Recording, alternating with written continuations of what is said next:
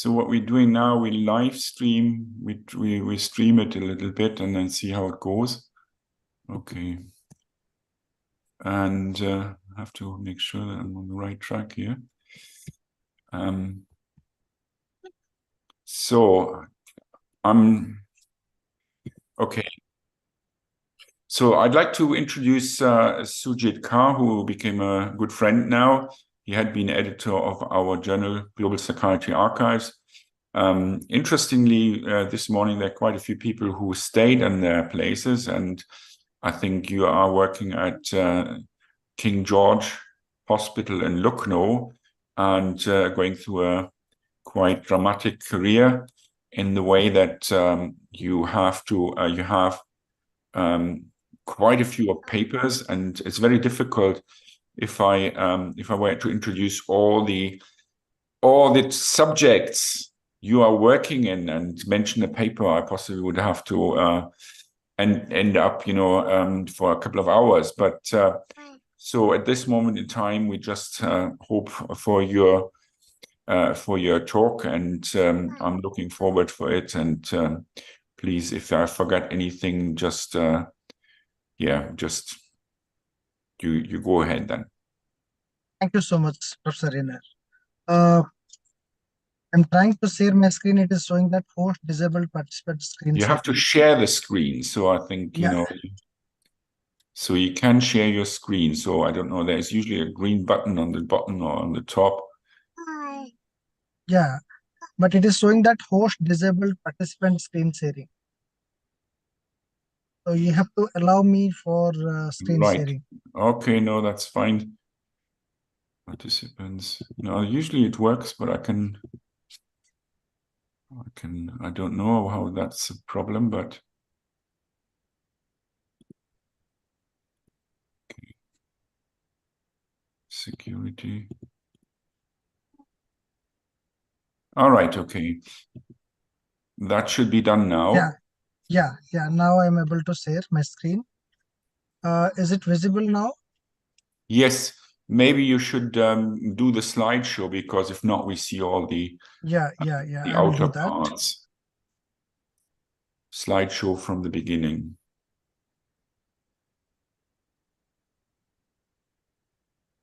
Yeah, that's is it clearly visible now?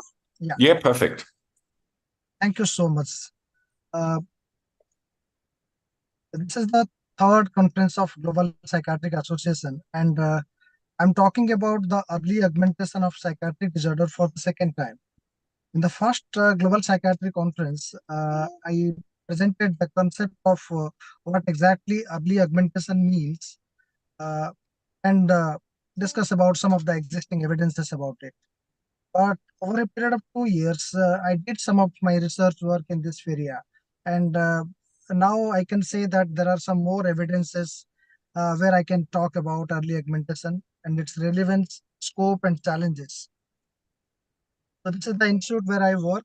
This is King George's Medical University, located in Lucknow, Uttar Pradesh, which is a city in the north part of India. We all know that in the management of psychiatric disorder, we face a lot of challenges. One of the common challenges is stigma. Because of stigma, people are not eager enough to seek mental health support.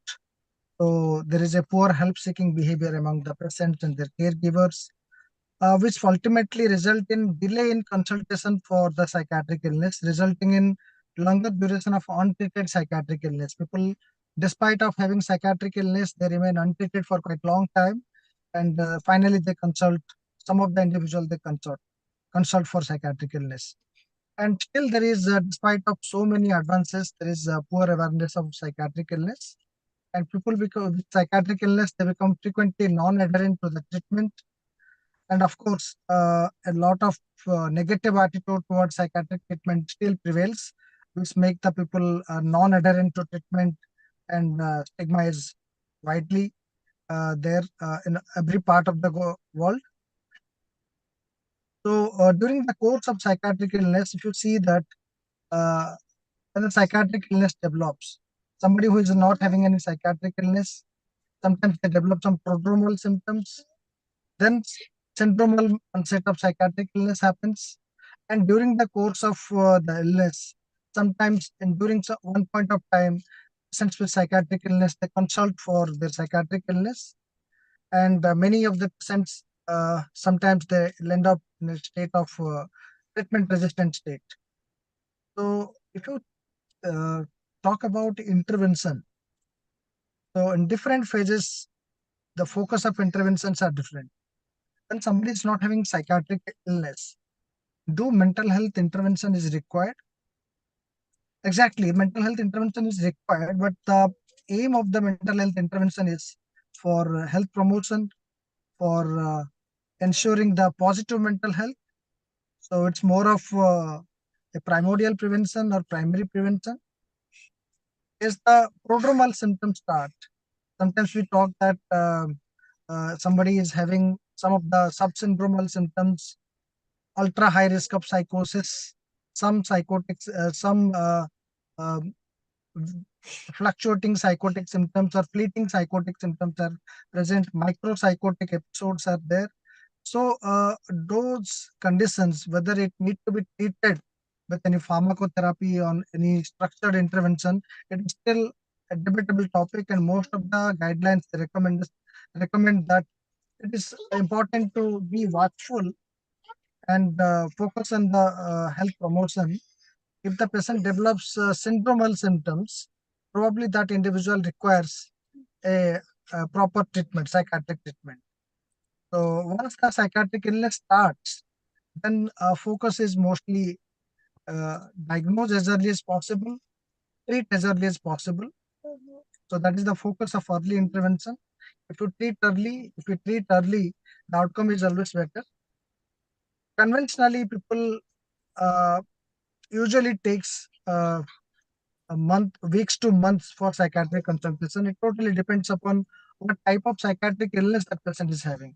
Suppose somebody is having uh, rapid deterioration of the psychiatric symptoms, patient is having severe mental illness, maybe patient is having a good support in the family. Family members are quite aware of psychiatric symptoms and aware of the psychiatric services.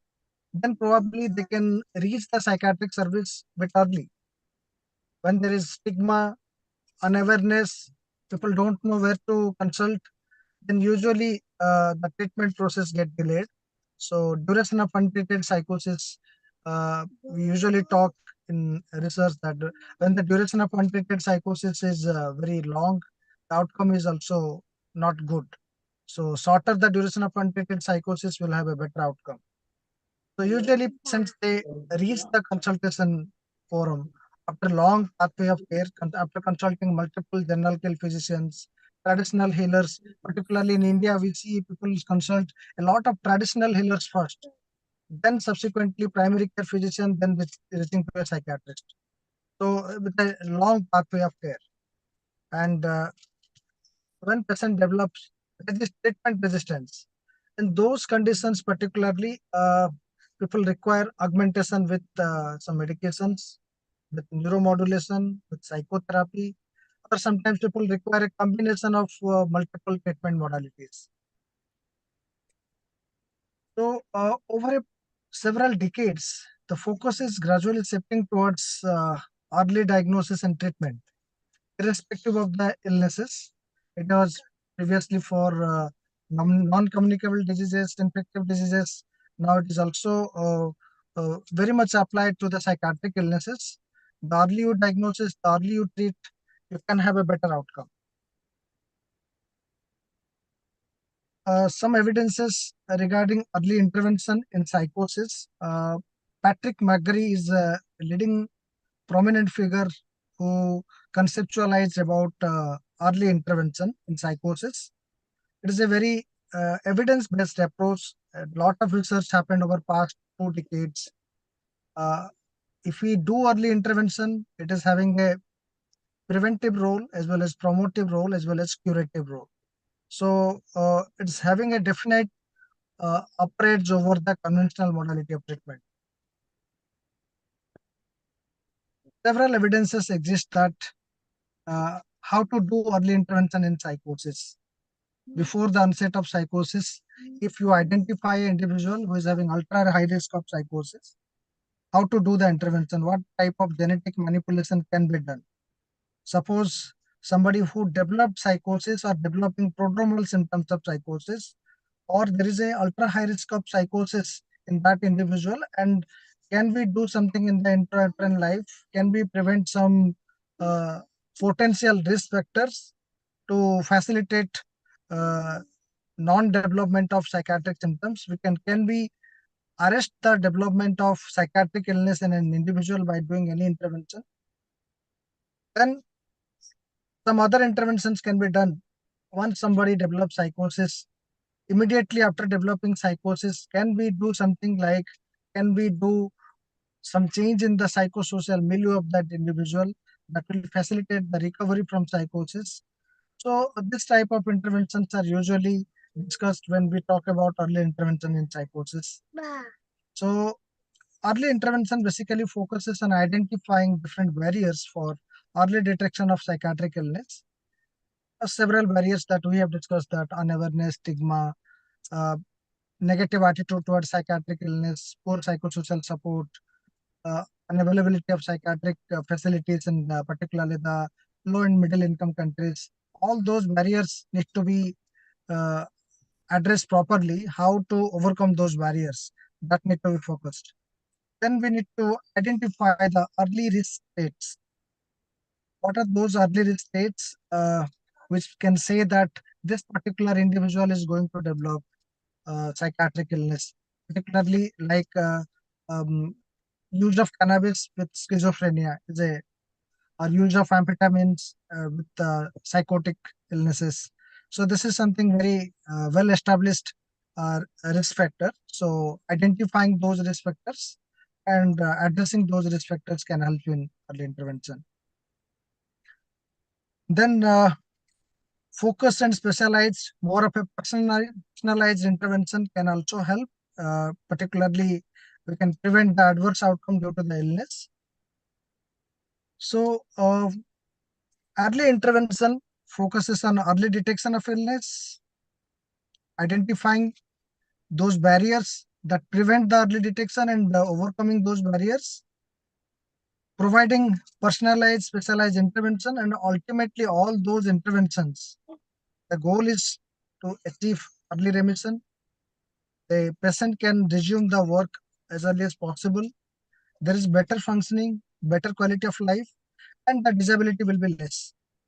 When we talk about any illness, irrespective whether it's psychiatric illness, whether it's medical illness, whether it's any type of lifestyle related disorder, the goal of treatment is same. That is, when we treat that condition, the focus becomes how to achieve the remission early, how to make the patient work, resume the work early, how to make the patient functional, how to make that individual uh, having a better quality of life, how to minimize the disability. So that is the focus of early intervention as well as focus of any modality of treatment. So early intervention exclusively focuses on making the patient better as early as possible. If you see the conventional treatment ladder, whenever somebody is presenting with some psychiatric illness, the consulting psychiatrist initiates the treatment. Depending upon the response, the dose is optimized. If there is no response after an adequate optimal dose of medication for an adequate period of time, then the clinician considers switching of the medication to another medication.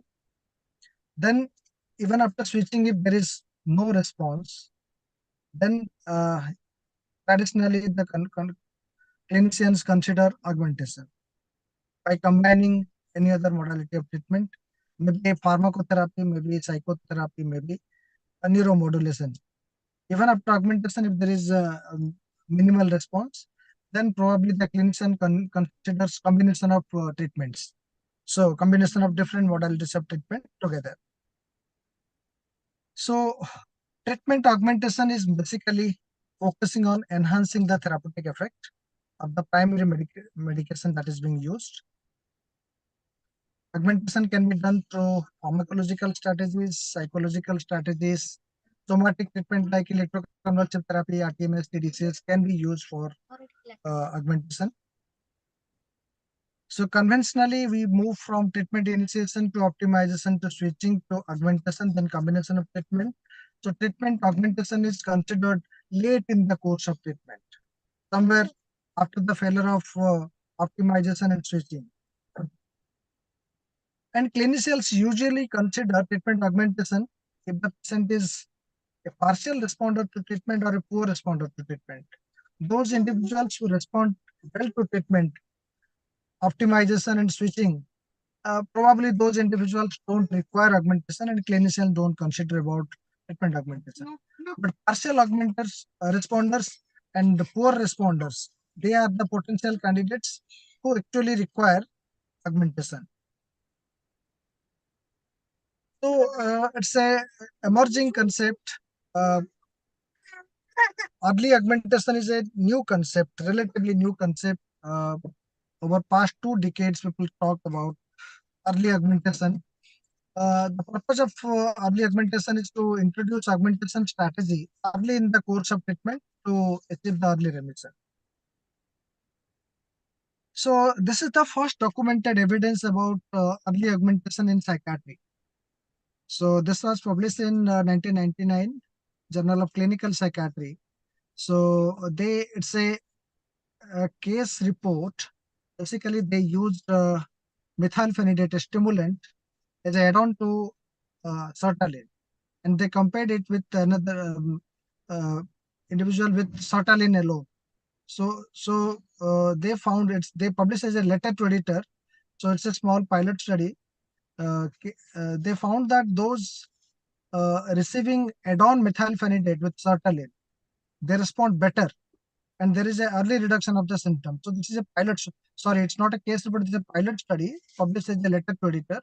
So those who receive stimulant add-on with sertraline, which is introduced early in the course of treatment, they respond better, and there is a early reduction of the symptoms. So early augmentation is basically introduced somewhere early in the course of treatment, whereas early intervention, so sometimes it is confusing. People ask that how early intervention and early augmentation are different. Early intervention basically focuses on starting the treatment as early as possible once the psychiatric illness is diagnosed. Whereas early augmentation considering the augmentation strategy early in the course of treatment rather than waiting for the conventional process of optimizing, then switching, then considering augmentation. It can be added to the course of treatment early in the course. So people say that why there is early augmentation, why there is a need of early augmentation. We all know that Indian studies, they say that around 85% people, they don't, in spite of having psychiatric illness, they are not able to get psychiatric treatment. So treatment gap is somewhere around 85%. There is poor help-seeking behavior. People are enrolled to the treatment program very late in the course of their illness. There is significant impairment and disability. Conventionally, when the treatment is initiated, conventional strategies followed, augmentation is introduced late in the course, particularly for the partial to non-responder of treatment. So it ultimately results in delay in reaching a remission, prolongation of the illness, prolongation of disability, impairment, and there is poor quality of life, and ultimately leading to increased cost of care. So if you consider augmentation early in the course of illness, early in the course of treatment, probably early remission can be achieved, probably the functioning will be better, probably the person can resume the work early, and the quality of life will be better. So maybe the cost of care will be less. So a research that is published in 2018, they considered early augmentation versus late augmentation, particularly antipsychotic treatment in patients with major depressive disorder. So antipsychotics agents are commonly used as augmenting agents in the treatment of resistant or difficult to treat depressive disorder. So risperidone, aripiprazole are commonly being used. So this study, they investigated the role of early augmentation with compared with late augmentation. They found that when you consider early augmentation, it is associated with early reduction of the symptoms, lower hospitalization rate, and ultimately leading to lower cost of care. So people think that if you start early augmentation, you are adding a treatment early in the course of treatment, there is a additional financial burden for the patient. Okay. So initially the financial burden may be high, but once the patient resumes the work, there is a better functioning and the low risk of hospitalization. So finally, the cost of care will be less. Ultimately, the cost of care treatment will be less. So the final outcome is it is a better effective modality of treatment with low cost of care. Interesting article published in 2013. So they use sertraline for the treatment depression in one group. In other group, they use sertraline with transcranial direct current stimulation.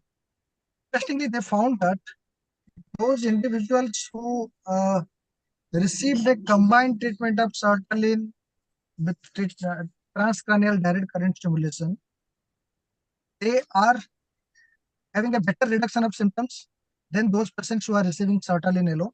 In this group, there are three arms. One arm is receiving sertraline and transcranial direct current stimulation. Second group is receiving sertraline alone, and third group is receiving TDCS neuromodulation modality alone for the treatment of depressive disorders. So those receiving combined treatment, they have a significant reduction of the depressive symptoms in compared to the sertraline group and TDCS group, which indicates that starting early augmentation may give better reduction of the symptoms, quick reduction of the symptoms. We also used similar strategy in our research over past few years. When you add neuromodulation facility as a augmenting facility with low dose of antidepressant, particularly uh, even you can treat the resistant depression more effectively. So resistant depression patients usually require in the due course of time, they require multiple combination of antidepressants, multiple augmentation strategies, electroconvulsive therapy, all those things. But if you start augmentation early, then probably those individuals may not require a higher dose of antidepressant, may not require a combination of therapy. So it may be useful in breaking the resistance. We have also used early augmentation strategy in the management of OCD. Very recently, I was just going through some of the existing research. Evidence supports that combination of psychotherapy with pharmacotherapy is superior to uh, these therapies alone. Like cognitive behavior therapy is one of the commonly used psychotherapy modality used for treatment of OCD. When you are combining CBT with pharmacotherapy, it is superior to CBT alone and pharmacotherapy alone, particularly in the management of depression, uh, OCD, and panic disorder. So, spectrum of disorders, anxiety disorder, OCD, and depression, combining psychotherapy gives a additional benefit. And psychotherapy is something that is introduced very early in the course of treatment. Clinicians usually suggest pharmacotherapy as well as simultaneously they start psychotherapy. So psychotherapy, and it is seen that a combination of therapy is more effective than individual therapies. It clearly indicates that psychotherapy, when introduced early in the course as an augmentation strategy, may give better results. So if psychotherapy gives better results as an augmentation strategy, then why not neuromodulation? Then why not a pharmacotherapy add-on? Early in the course will give a better result. So, similar kind of article published in Lancet that says that a combination of CBT pharmacotherapy is superior to these therapies alone, particularly in cases of moderate to severe OCDs at least. Uh, we did a study in 2022 that is published in CNS Spectrum. So we added repetitive transcranial magnetic stimulation (RTMS) as a add-on strategy, as an early augmentation strategy to the ongoing pharmacotherapy in patients with OCD. So what we did, this is a study with a relatively smaller sample. So a group of patients, they received escitalopram, a dose range of 10 to 20 milligram per day, and active TMS. Other group received 10 to 20 same dose of escitalopram with SAM TMS. So patient received 1 hertz frequency, 80 pulses in a train, total of 1600 pulses per session, one session daily for 20 days over a period of 4 weeks. Supplementary motor area was targeted. It was a well accepted modality of treatment. None of the patients reported any major side effect, and there was significant improvement of the symptoms, particularly OCD symptoms, in that group who received active TMS with pharmacotherapy.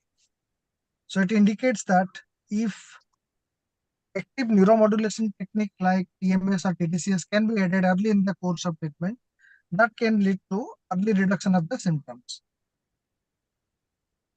Similar kind of evidences also exist that people tried with adding lamotrigine and aripiprazole as a augmentation strategy to clomipramine in management of severe OCD as an early augmentation strategy, and they found significant reduction of the symptoms. And this is a case study. The reason for adding lamotrigine is, in this case, patient was given a relatively high dose of clomipramine, up to 200 milligram of clomipramine, and in that dose, the patient developed seizure. It is known that clomipramine reduces the seizure threshold, so patient developed seizure. So they added lamotrigine for seizure prophylaxis, as well as lamotrigine is having some antiglutamatergic properties, and which is known to cause having an augmenting effect, particularly in OCD. That's why memantine is commonly used as an augmenting strategy in OCD. So additionally, they use aripiprazole. So aripiprazole lamotrigine combination is a safe and effective combination as early augmentation strategy in management of OCD. Similarly, another case series of adolescent population, 6 adolescents, they used aripiprazole early augmentation with ongoing serotonergic medication SSRI, and they found significant reduction of the OCD symptom, particularly pediatric OCD symptoms. So aripiprazole can be added as an early augmentation strategy. Is it safe in the adolescent population as well? Recently, we conducted a series of RCTs to check the efficacy of early augmentation strategy. This is one of the strategy where we used transcranial direct current stimulation as an early augmentation strategy in the management of depression. The findings suggest that when you use TDCS as a augmentation strategy targeting the bifrontal area, stimulating the left dorsolateral prefrontal cortex by placement of anode, and inhibiting the right DLPFC by placement of cathode. Over a period of 2 weeks, we delivered 10 sessions. The patients who received active TDCS, there is a significant reduction of the depression severity as manifested by the HAM-D scores. So early augmentation using TDCS result in early reduction of the symptoms. Similarly, in another study, we used TDCS as an early augmentation strategy in adolescent OCD patients. So 16 patients were enrolled in the study, and those individuals who are receiving active TDCS as an augmentation strategy to the ongoing pharmacotherapy, there is a significant reduction of OC symptoms in the first 2 weeks.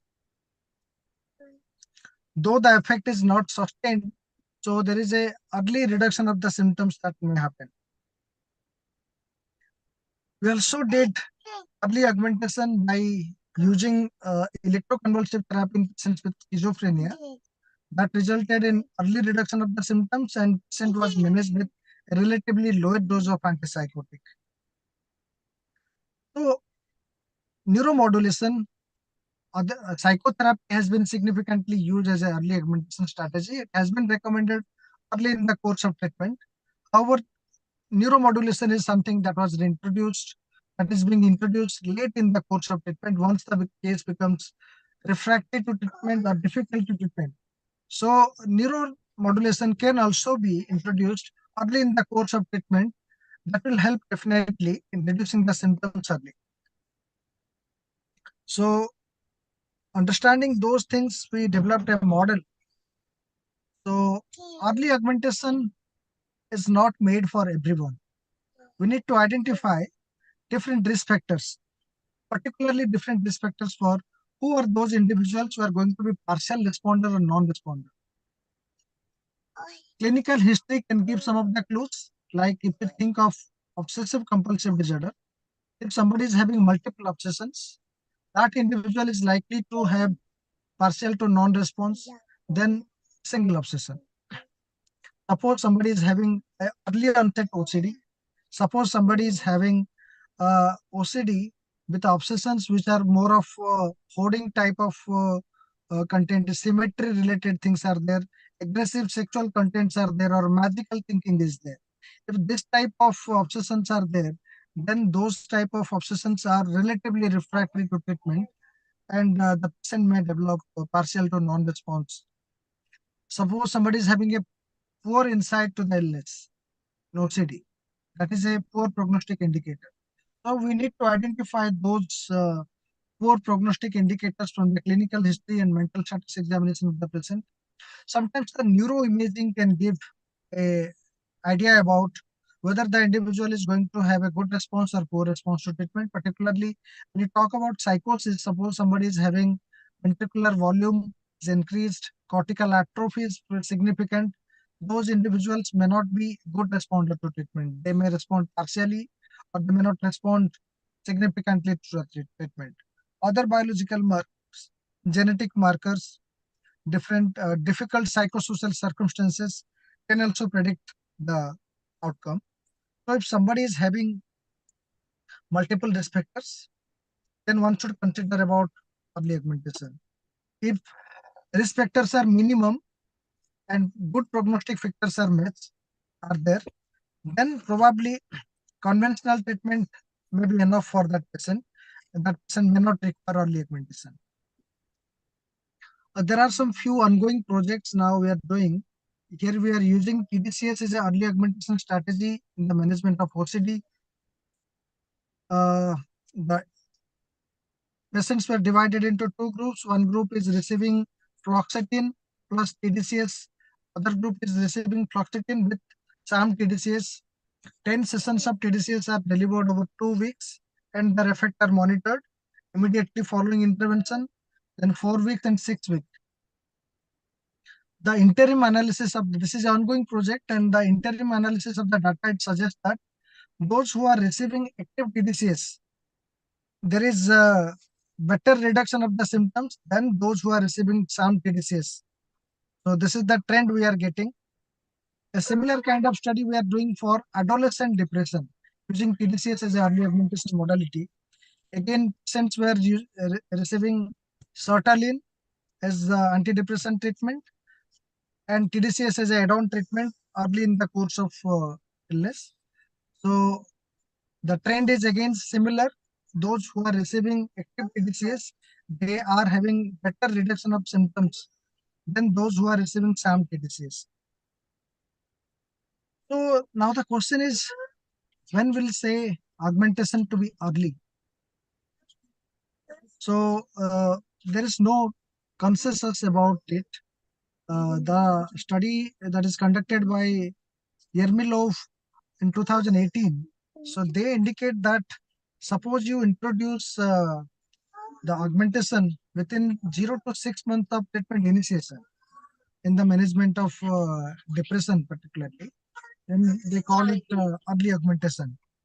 So it should be more of a disorder specific like 0 to 6 month time can be for depression, but for schizophrenia it may be different, for bipolar it may be different, for OCD it may be different. So it need to be specified according to the illness. So who are those individuals who may need early augmentation? Particularly person with psychiatric illness with a lot of poor prognostic factors, multiple risk factors, who is having past history of poor response to adequate trial of antipsychotic, psychotropic medications. There is family history of poor response to treatment. Probably these individuals are potential candidates for early augmentation. Sometimes the genetic markers, neuroimaging markers can also guide the clinician for identifying potential candidates for early augmentation.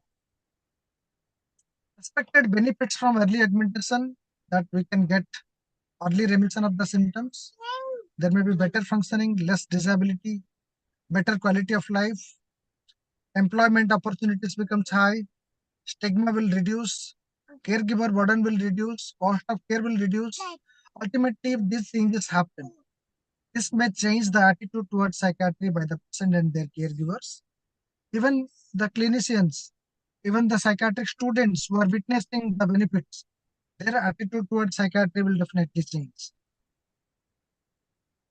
The dilemma related to early augmentation in psychiatric disorders, it is definitely going to add one modality of treatment additionally in the course of treatment, may result in polypharmacy. An additional treatment also increases the risk of additional side effect. The initial cost of therapy may be a bit high. There may be usually many psychiatric patients, they are quite reluctant for taking psychiatric treatment. So if you are adding another modality of treatment additionally, then reluctance may be further more. So these are the challenges. I'll say there are still there are limited evidences. We need to have more research, more number of randomized controlled trials. It's a very under-discussed area. We need to identify who are those potential candidates for early augmentation. Early augmentation cannot be routinely recommended for all the individuals, but definitely for those individuals who are having a lot of poor prognostic factors. We need to explore about different treatment options like neuromodulation, psychotherapy, pharmacotherapy. What type of early augmentation strategy need to be considered? Sometimes use of artificial intelligence may help in identifying the potential candidates suitable for early augmentation. Using a different, we can develop an algorithm for identifying who are those poor responders, and they can be enrolled for early augmentation. So I will conclude by saying that early augmentation is not recommended or may not be required for all the patients with psychiatric illness, but those who are having lot of poor prognostic factors are probably the probable suitable candidates for early augmentation. Even if the early cost of care is high, but the outcome is good and the functioning becomes better, early resumption of work happens. So ultimately it will compensate for the expected beneficial outcomes. So there is need of more research, more number of RCTs need to be done to gather evidences that how early augmentation can be recommended for clinical practice. Briefly, I'll say that conventional augmentation will take you slowly towards the target. Early augmentation will take you quickly towards the target, though the initial cost is high. Here I will stop. I will be happy to answer if you have any queries. Thank you so much. Okay, yeah, well, thanks for this very interesting talk, and I think it's a clinically very, very relevant issue. And I just don't know when I'm here taking over. Can you hear me? Yeah. Yeah. Right. Okay. I don't know. So the question is very much what is, so I don't understand sometimes, what you shown initial, or sometimes have been shown that a combination is better than the initial one, is that one therapy. So the question is the effect from the second, let's say, I don't know, I'm confused about what would you recommend, but let's say it's that way. You have two therapeutic inputs, and from these two therapeutic inputs, you could say augmentation is just one works or the other one works. So, or is it the augmentation? So what is a specific effect of augmentation, let's say, in medication? What you produce here is the fact that two medications or two interventions work better than one. So that has been shown in psychotherapy. This has been shown in other things. But the question is it just the fact that some people respond to one, some respond to the others, and then the number of people who respond in together is more than the individual parts? However, what would you say? So how would you disentangle this from this saying, okay, it's additional effects from the fact that some people respond to one or the other, or that they respond only to a combination of something? Exactly. This is some area that is not evaluated thoroughly. It's very difficult at this point of time to say that. Suppose if you consider the pharmacological augmentation strategies in OCD itself, it can be done with risperidone, it can be done with aripiprazole, antipsychotics, it can be done with buspirone, it can be done with memantine, it can be done with ondansetron. So what augmentation strategy need to be considered early in the course? One should consider risperidone or aripiprazole or topiramate or lamotrigine or buspirone. So how to decide that? So that has not been systematically studied. Maybe after doing more research, we will be able to answer these questions. Like we can try with different phenomenologies at different severities. Like a group started with serotonergic medication with risperidone, serotonergic medication with aripiprazole, serotonergic medication with buspirone. Then finally, doing a network analysis, network meta-analysis, which combination acts well, that will answer to this question. So for that, we need to have more number of RCTs. So it's too early to comment which combination will be better for the individual to start with rather than monotherapy. Okay, before I invite other people to ask questions, and not to be too shy, I would also ask if you can. You said there should be some differences between timing. One of the problems we have in clinical work is that people usually just want one intervention and don't want to take too much. So the question is, if let's say it that way, if you always start with two interventions, or then you say maybe only one helps and you don't need the other. So very often you have the risk of doing too much, and that might be a problem, especially when you look at the costs of medication. So the question is, what is the timing? What's the best timing for these? You mentioned it very shortly. Then what's the best timing for these different disorders?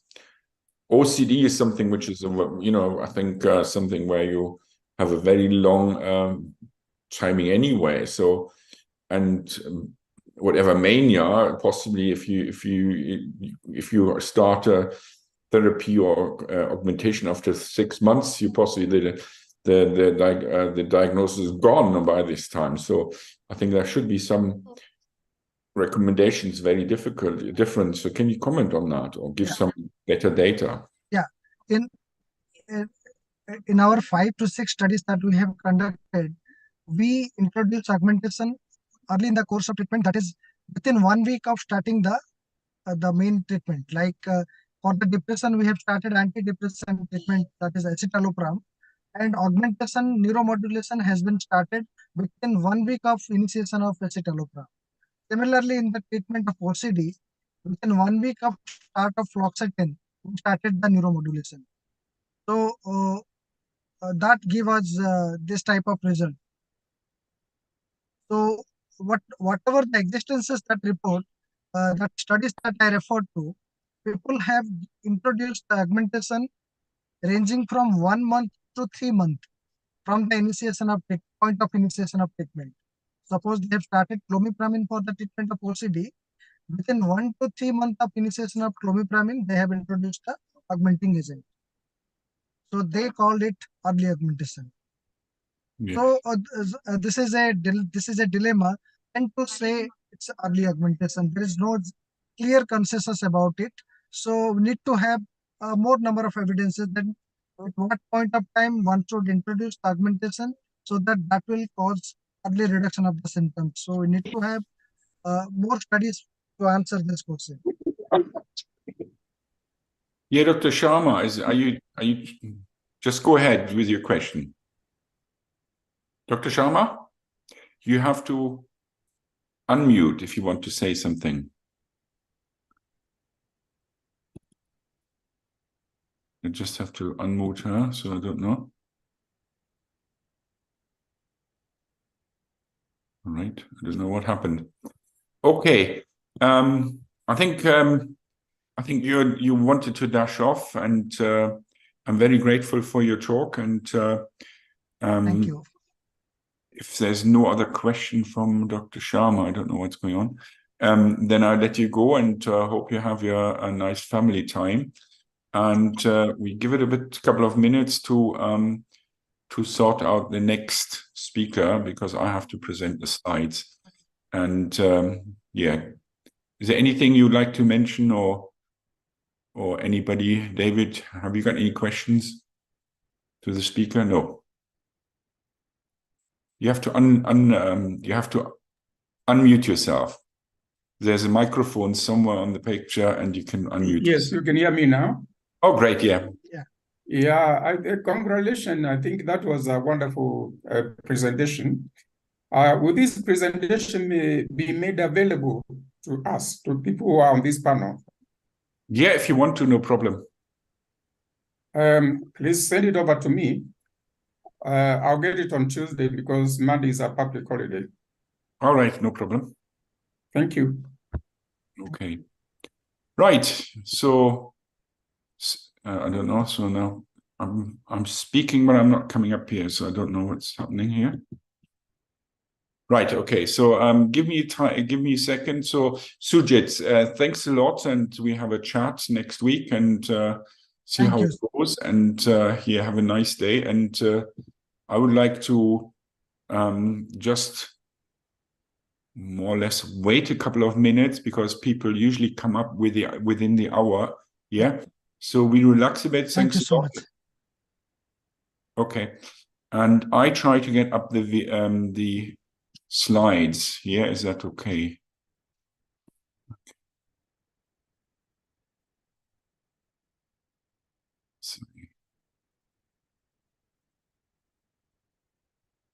Okay, so give me some.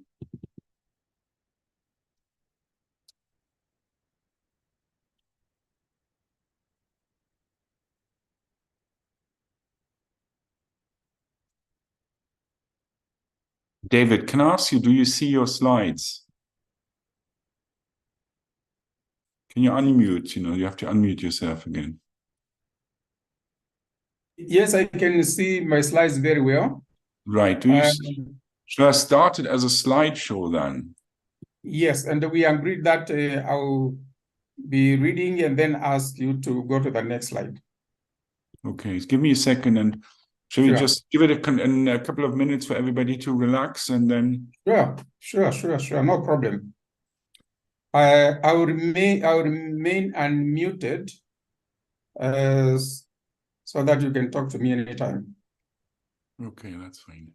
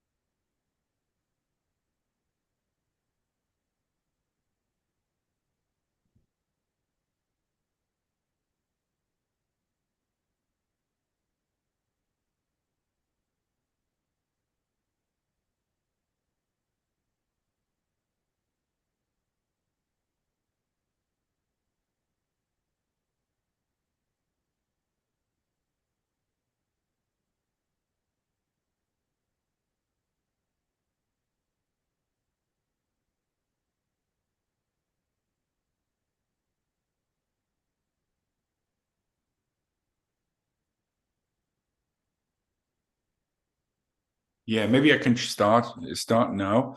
My name is Hoyn, the editor of Global Psychiatric Archives, and I'm just trying to start this chat again. And we have the pleasure to see Professor David Ndeye. I don't know how to pronounce it correctly, Ndeye, or how do you? Well, Ndeye, that's fine. You have done very well. All right, okay, try my best, we work together, and he's the editor, one of the editors of Global Psychiatric Archives. Professor Ndeye has a very long experience in one place, which I admire. I think you have been director in the Psychiatric Institute in Kenya, or Nairobi, Kenya, for quite some time. I think you worked with Alzheimer's. You have a very broad experience. You have, I think, worked with voluntary organizations. You founded voluntary organizations, and I'm really impressed by your experience. I think you were all over the world giving your experience, and I'm very, very grateful for your contribution today. And especially because I think this is something very important, what we want to do with the Global Psychiatric Association, not being very national, but using the experience from different countries to allow other countries to learn. And usually what I'm very interested very often is, I'd love to know what is more or less what is happening in the world and what can we learn from other countries. So, and especially when we here sitting in Britain and mourning about poor resources, but you might know about that. So I hope I haven't waffled too long. I'm very grateful for your contribution, and certainly you will get the presentation, and certainly you're the ones as well. Okay, can I ask you for your presentation now, and let me know when you want to go for the next slide. Okay, thank you very much for that beautiful introduction. My talk go back to the previous slide. Second. Okay, just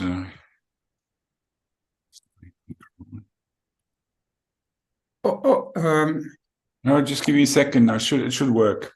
Oh, okay. Right. That's the first slide. That is a second one. We start with the one that you are showing when you are introducing me. Okay. Is it this one? No. No, should be the second one. But anyway, never mind. I can start from here. Once again, thank you for the introduction. I work for, or I'm associated with the different organizations. First, the University of Nairobi, and then the African Mental Health Research and Training Foundation, which also holds the World Psychiatric Association Center for Research and Collaboration. Yeah, that one, for research and training. So today I want to talk to you about towards reduction of treatment gap in mental health in low and middle income countries using already available resources. And I'll share you with the Kenyan experience. And when we talk about the resources that we have,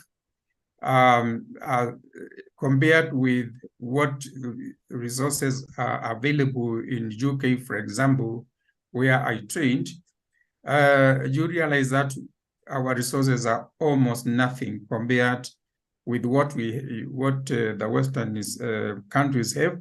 But we believe we can do quite a lot with the resources that we already have. Next slide. Yes, I think I've already said that, so we can go to the next one. Now, the mental health treatment gap. the mental health treatment gap is defined as the difference. Can you put the slides more to the left so that more to the left? Okay, give me a second. Sure. Okay, slideshow. Also to the left. Yes. No, I'm really struggling at the moment, but you know. My problem is that part of my written presentation is covered by your portrait and my portrait. Right. Okay. So we take it. Yes. Is that better? Yeah. No. Why don't you just remove our portraits and then they can come back when necessary. Okay. Yeah. Okay. Is it better? No. Is it possible to remove my portrait and your portrait completely out of the screen if it's not possible to push it to the left, towards the left? To be honest, I don't see it here, but I can start again here. Yes. Start again. I'm struggling here at the moment.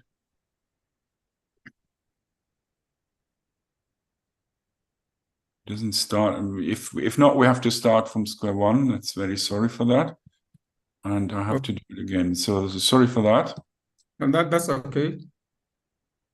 Try again.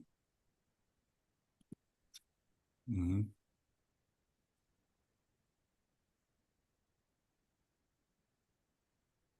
Mm-hmm. So the whole of this stuff is gone now, so I have to find it. Don't worry.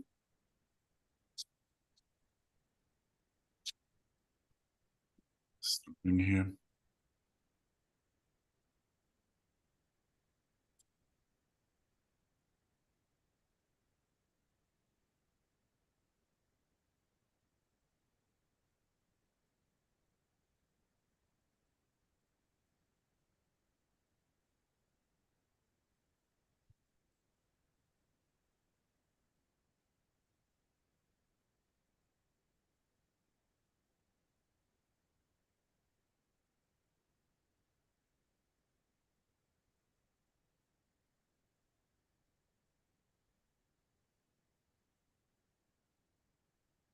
You know, it's not. Okay.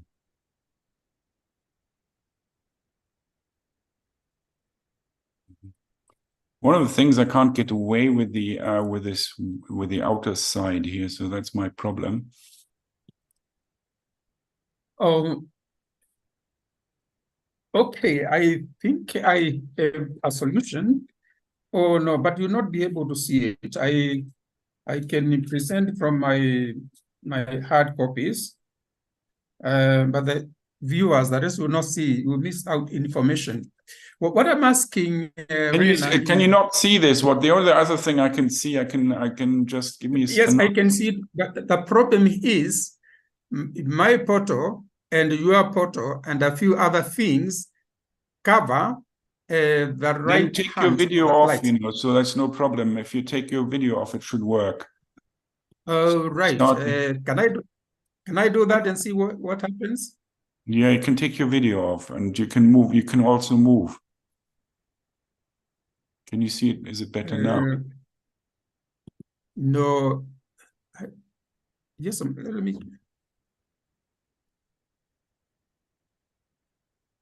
Yeah. Yes, that is okay for me. Okay. Okay, fine. Thank you very much. Sorry for that. So I hope the other viewers can see what the full range of what I'm reading. No, I'll start again by saying that the mental health treatment gap, which we all know, is defined as the difference between the number of people who have mental disorders and those who cannot access appropriate treatment. And it is estimated to be as high as 85 in low and middle income countries, compared to only or an average of 40 in the high income countries. This high treatment gap in low and middle-income countries is unacceptable and represents an urgent global health priority. The good news is that the good news is that possible solutions to reduce this gap do exist within many LMICs. Next slide.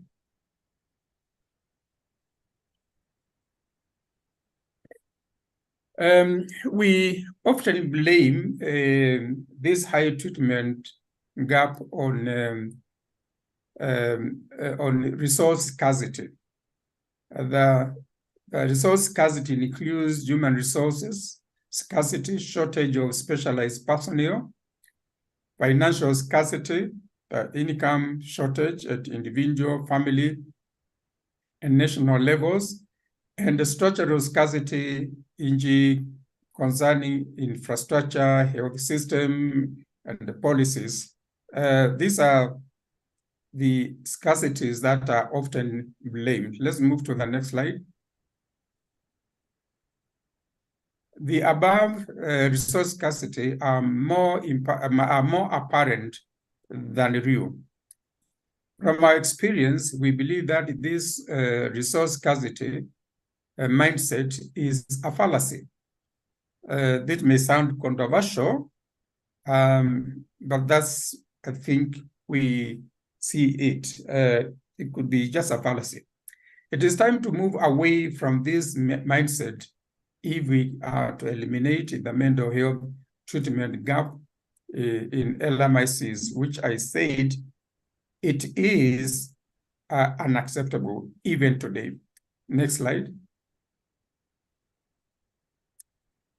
It is true that when compared to high-income countries, low and middle-income income countries have a scarcity of mental health experts. That one we don't dispute. But such an argument is based on the idea that the high-income country model, where care is provided by expert caregivers, such as psychiatrists and psychologists, is a gold standard approach that LMICs must first attain to reduce the treatment gap. This Western high-income model, however, does not often translate into accessible and effective care in low and middle-income countries. Next slide. The questions that low and middle-income countries should ask themselves include the following. Rather than focusing mostly on expert caregivers, low and middle-income countries should find answers to two important questions.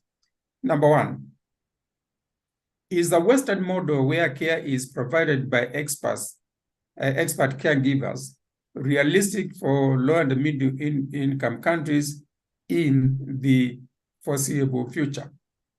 In other words, if we were to sit and say, we don't have enough resources, we don't have enough psychiatrists, and we don't have enough psychologists, and so on. So we have to sit and wait until we have trained of our own, and then we can start. So that is the answer to that question is that no, we cannot wait until we have enough of those.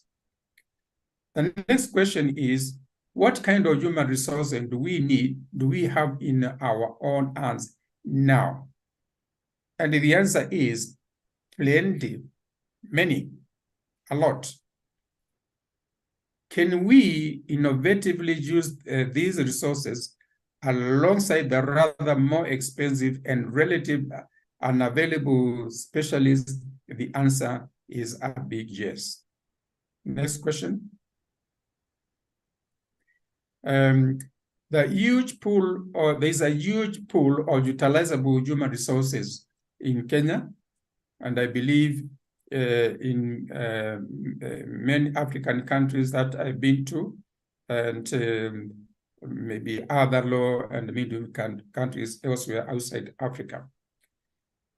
The poor can be, this book can be trained to recognize symptoms of mental disorders, offer first aid psychosocial support, and refer upwards and accept referrals downwards for continued support. Next slide. These include the families. They are traditionally the primary caregivers. Very important. We can't do without them. And excluding them will will result in very many problems in terms of providing services to individuals. We have a group of people we call individuals or people with lived experiences. They can be supportive of people with mental disorders. The clergy and traditional healers, this can be controversial, but there is a lot of literature, some of it based on randomized clinical trials. The clergy and the traditional healers can be effective in providing services and can be very effective in supporting the few doctors that are there to extend services to the grassroots level. There is an oversupply of these people, the clergy and the traditional healers. Very many, all over. We can never utilize all of them if we were to utilize all of them at the same time. They are often the first contacts for care, even when specialists are available. And again, there is a lot of literature to that effect, that they would go to, patients will go to the clergy, the traditional healers, and bypass a psychiatrist or a clinical psychologist on the way, because they want to be seen by their clergy and their traditional healers. Next slide. Community health volunteers. These, as far as Kenya is concerned, they are the backbone of community health services in all health-related matters at the grassroots level. COVID-19, HIV/AIDS, tuberculosis, nutrition, name it. Things that are fundamental to good health at the community level. Why not include mental health? They are the link between families, communities, and other community facilities. There is no shortage of them. And let me add here that now there is a new policy where the government will hire these people, and call them community health promoters, so that by law or by requirement, there will be at least one or two for a given number of people, so that they can achieve coverage. They are supposed to visit those homes, visit the villages, the homestays, the families, and understand their health issues along the whole spectrum of health issues. Why not mental health be included as one of those? Next one. Next slide. School teachers and counselors, they are available in every school. They have an advantage of spending more time with the children than the parents. The class teachers interact with and observe the students more closely. They are required to make personalized reports on each student in their class. They are important partners. They are important part of the system in health care, in mental health care, do we utilize them maximally? Or we just want to talk about psychiatrists and psychologists and doctors and overlook them? Next slide. Peer counselors can be identified for schools, colleges, and universities, and for sure here in Kenya. And by the way, when I'm giving you these statistics or these statements, they are based on data that we ourselves have collected in Kenya. We have found peer counselors in school to be very effective in identifying and supporting students, fellow students, with anxiety, and using randomized clinical trials. It has been shown that those trained peer counselors are very, very effective. In fact, more effective than the teachers. And again, they are trusted by their colleagues. So they are very important. We need to ask them or involve them. But of course, as we involve these people, it does not mean that we exclude others.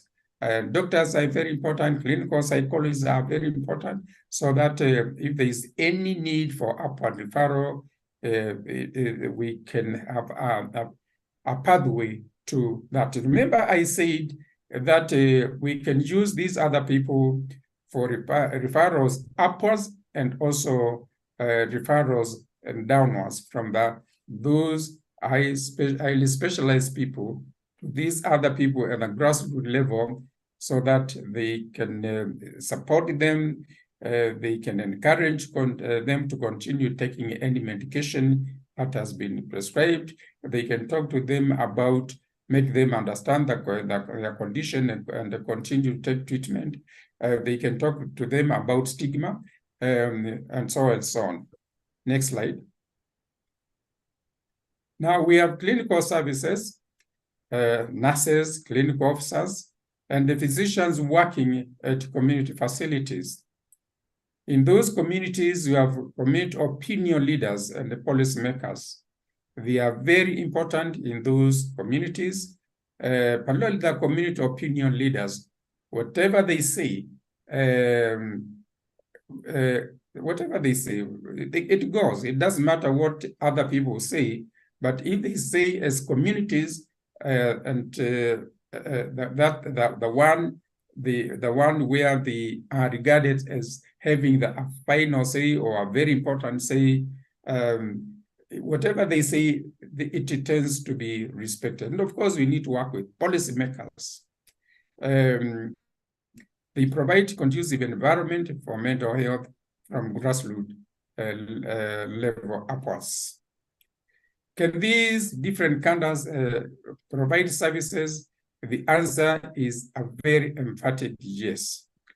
Why do I say this? Yes, because we have the evidence, as I've just said.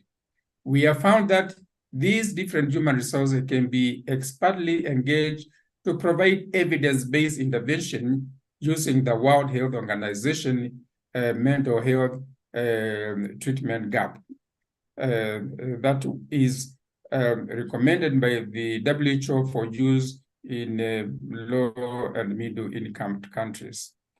As I've just said, we have shown that peer counselors as young as 18 to 22 years can provide evidence-based intervention.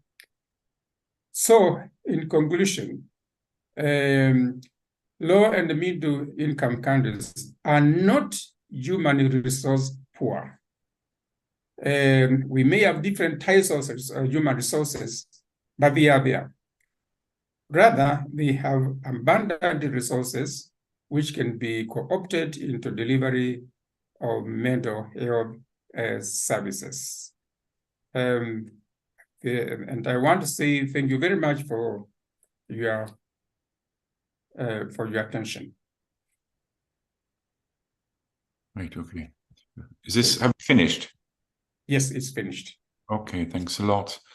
Okay, just have to give me some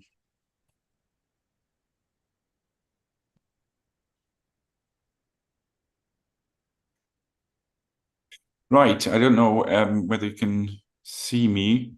I think so. Yes. David, are you still available? Yes, I'm still here. All right. Okay. So first, I have to thank you for your talk, which is very exciting and interesting. I don't know, is there anybody else who wants to ask questions?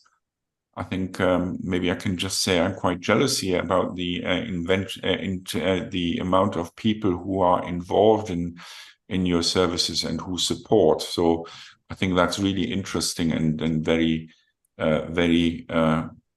admirable. We have the same different experience. You know, people expect everything to be done by the consultant, and so I think it's a very consultant-based system, and it's just sometimes a wasteful system. And you know, sometimes you have more adversity between the different support and between the different people than support. But I think, is there any thanks a lot for the first. Is there Christoph or Dragana? Did you want to ask a question? I think, was there any? Maybe one comment. I find out a lot of similarities with Serbia and as presenter said. We have to make our models with help of our colleagues, but it is not possible to make copy paste and put everything in shoes of some different countries.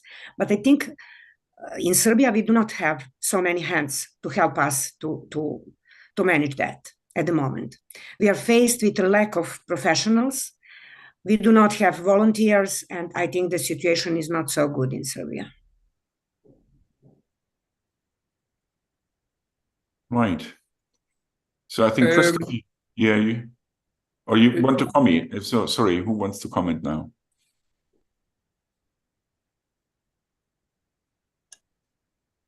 David, did you want to answer this comment or? Yes, I totally agree, and it's not in. I think copy-pasting models can be very dangerous. They should be contextualized.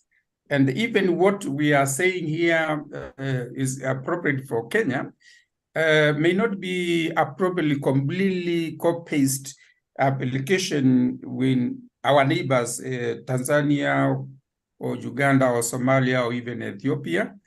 So each country would have to test and contextualize all these different types of applications. So you are right. I think Christoph. And let me just finish that my presentation was a little bit longer. That there was something I thought I left out by mistake, but this can be made available to whoever is interested because they are very simple and self-explanatory. So what do you want me doing with the, shall I restart your slides again or no? Let me just go through them very, very quickly. Right, okay, I have to start, no problem. I can go again. Okay, just give me a second. So that was the last one. Well, so these were some of the other. What we can do. So was it? Yeah, let's look at the financial scarcity. I think these are one that we missed out. Yeah, can we go back to the financial scarcity? That one.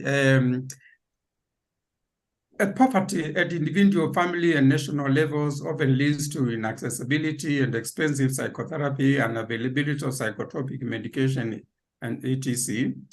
But things have changed quite a lot. There are inexpensive psychotherapies that are available, less costly generic medication, and increasingly becoming available. And dialogue with families and patients should be encouraged about the cost of medication vis-a-vis what they can afford within their means and so on. It's been found to work. So we should not be talking so much about financial scarcity things there are alternatives or possibilities to overcome that. And then the next one. Right. The next one. A structural scarcity, and again, this should not be a big problem, or should never be a big problem.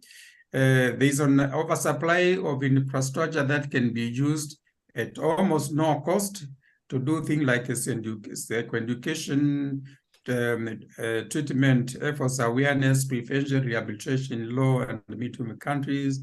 This can be done at the homesteads, community halls and squares, churches, school halls, open market, and so place, sitting under beautiful trees with the fresh air. And therefore, you don't need very sophisticated buildings with air conditioned and lighting system. You can use the natural lighting, that is the sun.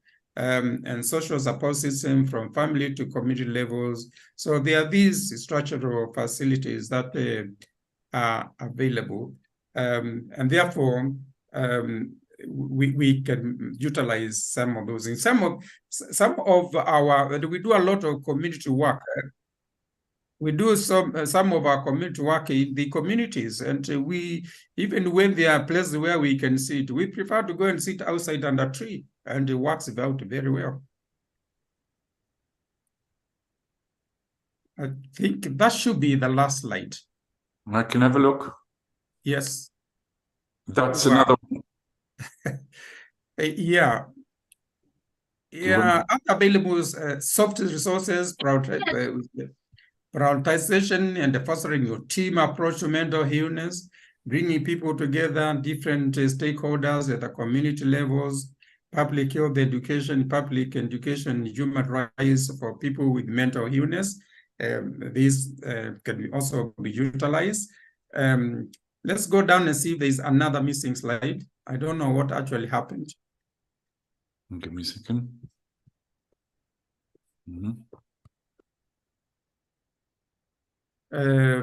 We can use participatory dialogues to, and that's very important, by the way. Let me just say the participatory dialogues to identify perceived barriers to mental health, such mental health services like stigma, and how these barriers can be overcome.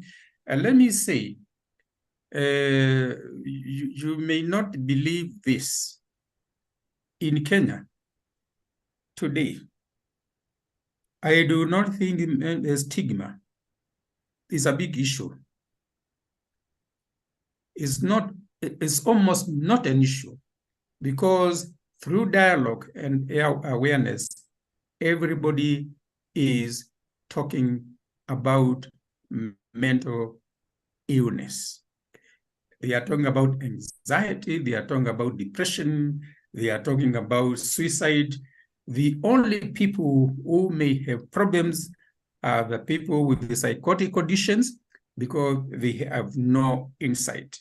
So in my view, those issues, stigma, which is a big problem, can be easily overcome. And we have realized that in these participatory public dialogues, the communities will educate you. The patients with mental illness will educate you, where you is me, on what you need to do, or I need to do, in order to get them to go for treatment. They will tell you, me, the problems that they have and how they can be overcome. They will tell me what I need to do so that we facilitate their access to mental health services. In other words, they have very good ideas. The question is, do we listen to them? Or do we have this attitude that me, as a trained psychiatrist in the Western model, that I know everything and it only comes from me to them rather than from them to me? With the practice and with this, from my experience, we realize that we need each other as equal partners. Let me say, as equal partners. Don't go there with this attitude, I am the doctor and I know everything. So community dialogue is very important. Sorry. Which one do you want? Yeah. Let me just present it as the talk as the slides come. Can we just go back to the next one? The next one, if you have a next one. Is that the one? Yeah, yeah, that's the one I want. And what I want to say is that this community dialogue promotes community ownership and the responsibility for good mental health. Next one. Yeah, and another thing that we need to just talk about is recovery. What is recovery? Recovery can be defined in at least two ways: complete and disappearance of symptom, and the reduction of symptom that allows the patient to engage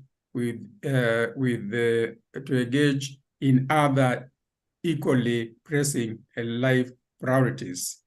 And I would say in many countries, recovery can be defined, and I am talking about people who are living in the community, can be defined using the number 2. And I'd like to give an example of a mother who is suffering from diabetes or depression, or both of them, because they tend to occur together. And she has appointments to go, say, to the psychiatric clinic on a particular day for continuity of follow-up.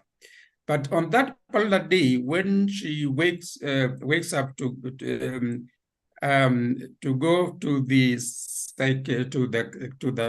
to see the doctor to keep the appointment, she may decide she's feeling much better, not recovered.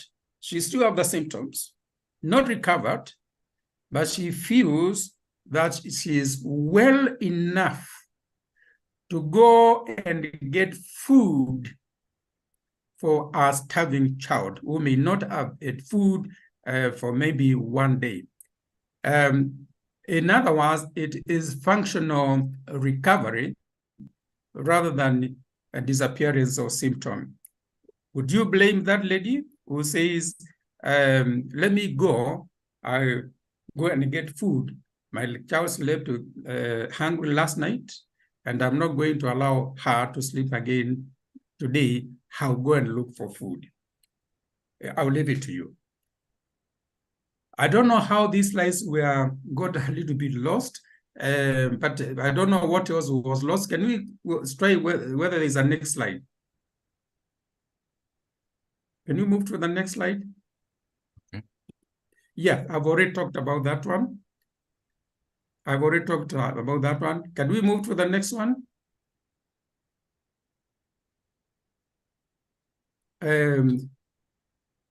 Yeah, I think this may, let me also show you a few photographs. Sorry, this also got missed, lost.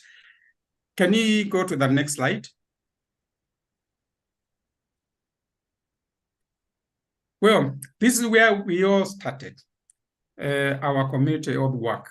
The person at the middle, right at the middle, is me. The man on my left is the area chief, the administrator. The man on my left is the clinical officer in charge. And most of the people on the left towards the end where there is a nurse standing are clergy and traditional healers. And they are also on the right side. So we brought all of these people together. This is where mental community-based, I'm not talking about hostel-based clinics, I'm talking about community-based. services. This is where it all started many years ago, at that health center. And that health center, because we trained them, we trained 2 nurses and 1 clinical officer, they kind of became referral center, even for a local hospital at that time. Now things have changed quite a lot. And let me show you something else. I think we can move fairly fast. Next one. And we are talking about 2010. We are talking about 13 years ago. And we said that time prophetically, we say, may good mental health blossom in this community.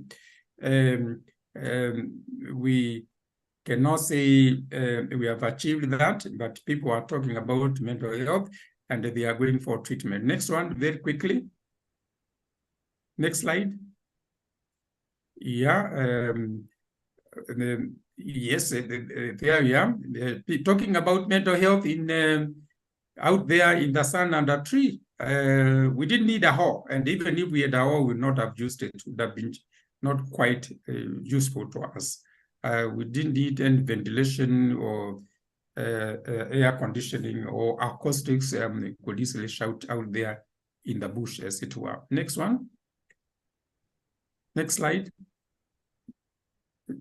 Is there another one? I'm sure there are several.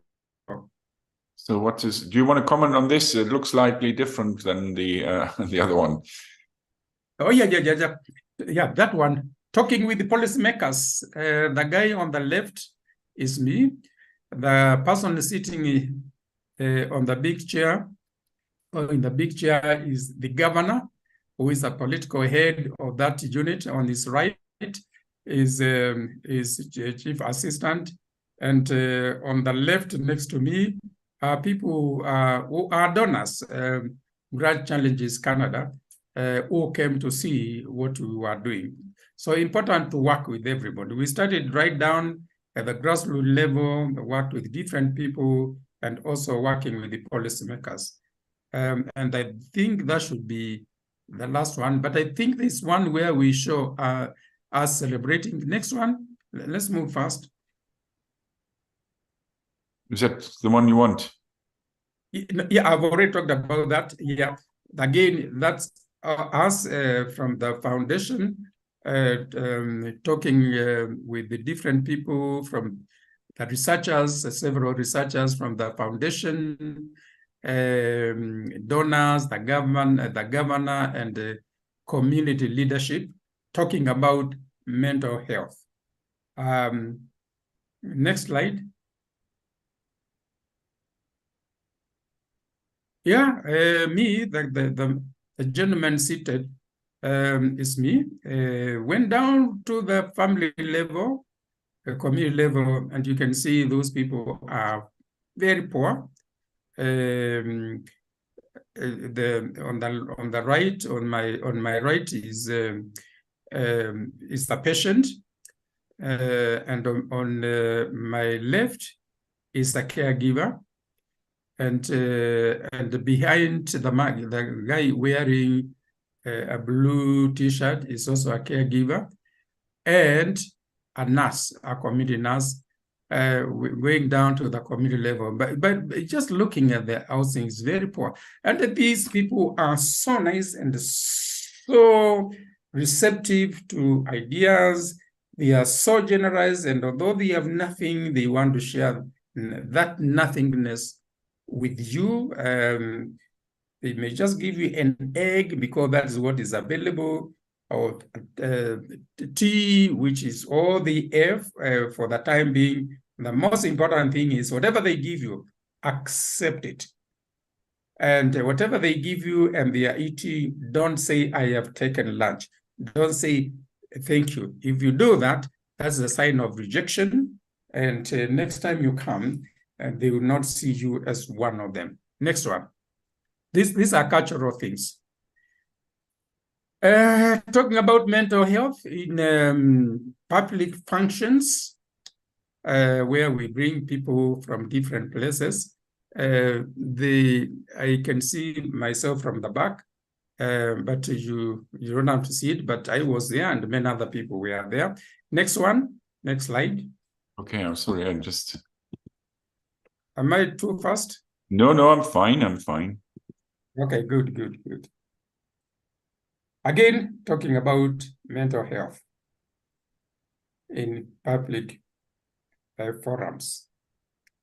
Next slide.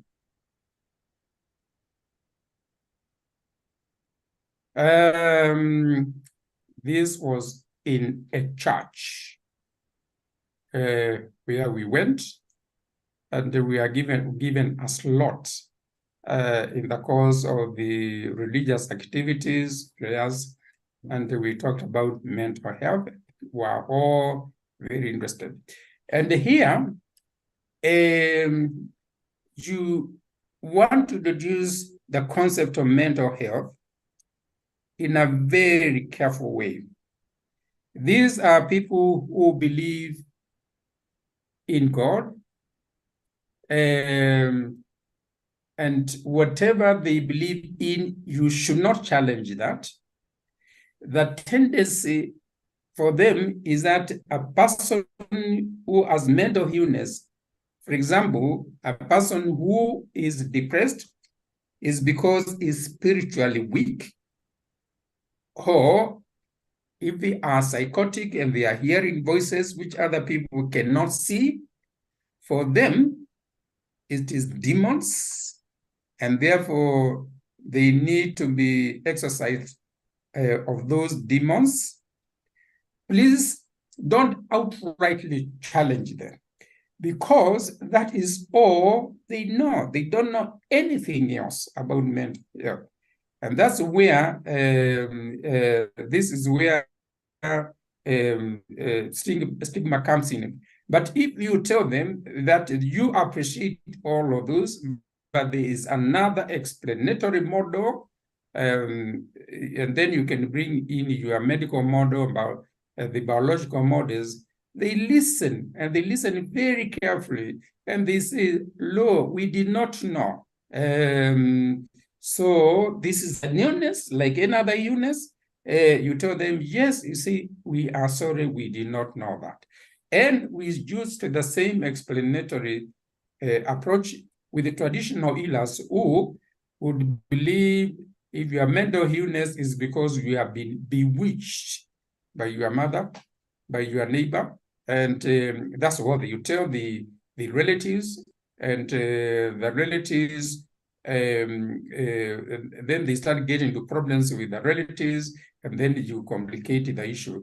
But explain to them, they understand. You saw us, I think there's another photo of us talking to a group of traditional healers. Can we see whether I have it in the next slide? Move to the next slide. Yes, those are traditional healers. No, you moved too fast. The slide below that. These are traditional healers.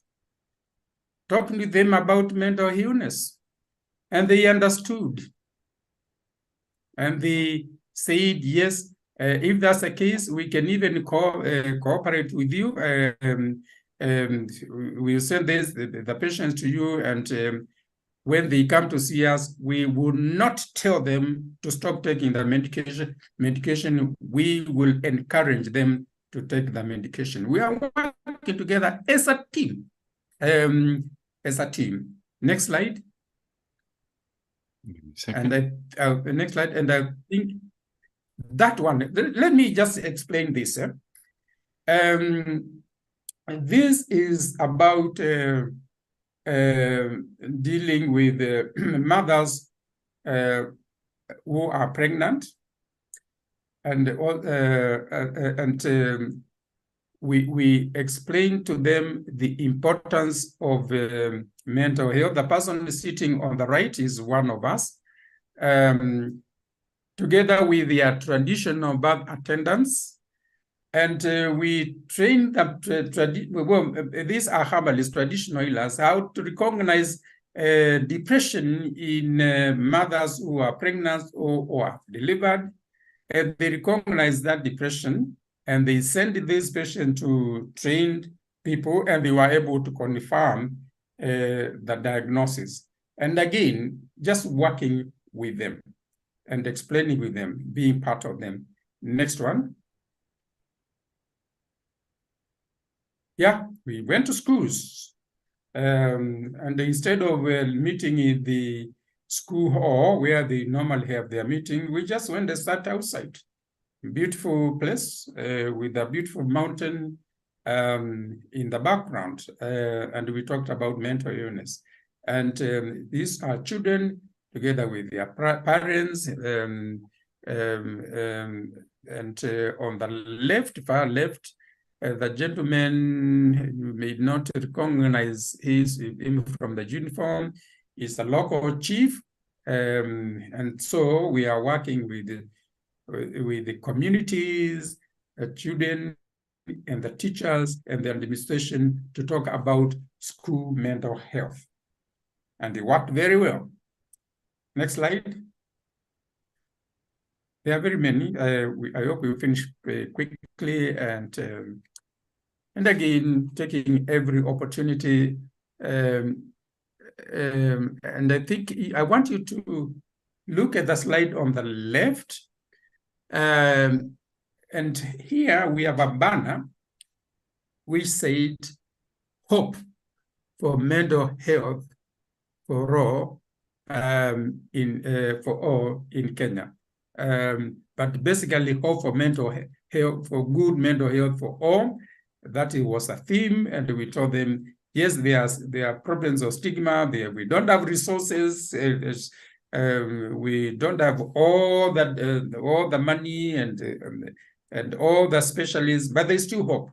We can achieve a lot with what we have, and that's the banner. And when we went inside, we found all these people, and that's what we talked to them about.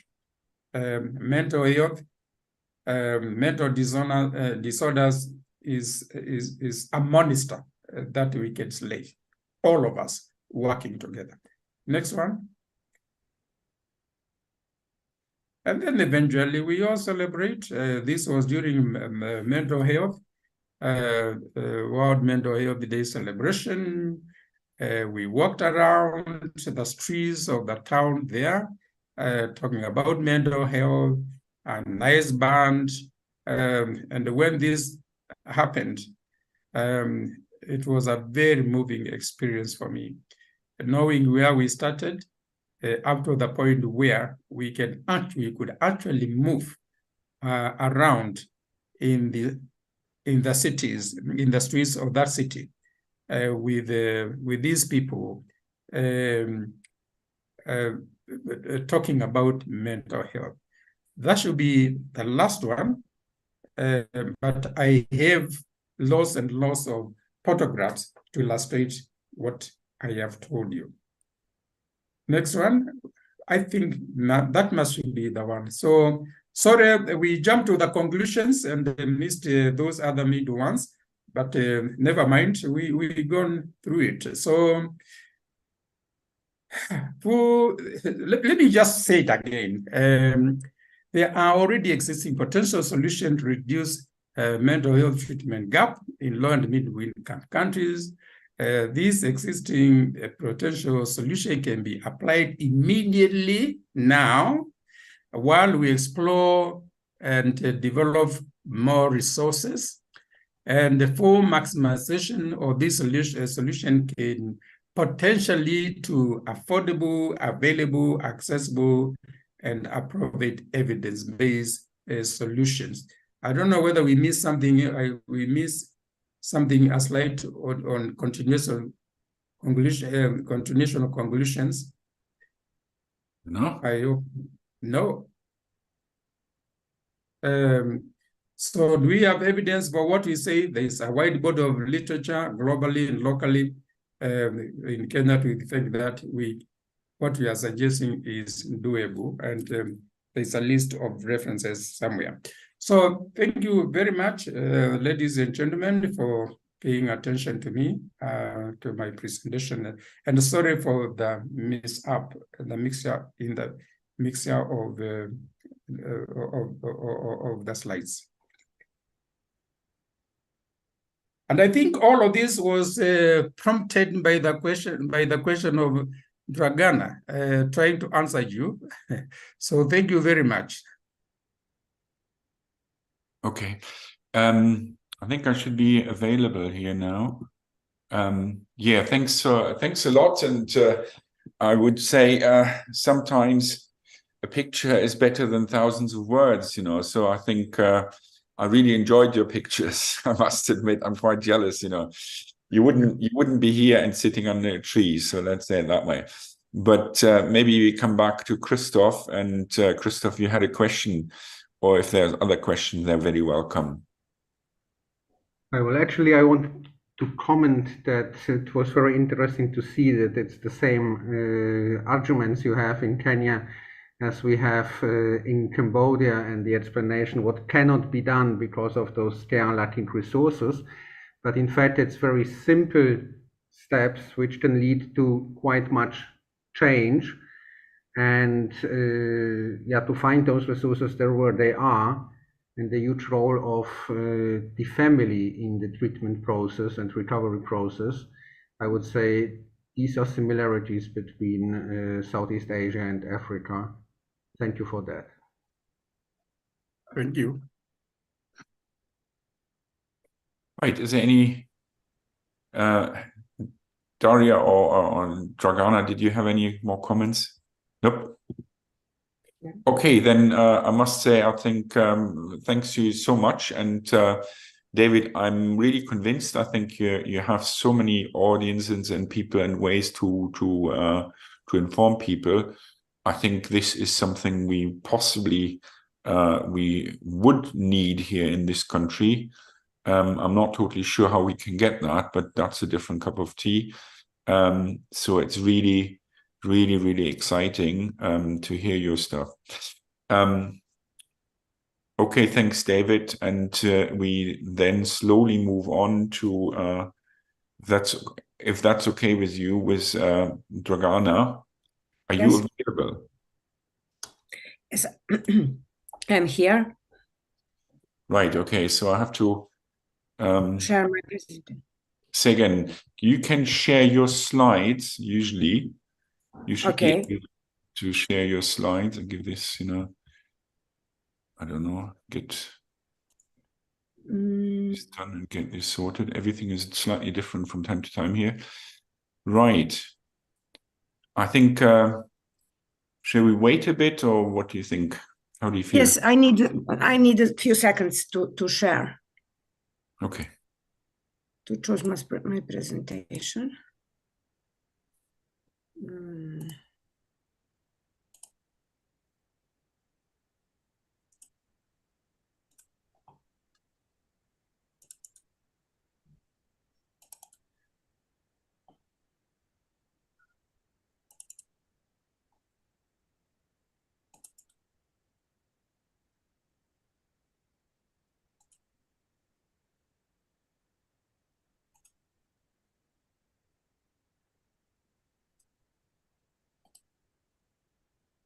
There's usually a green button somewhere. Yes, I'm here.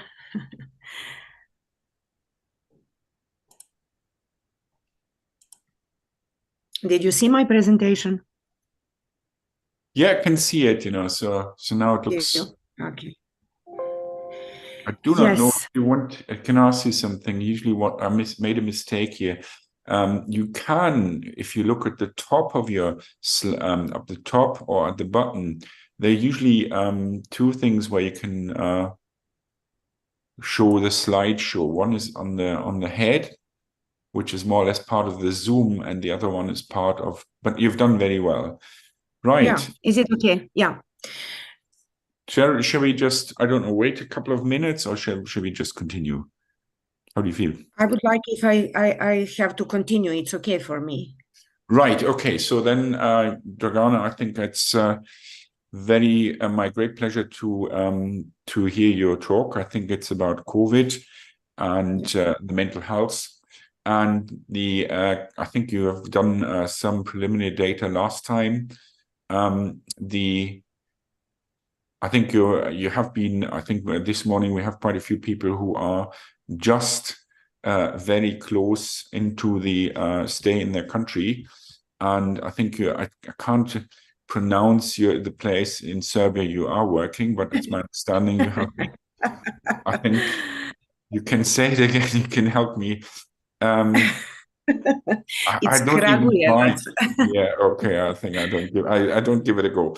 But anyway, so I think it's really interesting, and so I think we like to hear you talk about resilience. I'd like to remind everybody that we met more or less, when we were looking for something what I like the current history of psychiatry. Because we all work, and if I see myself, 40 years later, I see that the work changed quite a lot. And I was usually, I don't know whether you remember, I was quite impressed by one book by Solzhenitsyn, which was A Day in the Life of Ivanovich Denisovich Shukhov, I don't know, which was extremely powerful, and I can remember that. And the one thing was that he described one day of his life, one day, and you heard the whole of the history of his life. And this was, I thought, if we can get to understand what do we in one day of our lives, I think we can, and we take the story around, we can say a lot and keep the story. I think some of my colleagues or younger colleagues don't even understand how you do anything without internet, or ask a question or answer a question without internet. So I think we have done this, and we had 20 people who reported about their day in their life. I think one of them is yours, and it was very, very popular in the journal of Global Psychiatry Archive. So I think waffled enough, and I hope that you will keep in contact and we can work together. And this talk is a great example, and I'm very grateful for your talk. Thank you. Thank you for so nice words, like introduction of me. And I'm so impressed with your commitment to our presentation and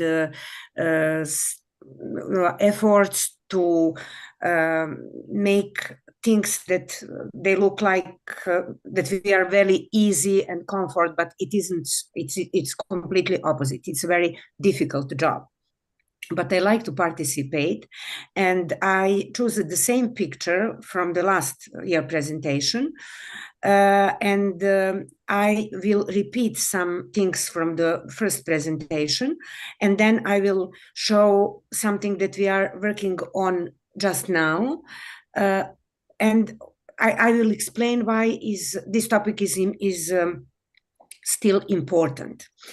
And the name of my presentation is my question: are we still resilient? And what should we say about COVID-19 and the effects on health workers over 3 years? Because for the first time, I was in pandemic. It was first time in my life, but I'm not too young. I'm old. But it was first pandemic situation. And I think that I didn't read a single article about effects on mental health issues in health workers on the first, second, and the third year. So, few words about my place of work. I was not born there, but Kragujevac was the first capital of Serbia from 1990 to 1941.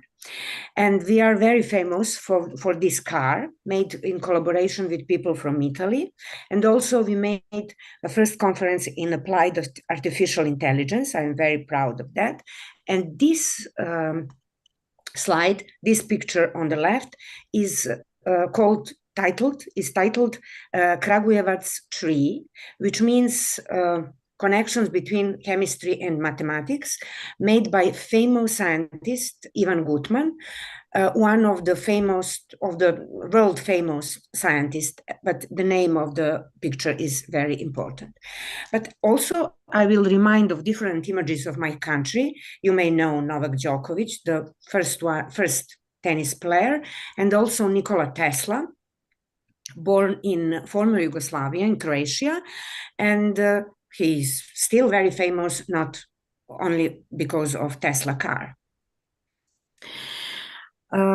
I like this slide, and I like to start to talk about COVID and implication of COVID of all of us with this picture. For sure, we know that nearly 1 of 5 person in the world will develop mental illness following COVID-19.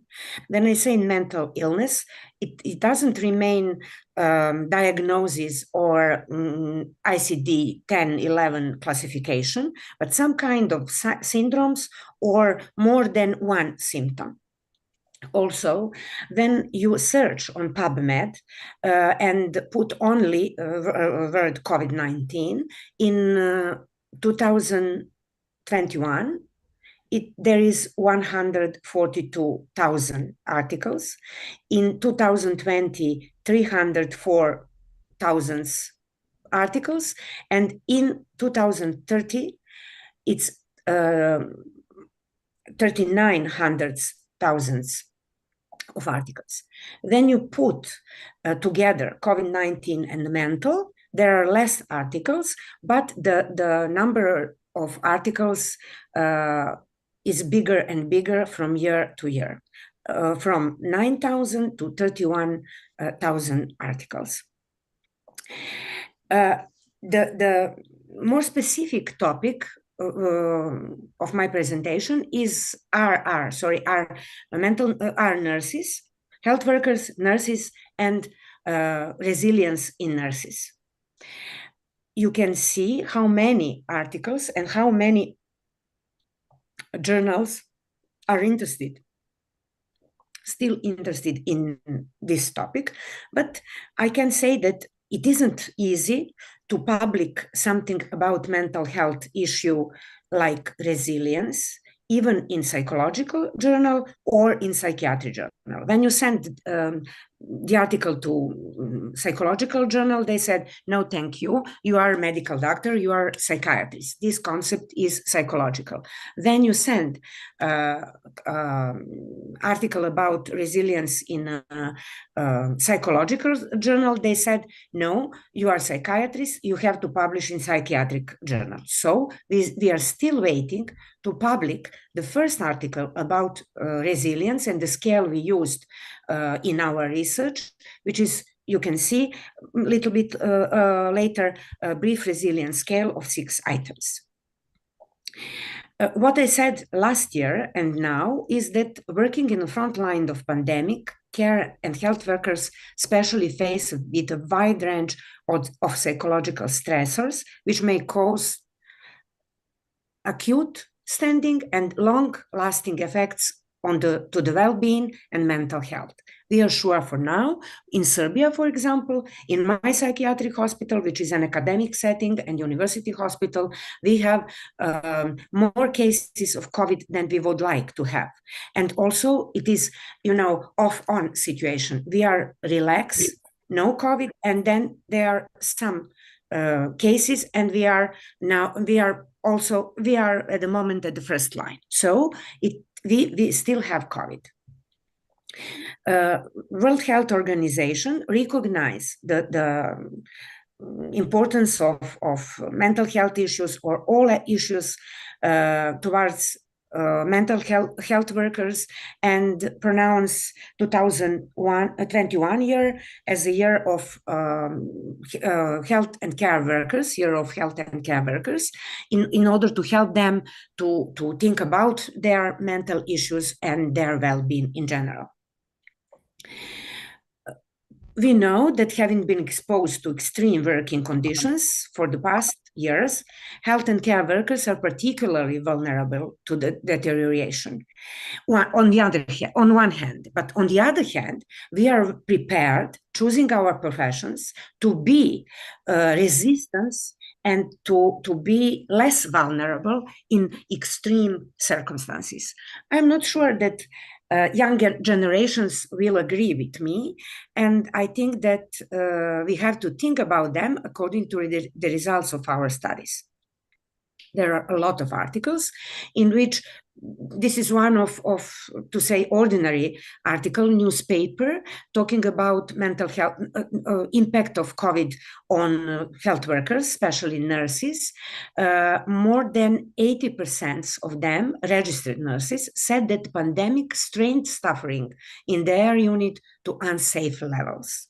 It's a polite way to assign issues, and what does it mean? What does mean unsafe level? But 80% of interviewed people noticed that there are some big issues. First data from the 2020 explain how people react on COVID in healthcare settings on COVID, with depression, anxiety, stress levels, in physicians. It's a Turkey study. Mexico also, and they included PTSD. They investigated problems with insomnia, depression, and post-traumatic stress disorder, and their results showed us that there are a lot of people suffering of at least one symptom at those time. It isn't. I just want to make a pause up here for the second. I started presentations a few weeks ago in Serbia, and they said, do you remember or that we spent 3 years in COVID pandemic? We almost lost 3 years. You know, it was not 3 days, 3 weeks, 3 months. It was 3 years of our lives. In Serbia, my colleagues studied population of by survey, and they published results talking about medical health issues between medical personnel, but only on 2022. We published article about from academic settings, and I will explain the design of this study. But what we found out, that age, gender, economic status, family history of mental disorders, resilience, and for the first step, and for the step 2 in logistic regression, age, family history of mental disorders, and resilience were items or things that we should take in consideration for the future research. So we used this first step from 2020 to follow up, and we have results for the 3 years from the beginning of COVID until last year, on the beginning of last year. But we distributed a survey at January 23. The title of our research was Mental Health Between Healthcare Workers During COVID-19 Pandemics in Serbia in 3 consecutive years.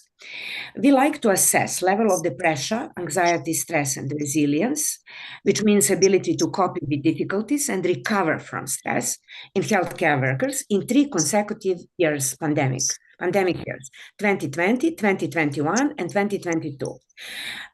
And the second aim, and actually the main interest of my presentation, was to assess resilience in subgroup of medical nurses in 2022.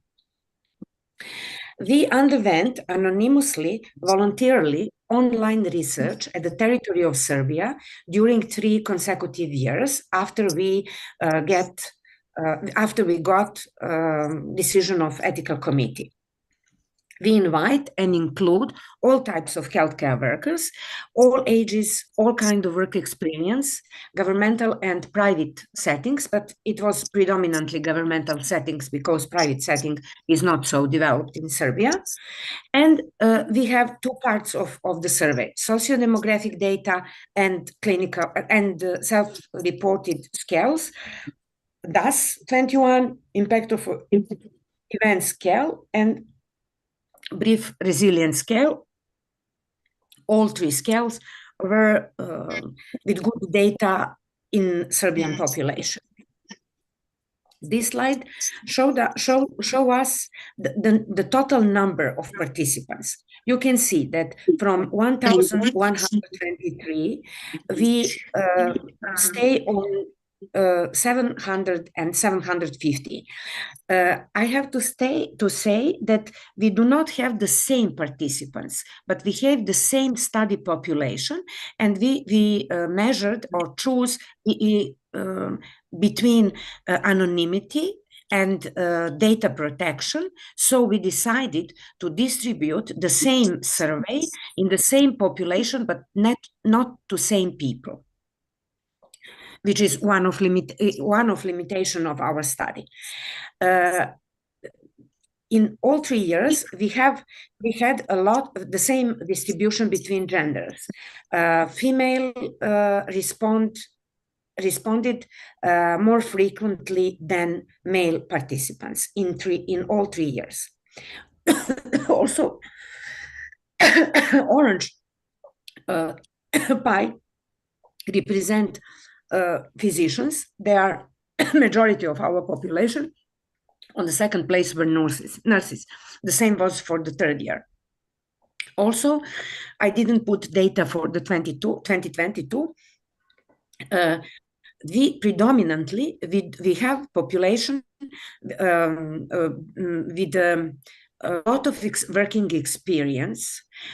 And there are several reasons. One is that young people didn't apply for job in medical settings because they knew that they would be at the front line, and the older population were answered our question because they were active during COVID. We used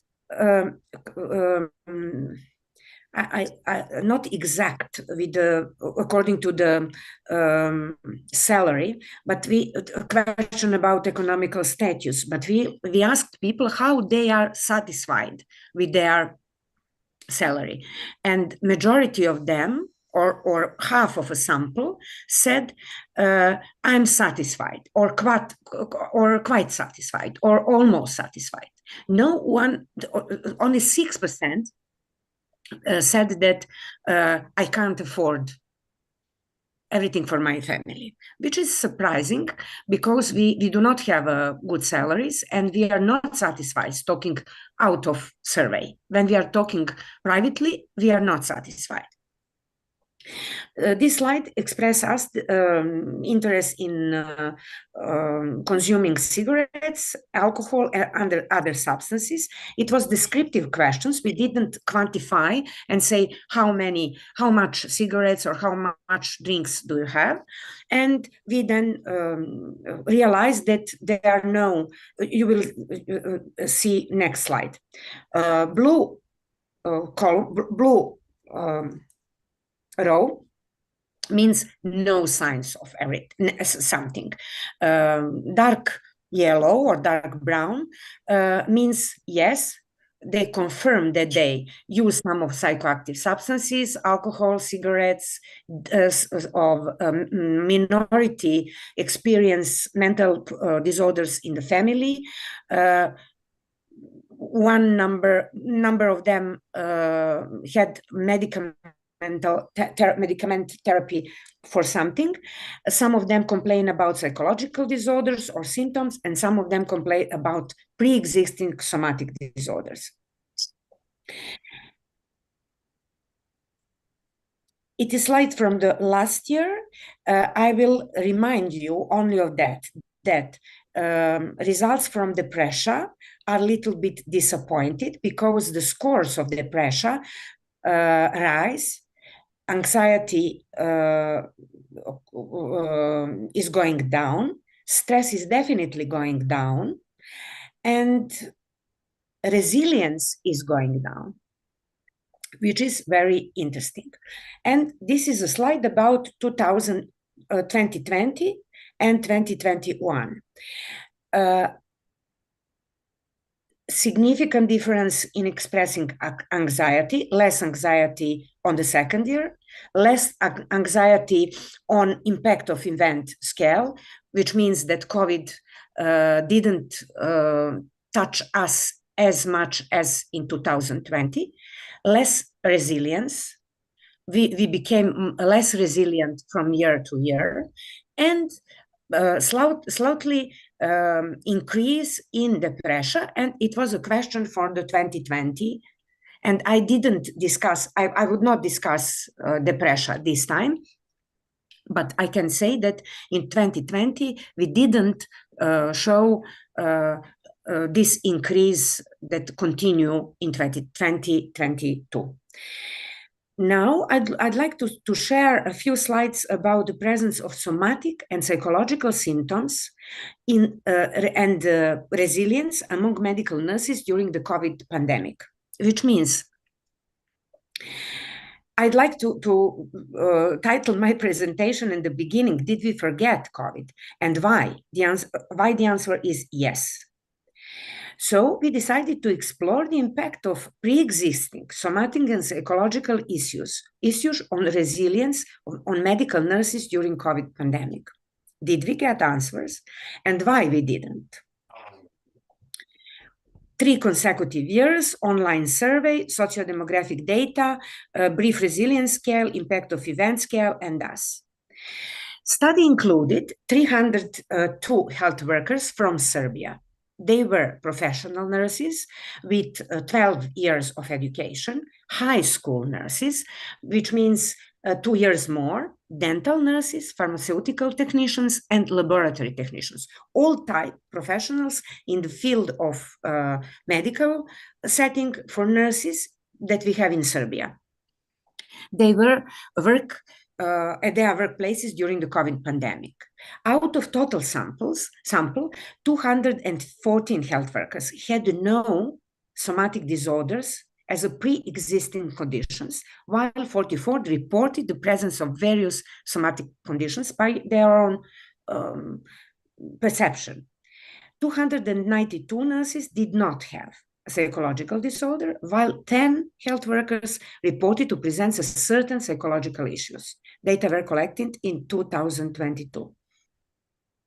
Resilience was assessed by Serbian version of brief resilience scale, and somatic and psychological symptoms were identified to answer yes or no. Yes, I have those symptoms. I have, and no, I do not. The brief resilience scale contains 6 items. The first one, I easily bounce back from hard times. I have difficult coping with stressful events. It doesn't take me much time to recover from stressful event. I have a hard time quickly getting over some unpleasant events. I usually handle difficult situations with little difficulty. It takes me a long time to overcome life's obstacles. Scoring and scores of from 1 to 5 were assigned to response, from 1, which means strongly disagree, to 5, strongly agree. There are, according to the mean scores, we have 3 different categories. 1 to 2.99 indicate low resilience, 3 to 4.30 indicate normal resilience, and 4.31 to 5 indicate high resilience. In short terms, statistically significant differences in the level of resilience between nurses with pre-existing somatic disorders and those without these disorders. Nurses with pre-existing somatic disorders had a lower average resilience. So they are less prone to something that we can explore in the future compared to those without such disorders. But the results did not indicate a statistically significant association between pre-existing somatic disorders and resilience in the group of medical nurses. Second, not item, but second condition, like pre-existing psychological conditions or problems, we found the difference in resilience between nurses with pre-existing psychological problems and those without. And it was statistically significant, sorry. Nurses with pre-existing psychological problems more frequently exhibited low resilience compared to those without psychological issues. We have only 14 of them, but in terms that somebody is prone, that we have a profession, COVID, and psychological problems, 14 out of 300 isn't so less. It isn't so small number. Nurses with pre-existing psychological problems had lower resilience compared to those without. And psychological issues and resilience were correlated. Somatic complaints not correlated, but psychological problems were correlated. Nurses with pre-existing psychological problems more frequently had low resilience compared to those without. In summary, statistical significant differences we find only and consistently in a whole sample and in between nurses when we are talking about resilience. In 2021, we found more responders with low level, and in 2020, we found those data in a sample of medical nurses. What is good, that anxiety and stress are less prominent, but level of depressiveness is higher in 2021, and not so big or not so high in 2022. In 2022, nurses with pre-existing somatic disorders had a lower average resilience compared to those without such disorders. And also, nurses with pre-existing psychological problems more frequently had low resilience compared to those without such symptoms. What should I say in conclusion, like a message? At the personal level, we have to look for help as soon as we feel unusual symptoms like depressiveness, anxiety, insomnia, according to other authors, because we didn't explore insomnia or PTSD. And which is very important at the professional level, call for talk about organizational activities. They should be pleasant for all to attenuate the level of stress or negative influence of COVID-19. I think that I should conclude that COVID-19 pandemic had significant influence of all of us. We present only a small piece of that influence, maybe a little bit confusing, but I think that, and I would like to answer all questions and our future discussion and printing. And we are did we make answers? I think that we answer some questions, but resilience is a very huge concept, and it's not only psychological, it's psychiatric and medical and scientific concept. So we are still looking for answers. We do not have superpowers, and we have to build our resilience. I suggest to take care, and there is my email address. I would like to keep in contact with all of you, and if you have questions, do not hesitate to ask me. It was my presentation. Okay, thanks a lot, Dragana. I think thanks for this interesting talk.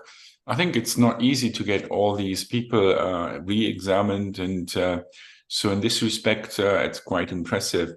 So the question is, this COVID now is in a different state.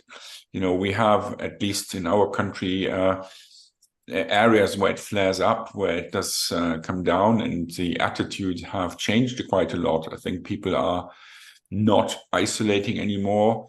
they accept the disease. So what should we do in the future? So one question is, how would the future look like? So what is the future going to be? Are we going to accept it like the usual flu, or do we still see it differently?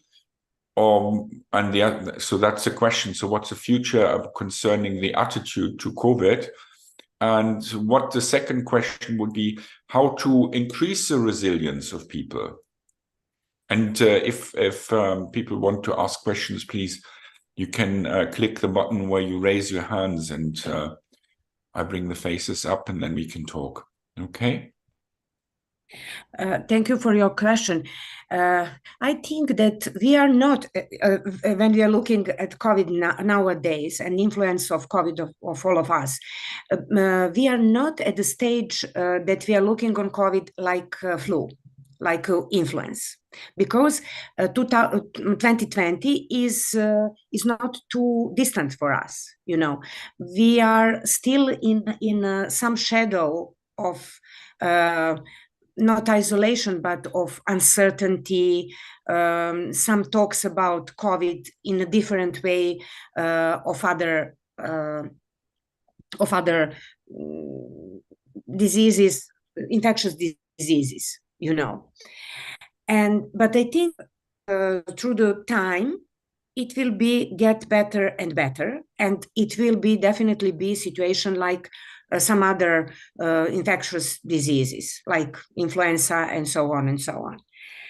And the second answer on second question, what to do to build resilience, it will be a question for me and for my team. I like, you know, I think that there are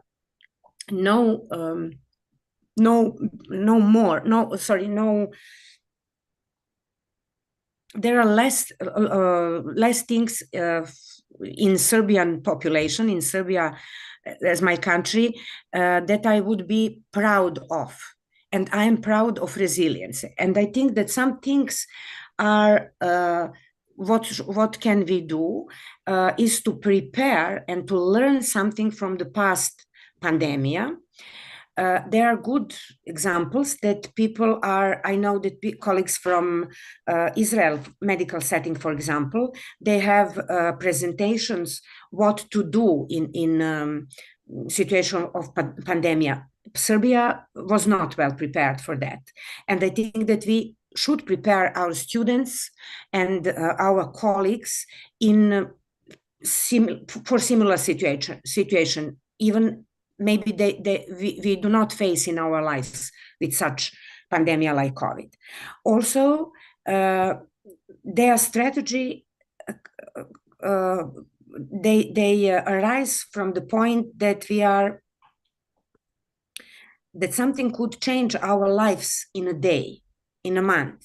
You know, we are well prepared for lazy life, and we like to work, we like to earn money, but there are some things that we have to measure, to balance between work and pleasure, and to have some good activities, and I think to learn from the past experience, coping strategies, and so on and so on. Right. Is there any other questions at the moment from? I can ask you, are you going to continue your observation of this sample, or is this more or less done, or what's the future of your study? I would like to publish something, because I didn't see any article about 3 consecutive years. But I think that we will repeat the research maybe in 2025 or 2030. You know, we have time to pass and to remind people on COVID, because I think in 2024 we will get the same answers. It's my feeling. Right, so there won't be much change. Is there any other questions? Yeah, I would like to ask you a question. First of all, thanks to you, Dragan. It's very informative presentation. So I'd like to ask you a question about the transgeneration of the COVID. You know, maybe some researchers are considering the COVID-19 is a historical trauma. Do you think the psychological trauma of the COVID-19 will be transferred for the next generation? For example, now we have many traumatic events. Let's say in the war, in the what happened to Yazidi people in the Iraq. Now we are doing the research on the generations, not just the survivors. Okay, to see the war and the trauma happening to the parents or transferring to the kids or the offspring or not. So, do you think after 5 or 10 years? Should we do a research on the new generations to see the COVID-19 impact on the parents transferred to the generations as a transgenerational trauma? Thank you, Dari. It's a very good point, and I think that the trauma of COVID can be transferred through generation, psychological side of COVID, but I think that every trauma is not the same trauma, because COVID is infectious disease, and there is a curable aspect of infectious disease. So maybe it would not be influential as much as we can assume, or we have previous experience. Firstly. Secondly, at the place of former Yugoslavia, we had 30 years ago, we had wars, and we still have transgeneration transference of psychological trauma. It is different type of transgeneration transfers when we compare with COVID. And thirdly, for me, you give me idea that we can invite people who suffered loss or death of their relatives in the family, and compared them now and in the future with those who didn't have lost. I think that it would be different influence of them, because sometimes COVID is not curable. It could be a bias, but I think that you give me an idea. Thank you very much. Thanks for your answer. Yeah, it's a very interesting topic, because currently we are working on the trauma research project for the Holocaust, for the Anfal and the chemical attacks happening in the Iraq and after the US invasion. So we are asking the generations, did this trauma transfer to you? Have you lost any parents or family members? So some of them, you are right, some of them, they have this trauma transfer significantly, especially those are people that their family is significantly impacted by the trauma. So in the COVID, we have the same thing. We have a family here, 5 people in the same family have been died because of the COVID, and this might be transferred to the generation. So it's very important to conduct a study on the next generations, not just on the survivors of the COVID-19. Yeah, thank you very much. Okay. If there are no other questions, then I would say thank you to Dragana, and I hope we hear something about your study in a couple of years. We're very welcome to publish some of your data in Global Psychiatry Archives, and maybe you can consider that. And yeah, so I think Florian is already available, Florian Wiese, and so is that an option that Florian just can start now, so then we can see that I think people get tired a bit, and so can we bring his talk forward? Florian, are you available? Can you hear me? Yeah, I can hear you. I can't see you. Okay, perfect. Can you just thanks, Joanna. Thanks so much. Thank you. Okay. I quickly need to close the door of my room, and then I'll start with the presentation and also put on camera. Okay, so if you can share.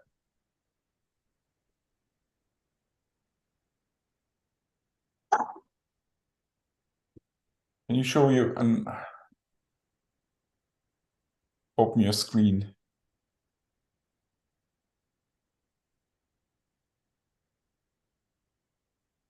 It must be a big door. All right. Okay. Thanks a lot. So thanks. Okay, here's my. That's me. Let me go over a little bit. I think we agreed now, Daria. So just to stop this one-man show, I think the rest of the presentations will be chaired by Daria. I hope you're co-host now. First thing, I think I'd like to say just some personal remarks. You know, I think we have been working in the European Psychiatric Association in the old age psychiatry group, which I think I chaired for a couple of years because nobody ever wanted to do it. I think we had some nice talks, and I hope, yeah, then we can keep this this conversation. And Florian is a great reviewer and co-editor of Global Psychiatry Archives, and you're welcome to publish there. So, Florian, I think I just hand over to Daria to give a less personal introduction, and Jeremy, hand over the chair to him. I'm recommending you are continue with this because I'm preparing for the other speakers. Actually, I don't have enough stuff. Right. Okay. So I can say Florian is from Zurich. I think he works in the department at the university in old age psychiatry. I think he has a how you call it, assistant professor or PhD. I don't know how you call it, habilitation. That's a German translation. He has been doing quite interesting and I would say quite meticulous work. One of my favorite papers, which I think is completely under-recognized, is the study about terminal decline. I can say that this is I think a study everybody should read, and it's completely ignored. The study shows that even in people with or without dementia, in the last 2-3 months, they show a remarkable decline, and this can be recognized. And I think this, in my view, is a study as it should be, and it's answers so important questions about what you expect in the last years of before people die. And I'm not sure how you can prevent things, but I think even learning what you see, the signs of death imminent in a couple of months, is so important that people who are in the caring sector for people with dementia or in nursing homes, I think it's a must read for them. So thanks for this paper and thanks for publishing it with us. And again, I try to hand over to Daria now. So thanks for this talk and thanks for being a strong supporter of our team. Otherwise, I can say a few words myself and just start with the presentation, if that's okay as well. Yeah, I think the other thing I would like to say, I think it's very innovative. I think to focus on palliative care. I'm really looking forward for this this talk. I don't know what this is. So yeah.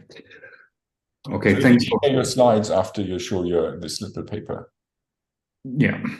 Okay, thanks for the introduction. I also have to say that I was a terrible secretary while you were the chair of the old age psychiatry section, to be honest. Yeah, so I've done maybe some good things, but also a few bad things. So I'm still sorry for that. Thanks for having me. I'll share my slides. You should be able to see them now. Can you see them? Correct, you can. Okay, so I'm going to spend the next couple of minutes talking about palliative psychiatry, which has become my main focus, or one of the main focuses of my interest in the last couple of years. As you already mentioned, I'm working at the University of Zurich, and my disclaimers are there is nothing that I have to disclaim. So let's jump right into it. I think it's still important for me to give you some context of my work and what it was that spawned my interest. So obviously you will have some ideas of what it means to be in Zurich. So Zurich is in Switzerland, and you will also have some idea what it means to be in Switzerland and practicing psychiatry or medicine in general in Switzerland. And it means that you are in a predominantly white and overall very affluent context, and you have very easy access to all kinds of medical care, including mental health care. So whatever you want, basically, you can have it, and there's no practical limitation on the medical care in any way. So I think that is very different from the contexts where most of you as attendees of this talk actually do practice medicine or psychiatry. So and I think it's important to understand that because I think I'm interested in palliative psychiatry because at one point I realized, okay, even if you've got arguably the most resourceful context in the world, you still have patients that won't miraculously get better. And you can't solve all the problems, even though you've got everything at your disposal that practically exists. Okay, my story in psychiatry starts in 2006 when I started my residency at the University Hospital there in Zurich. And I already said what the context is.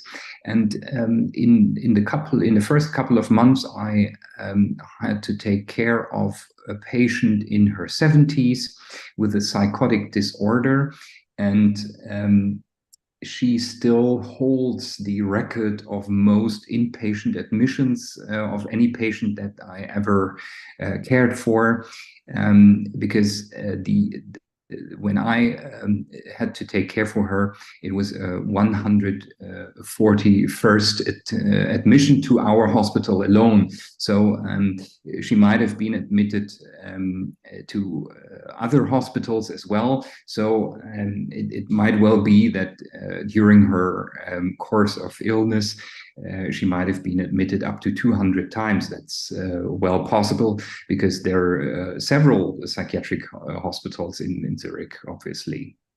And she had an enormous patient chart, so some of it was still stored in our hospital. That it was about 1/2 meter of paper printouts or just a paper file, because by the time, obviously, we were not fully electronic, so much of it was still on paper.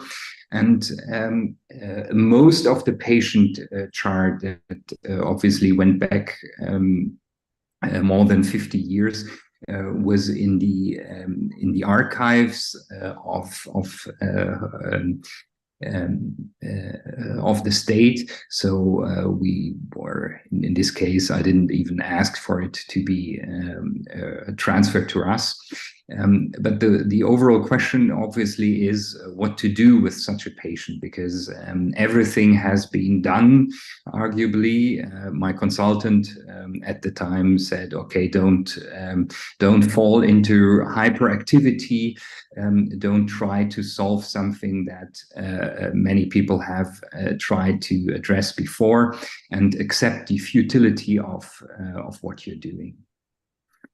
And by that time, I just, this was what I had to do, what I did. I didn't really reflect on what it was. But in 2013, a colleague of mine and myself then had the first publication on palliative care in psychiatry in the Swiss Medical Journal. And but I didn't basically combine these ideas. Only when I myself became a consultant in inpatient old age psychiatry, I realized, well, I'm constantly on the defense with what I do, because I never really heal or cure anybody. People, especially in the inpatient ward where I was the consultant, or in the two wards, where, let's say, the severe cases were clustered. Not so much, let's say, simple sleeping disorders or depression or some pain, but rather advanced dementia, very severe psychotic disorders, and disruptive behavior of all kinds. But on the contrary, approximately 5% of the patients deceased while they were in my care, which is comparable to the acute geriatrics wards that we have in Zurich. And oftentimes these were, for example, patients with very advanced dementia that could no longer be taken care of in nursing homes, or people with very severe somatic disease that have been in regular hospitals for various somatic illnesses and delirium, and could no longer be taken care of in those. So we got a highly selected patient population that eventually never seemed to really get better. We only helped them somewhat, and in some cases really provided even terminal care. So this is my background, and the question now obviously is, why should we care, or what does psychiatry have to, palliative care have to offer for psychiatry, and what is the connection? And I'm going to try to introduce you to some of that thinking. Well, first of all, psychiatric disorders massively increase mortality, and some of them can be fatal themselves. So I put up some classic epidemiological studies here. So that is true for depression, that's true for eating disorders, that's true for addiction, that's true for schizophrenia, and for other, basically for all other major disorders in psychiatry as well. It has been shown in schizophrenia. I think that's even particularly noteworthy, that the mortality gap to the healthy non-schizophrenic population even appears to be increasing. So while overall we live longer, patients with schizophrenia do not benefit from that increase in life expectancy. And obviously they live shorter just for having their psychotic disorder and suffering from its consequences. The other, let's say, building block for this argument is that there are limits in psychiatry, and I just want to make or put forward here depression as an example. So this is also classic data from when I started in psychiatry. It was just being published, the STAR-D trial that looked at sequenced treatments in an algorithm for depression, and basically the authors tested various combinations of antidepressants and eventually also added CBT. And after every treatment step, you see here down there, you have an increase in the cumulative remission rate, but even after the fourth step, you do not reach 100, but it actually levels off below 70. And if you put in ECT and do a high-dose bilateral ECT, which you see on the right-hand side, and this is also a classic study that looks at different modalities of providing ECT. So let's say the more aggressive ECT forms are on the right of the chart. You still see that even in the final response in not resistant or in medication resistant patients, you do not approach 100%. In this case, not even remission, but response. So even if you use the therapy that is that can be rightfully considered the most effective, but also the most aggressive form of treatment for depression, you will not cure or everybody, and you will not even have response in everybody. So I would argue that even within psychiatry, we ignore these limits. So I argue we can do a lot of good to a lot of people, but there are some people we can hardly help, or some that we can't help at all. However, we still do or tend to do the same all over and over again, at least in the context of my practice in Switzerland, where there's an abundance of resources. So people just stay in the psychiatric hospital longer. They get more medication. They are augmented. Eventually, they will get ECT, and still some people do not get better, but then we restart and do the same things all over again. And in the process, we also tend to become ever more aggressive in our treatment approaches, because we think, okay, we need to escalate, and then we prolong, we extend the ECT series, etc. And I think behind it is also some, let's say, silent stigma that we do not admit to ourselves, that we ourselves have towards mental illness.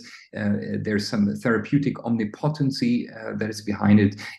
We also think it's only in the head, and we just have to keep trying until eventually we will find the key to solve this clinical problem.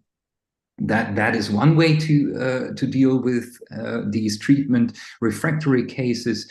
The other way is just to say, okay, we can't do it. We have done that before. We will not try again. So we ration care, and we give way to resignation. And why do we do that? Because we lack established alternatives. We need, and that would be the conundrum, and I think this is where palliative psychiatry is situated. The question is, how can we help a patient where our therapeutic attempts have not helped? So how can we provide help where we couldn't before? And there's some other problems that arise at these limits of psychiatry, because we do not have established rules or procedures for our decision-making at these limits. They tend to be not rational and not transparent. So if we escalate or basically stop care or continues to do the same thing, does not depend on any kind of rational decision making, but basically depends on who's in the room and their personal experiences, which obviously is also good, but that does prevent a form of shared decision-making where you can really base or share a reasoning with the family, with significant others, and with the patients, with everybody involved, and then come to the best way ahead. And eventually, another problem is patients are abandoned because we can walk away, they can't. And the problem can be stated as such. We do not have an adequate care offer, I believe, beyond the limits. So for schizophrenia, it's the old problem. What is it that comes after clozapine? Or some people say all psychiatry ends with clozapine, and there's some truth to that. And I think it's also an important reimbursement of care is also an important issue to keep in mind, because we do things that we need to justify in front of the medical insurance companies. And how can we justify being there for the patients if we do not have an evidence treatment that we can offer some kind of standard of care? And all this is, I believe, where palliative psychiatry should enter.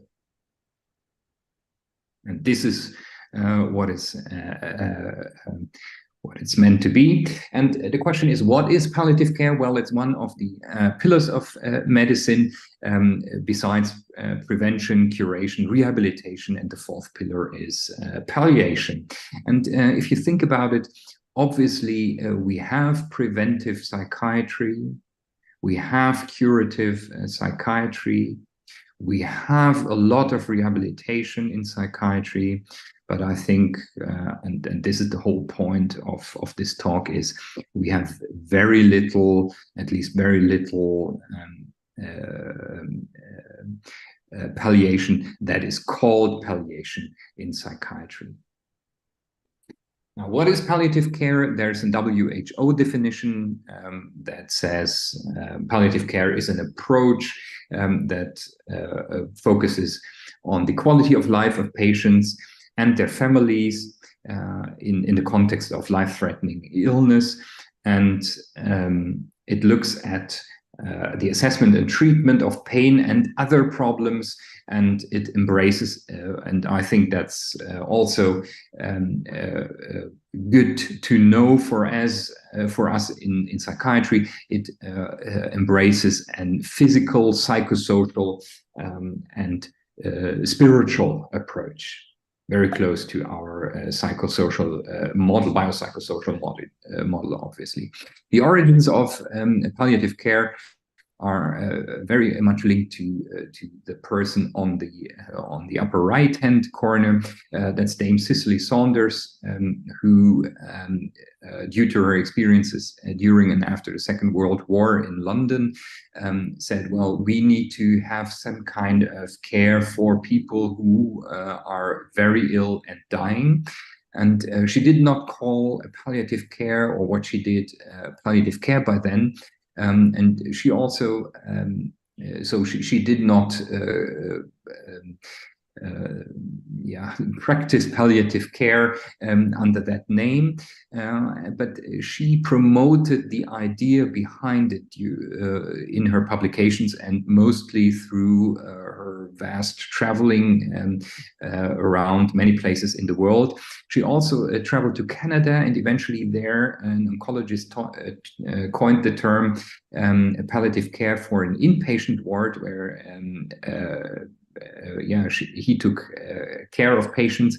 And in 1990, the WHO then adopted the term and therefore officialized it as a global area of action.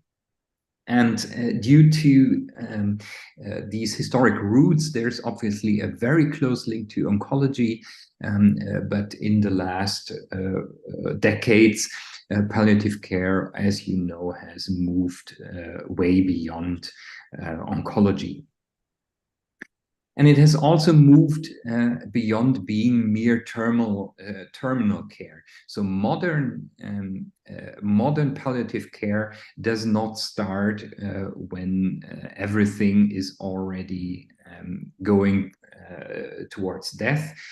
So it's not only covering the dying phase, but in the modern understanding of palliative care, it actually starts already in the phase of acute illness, when the severeness of the disease is lower, but its importance obviously increases over time and over the course of the disease, and the disease modifying efforts that really aim at curation or rehabilitation become less important when people approach their dying phase. And people would also argue, so palliative care specialists today would also argue that their job does not end at death, but a good palliative care also involves covering at least some part of the phase after death, and preventing or helping in bereavement and preventing pathological grief. Now, is that only a nice concept? No. And that this publication from 2010 really shook up the palliative care scene. So what you see here is a trial where early palliative care, so an intervention that started immediately after the diagnosis, not only in the dying phase, actually had an impact on the survival of patients. In this case, with metastatic non-small cell lung cancer. And if you really reflect on it, and everybody says, well, that's highly plausible, because if you talk to patients and take their symptoms seriously and try to alleviate their suffering and help them getting through their lives better, then obviously their chances of survival and even to such basic things as treatment adherence will be better. And you see that, you see a survival advantage that for that group was actually massive. And this provided really the justification, the evidence base for early palliative care in this type of lung cancer. But it was also a proof of principle for saying, well, there's more to palliative care, and particularly early palliative care, than just feeling good and providing humane care, let's say, but there's also hard benefit in that.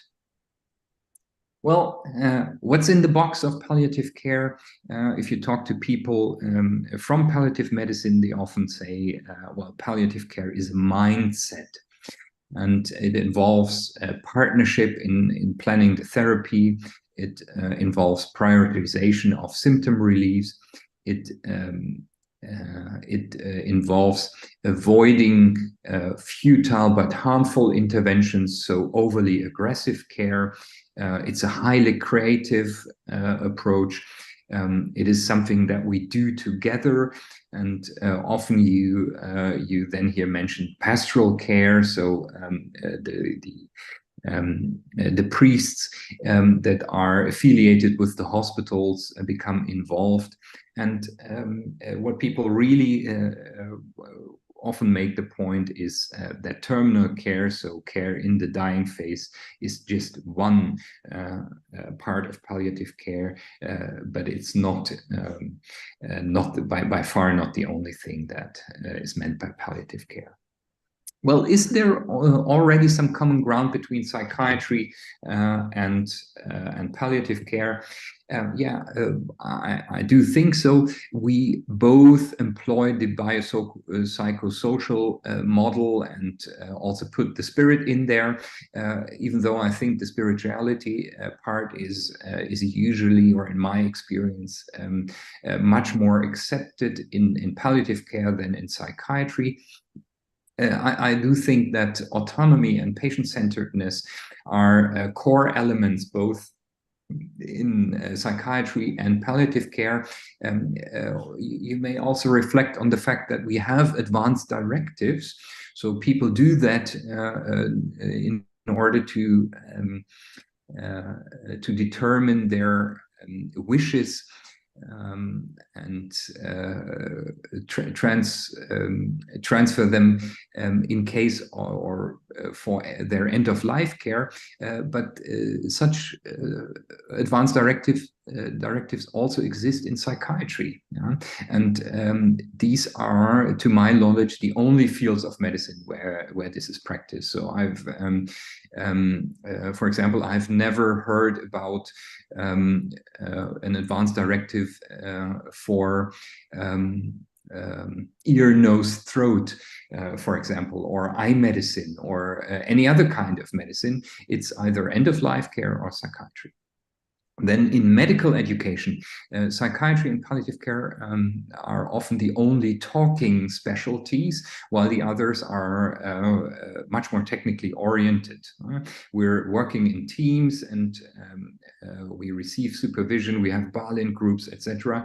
And actually, when a palliative care ward was opened at the University Hospital in Zurich, I went to the opening event and thought, okay, what they actually did now is open a psychiatric ward with bad staffing and little resources. But overall, we both specialties have a less technical environment than the rest of environment. And another similarity is we provide outreach. So community outreach teams and the like are obviously an important feature of psychiatry, but mobile palliative care teams are also largely established in many places. Other common grounds is the use of psychotropic medicines, because we address the same kinds of or similar kinds of syndromes. Think of depression, fatigue, anxiety, delirium, hallucinosis. We both use psychotherapeutic approaches, and you may know that there's even a specific psychotherapy in palliative care that is called dignity therapy. Then we share psycho-oncology, but I have to say, in my impression, this is largely relegated to psychology. So we abandoned that. Very few psychiatrists do psycho-oncology. But if you really make up the numbers and count psychiatrists versus psychologists who are in psycho-oncology, I would say we are outnumbered by maybe 10 to 1 or even much, much more. And we share the difficult discussions about assisted suicide, about MAID, and many other things, I think, where we do have common grounds. Well, now the 4 use cases. Who would need palliative care and psychiatry? There are theoretically and practically 4 combinations. There can be a somatically ill person who turns, and I would call that somatically palliative. So that would be a case for traditional palliative care, and we probably don't need any involvement of psychiatry at all. Then we have the somatically ill person who turns somatically palliative and develops some mental health issues. And that is still traditional palliative care, I would say. And then we've got additional assistance by the field that is called psycho-oncology. And now it becomes interesting because there are also, I believe, mentally ill persons who turn somatically palliative, so who become so ill somatically that they require palliative care. And I think there's a service gap. And this may be where palliative psychiatry can enter. The other use case would be a mentally ill person who turns psychiatrically palliative, and I also see a service gap there that may be covered by the field of palliative psychiatry. Yeah, and we did publish on that. We first came up with that idea in 2016, had a letter to the Lancet, and then follow-up article in BMC Psychiatry. So if you want to read up on that, it's here. And we provided a working definition of the palliative psychiatry, where we based ourselves on the WHO definition. And so this is it. I think if you still have a little bit in mind the definition of palliative care by WHO, we basically followed it a lot. It just put in there that it's directed towards patients with a life-threatening, severe and persistent mental illness, SPMI, and the last sentence that it focuses on harm reduction and on avoidance of burdensome psychiatric interventions with questionable impact. So we do not want to overtreat. And we also defined some features of palliative psychiatry. I just want to basically focus for a little bit on the blue ones. It affirms life, but acknowledges that SPMI can be incurable. I think it's important that we are realistic in that aspect, that mental illness can lead to death.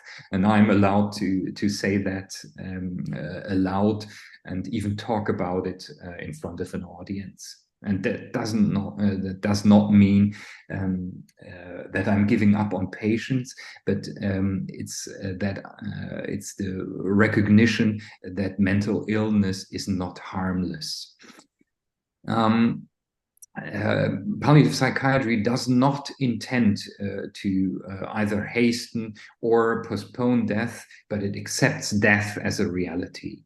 And the last bullet point here is applicable together with other therapies. So it does not understand itself as an exclusive approach, and it does not understand itself as being in competition to other approaches, but rather an addition. Well, that sparked some interest, so that triggered basically an entire edition on palliative medicine in the Nervenarzt, which is the largest German-speaking psychiatric journal, in 2020, and we also had some other follow-up articles by other people. So here, people who tried to explain what the difference in the approach is between curative psychiatry, rehabilitative psychiatry, where the intervention is rather directed, as you indicated by the green arrow, towards psychosocial functioning, and then palliative psychiatry, where it may be directed towards harm and suffering.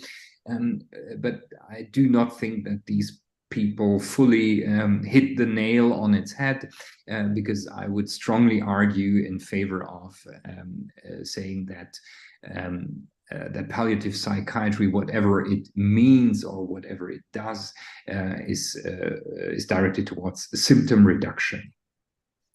And even as we speak, in the current edition of JAMA Psychiatry, so this month's edition, print version, so you see September 13th, but this is the date it was published online. It's in the current print version is this viewpoint on rethinking palliative care in psychiatry. And obviously you can't go into the text right now, but what these authors aim at is access of palliative to palliative care for patients with severe mental illness. So it is something that that I think is in the air right now, and also we ourselves have had quite a good uptake. I think one of the problems is that thinking about it for years now, and this is a question that is still unresolved, is what is the target patient population? And I would say, well, it's therapy refractory disorders, obviously with a long disease course, low functionality, high symptom load, and high degree of suffering. And these may be specific cases of anorexia, psychosis, depression, substance abuse, but also in other cases. OCD could also be an example, or other psychiatric disorders. And but I think it's important to, or whenever I think about the target population, but I have not come around to really have a good marker for that, is that these people are too ill to recover. And then people who are staunch followers of the recovery movement would obviously answer, everybody has the potential to recover if we don't hold them back. And this is exactly what I do not believe is the case. So I believe this target population is people who are actually not healthy enough, and arguably will never be healthy enough to find the strength for recovery, because it requires a lot of autonomy, it requires goal setting, and it requires also a lot of endurance. And some people, in my experience, do not have that kind of resourcefulness. And we initially, and then also going on, we thought of severe and persistent mental illness as the target group, and we did a follow-up publication on exactly that, since we tried to find out, well, what is it that we claim is the target patient group, and it turns out nobody knows, and it's actually impossible to define. So that was a dead end, but that's also a highly cited dead end. The other thing that we did is we asked Swiss psychiatrists about what they think about palliative care, and its link to psychiatry. The first question here that I put up for you was if Swiss psychiatrists thought that the term palliative was directly related to end of life. And that, as you see, was a mixed picture. So somewhat yes, but overall people do not strongly associate that to the end of life only, which is, I think, good. And then many psychiatrists were also agreeing on the fact that a palliative care model would be important in order to provide optimal care for certain patients, even without a life-limiting medical illness, implicitly saying that many patients, also psychiatric patients, would be a suitable patient group. And then we went on and asked more specifically who thought that for severe chronic and therapy refractory anorexia, schizophrenia, depression, bipolar disorder, and substance abuse disorders, a palliative approach would be suitable, and people are actually open to that. That obviously encouraged us. The question is eventually, why do we need a palliative psychiatry? I think it allows a way forward to lets us radically side with the most severely ill patients. It extends the limits of our specialty and works against our helplessness. And it also offers a conceptual justifications for being creative in the most standard, in the most non-standard cases. And it makes us more open to learn from palliative care, because this is a field, palliative care, that highly successful successfully and has developed in the last 50 years, let's say, and we practically ignore what they're doing. That's my impression. And I also think it very much has the potential to improve the image of psychiatry.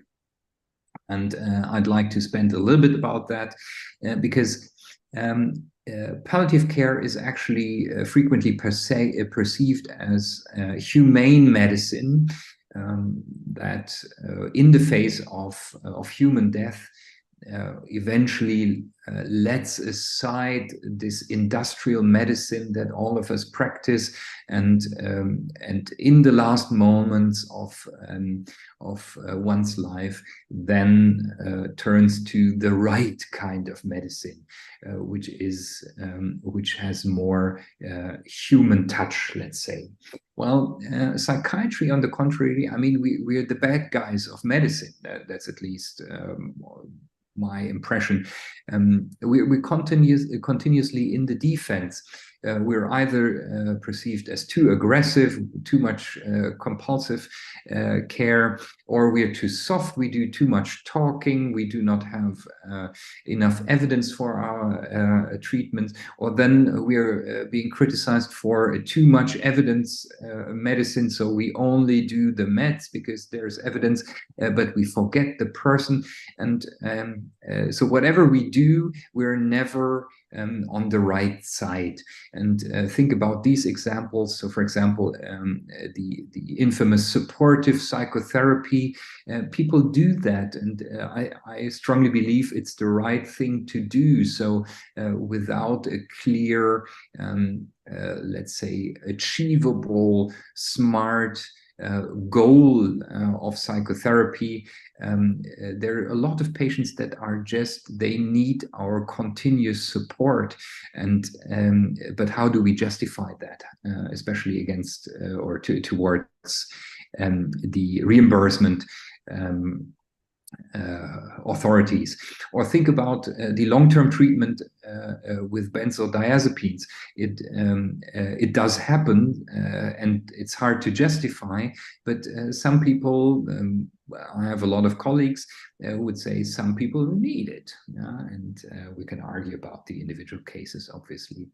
And I would advocate for palliative psychiatry as being a way to, as I said before, radically side with patients, and therefore promote the humanistic, person-centered core of psychiatry. And that this is obviously easier to do with a dying patient. So for, let's say, conventional classical palliative care than with the aggressive patient that we deal with on a daily basis.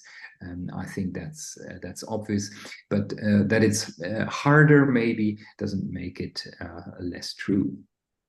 Then there are controversies and critiques of the concept. Well, I hear that over and over again, and I'm really frustrated by that, because whenever I talk to a psychiatric audience, then I hear, well, palliative means giving up. And I'm frustrated by that, because this has been said in somatic medicine for decades, and somatic medicine has moved beyond that. Doing or providing palliative care does not mean giving up on patients. I think that is very clear. And the second thing that I always hear is that palliative care would take away the chance for recovery. And as I mentioned before, I do not think that these approaches are really competing with each other, but they are suitable for different patients groups. I think that is a core issue. So that leads to the question, which are the patients? And I think a major problem that we have in psychiatry is that we mostly lack a staging system and prognostic system for our disorders. So think about cancer care. So you have the staging and grading systems of cancers, and this is what really made the advances in cancer treatment possible, because you would not treat a stage 1 cancer in the same one as a stage 4 cancer. But still, we do treat an opioid dependent patient the same, or the evidence base or the guideline does not differentiate between somebody who has different stages, simply because there are no different stages of opioid dependence, for example. So we don't know when futility is reached, and this is obviously an important criterion for everything what we do in palliation. And then I think, and this is another real issue, is how do we deal with autonomy as being a core feature of palliative care? So in psychiatry, as we all know, decision-making capacity is often impaired, especially in the kinds of patients that I'm thinking of as target patients, and this is very different from palliative care of the somatic kind. And we also published a nice case report on that, where we thought treatment success consisted actually in enabling a person to regain decision-making capacity, which then put her in a position to commit assisted suicide, which obviously is very much contrary to what psychiatry in other contexts would ever advocate. Now, how to move forward? One thing that we do at the moment is we perform participatory research. We've got a project going on with the most severely ill patients that can be found in Zurich. So these are patients that are in a hospital that is specifically dedicated to dual diagnosis, meaning mental illness, substance abuse, and somatic illness in this case, who are often homeless and socially disadvantaged in any way you can imagine. And we established a participatory research project aiming at finding out what they think about palliation, what it means to be healthy despite of all these load of illness. And this is an ongoing project that we do. So I asked people what they think, and on the, let's say, more academically straightforward side, I would be very happy to collect best practice examples, because right now there is no established canon of palliative intervention. So we don't really know what palliative care in psychiatry is. So we can define it ourselves, and therefore we would need to collect use cases, and by that way define what we think is palliative psychiatry. We want to organize a conference, found an interest group.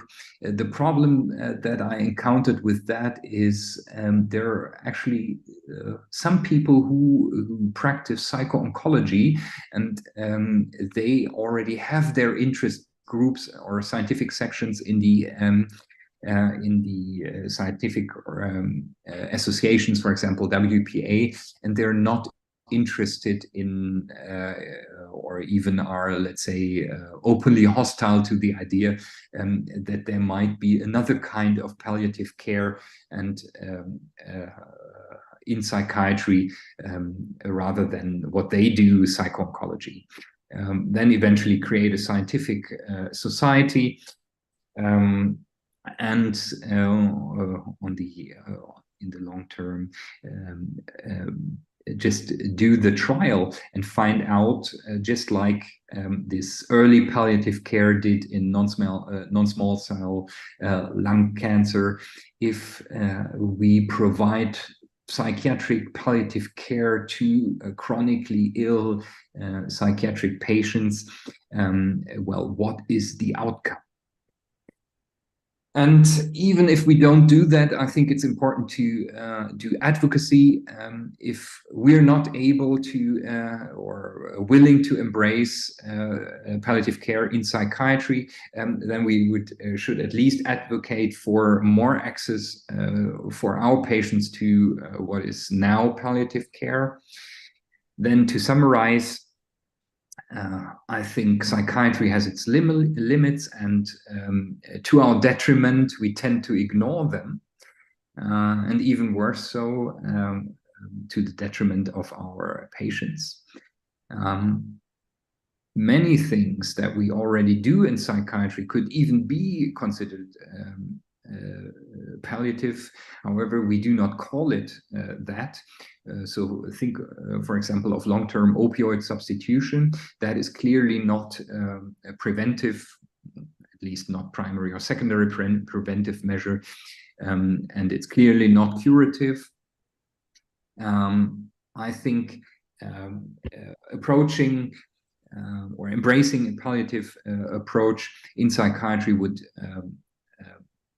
enable us to work with patients beyond the limits of our field, and certainly a lot of groundwork still has to be done to promote the idea.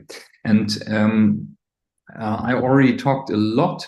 I can either stop here or I can still present a case and we discuss afterwards. So I would leave that up to you. I'm happy to hear your case. So okay, so I'll add 5 more minutes for the case, and then we enter the discussion. Okay, I'm presenting one case here.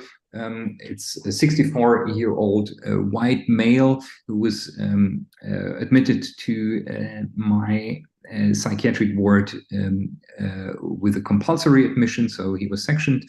And this person, from the admission note, I translated that directly, and you see that here in quotation marks.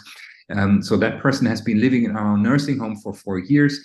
He was admitted to our nursing home from a Salvation Army shelter because there he was too disruptive due to his excessive consumption of alcohol and verbal aggression. At the moment, he does not cooperate and does not take any medication. He rarely allows nursing care. In the last couple of months, there was increased alcohol consumption and explosive verbal and physical aggression against other residents and staff members.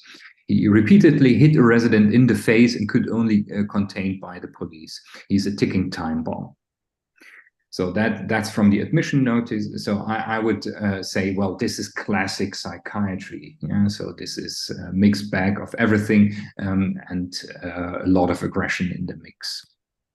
And upon admission, that's what we see. The patient considers himself out of place in psychiatry and immediately approaches the court to protest his compulsory admission. This protest is eventually turned down, so he needs to stay with us because the court found he was a danger to himself and others.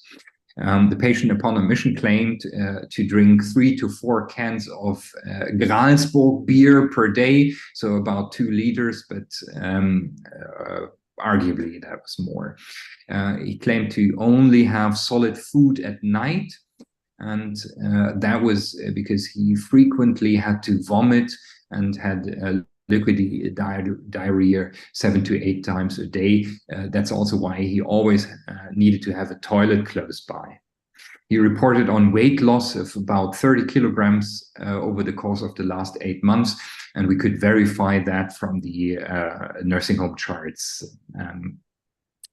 Patient denied to be physically aggressive and said that he had other people who would do that for him, so he wouldn't need to do that himself.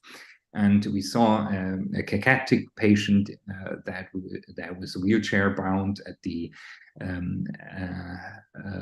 admission exam, and the liver was palpable in the physical exam.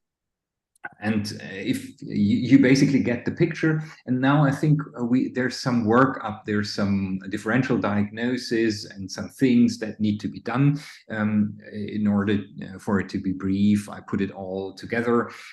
So obviously there's alcohol dependence, or there's an issue in that field. So a classic job that would be for psychiatry would be to withdraw the patient.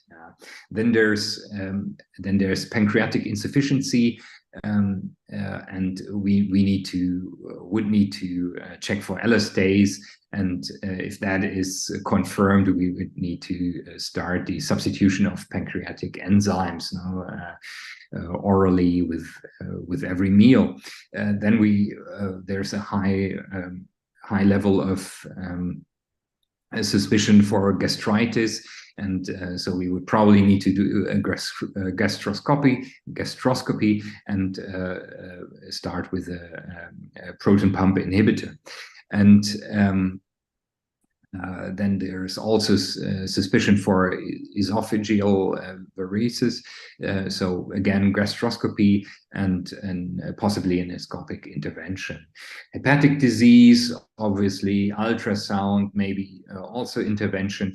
And there's malnutrition. So we have, and that to an extent where there's risk for refeeding. So we somehow need to get nutrients into the patient.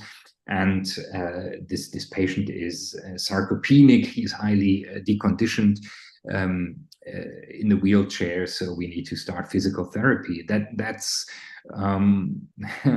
the theory, and maybe even more that we didn't think of. But these were the different, let's say, lines of actions that we thought we would need to pursue. And then theory meets the practice. And we had an 8-week period of hospitalization, and the patient just wanted to continue drinking. And then we negotiated and said, okay, but instead of 4, you only do 2 if you can. Well, he agreed he could do that. So we went to the supermarket and bought some Gralsburg Pilsner. And when I took the beer cans from the parking lot of the hospital, actually had some comments from colleagues, etc. It's an unusual sight to bring beer into the psychiatric wards. And the patient refused medication and did not eat at all at the beginning of the hospitalization. Eventually accepted ultrasound. We found no tumor, but some fatty liver disease. Eventually, he accepted phosphate capsules in order to prevent refeeding syndrome. Then we negotiated again and got him to take those dissolvable multivitamins instead of the phosphate capsules. And after long hours of talking, he was willing to accept also dissolvable PPIs, which then led to the vomiting to cease. And then we went to get the favorite spicy salami, a Spanish version from the supermarket, and he started eating. And then eventually he was with the food at night, he was willing to accept some pancreatic enzymes, which led for the diarrhea to stop.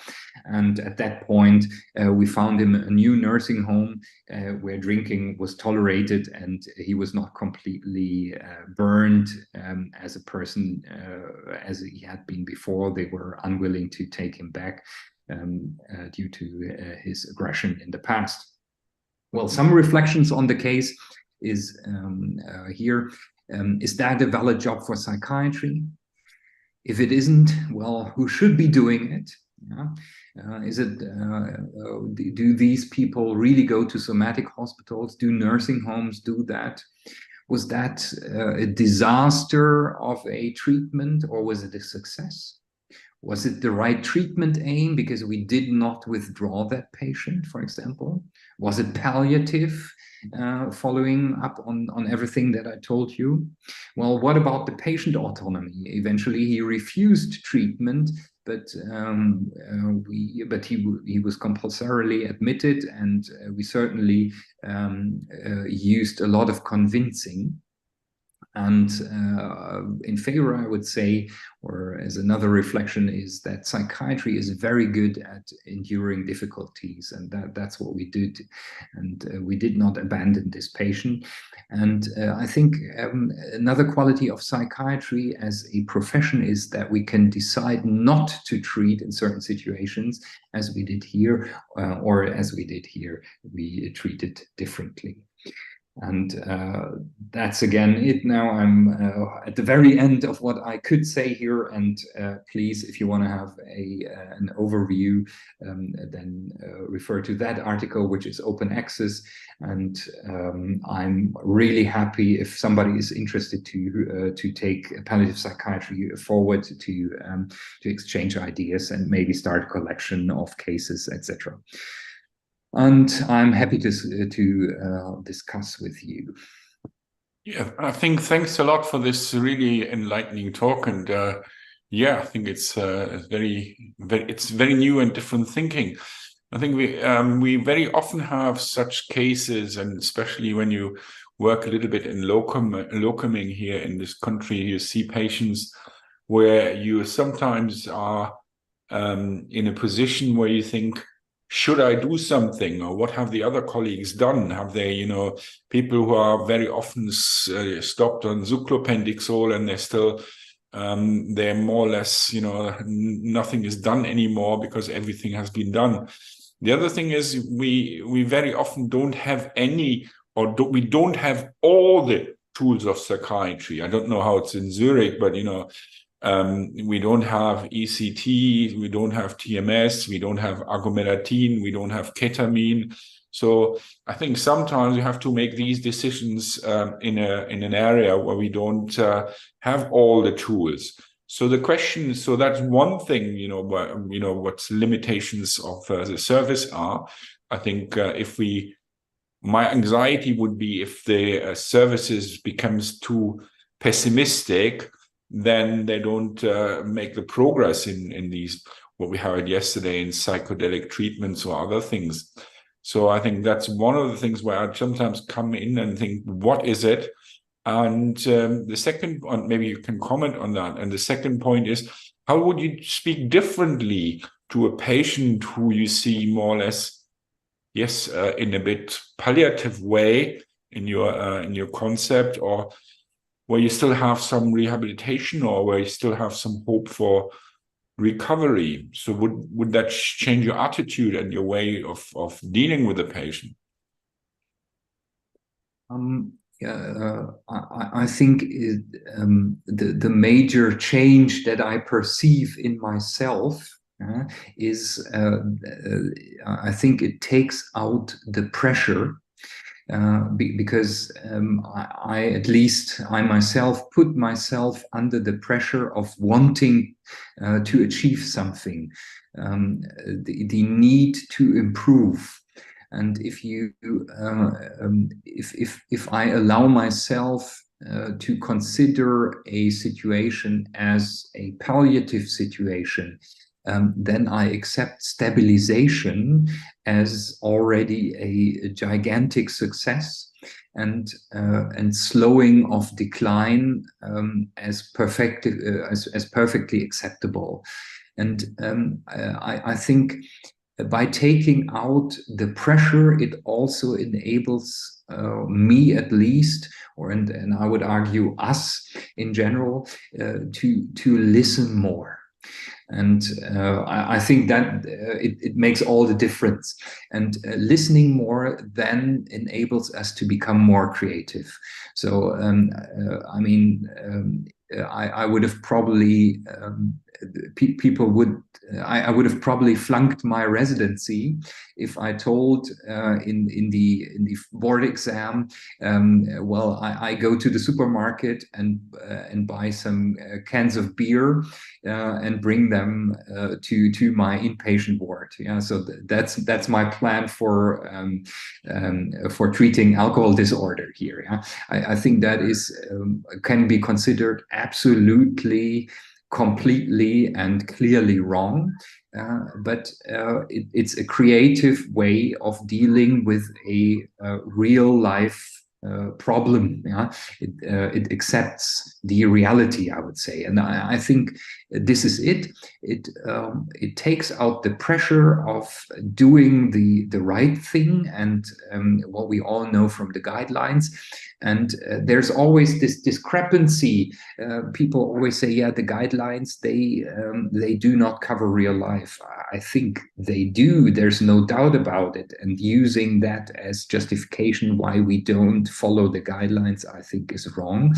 But I also think that everybody who's saying that has a point to a certain extent. Yeah? So that would be to your second comment. And to your first comment, so in Zurich, the therapeutic options are practically limitless. It would require some negotiation, some logistics, etc., for people to offer these kind of more, let's say, exotic treatments or expensive treatments that you mentioned. But I think this is exactly the problem that we have to move forward with the field if we want to establish. We cannot draw the line too early. I mean, if you say after fluclopenticol, then people are they are palliative if they don't respond to that because we don't have the other options. Yeah, then this is certainly problematic, to say the least. Yeah, but still, we in any case of care setting, we would need to be realistic of what we have at hand. Yeah? And maybe if adopting a palliative mindset would prevent you from ever increasing the dosage of the medication or adding another bit of haloperidol, etc. As we all know that happens, then this already would, I think, be a huge benefit of palliative psychiatry, because I think it creates a justification. Yeah, because it does not, adopting a palliative standpoint takes out the pressure, as I said, and obviously we have to always weigh that against realistic therapeutic options if they exist. Yeah, then it is not, and it's not meant to be an exclusive approach. Okay, thanks a lot. Is there any other questions at the moment? Yeah, I have a question, a quick question actually. First of all, thank you very much, dear Florian, for the great presentation. So I have a question: how we can provide the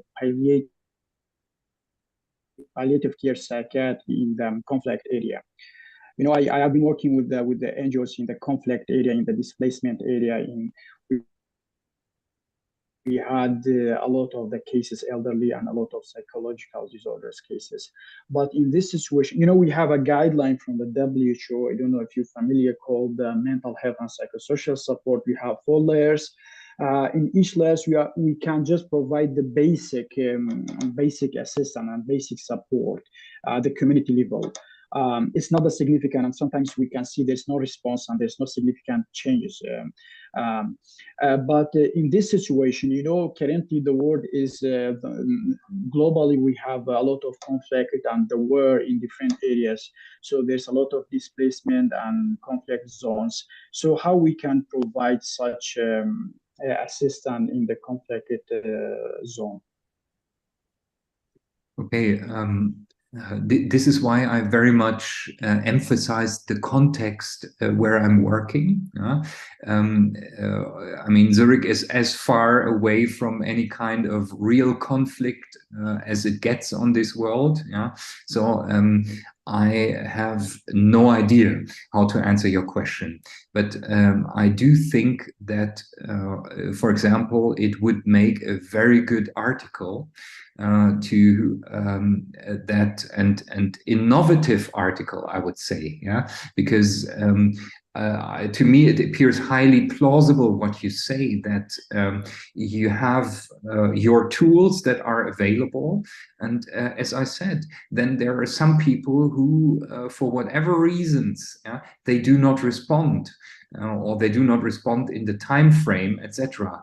And still, it would be good to have some kind of justification to continue providing support and care for these people.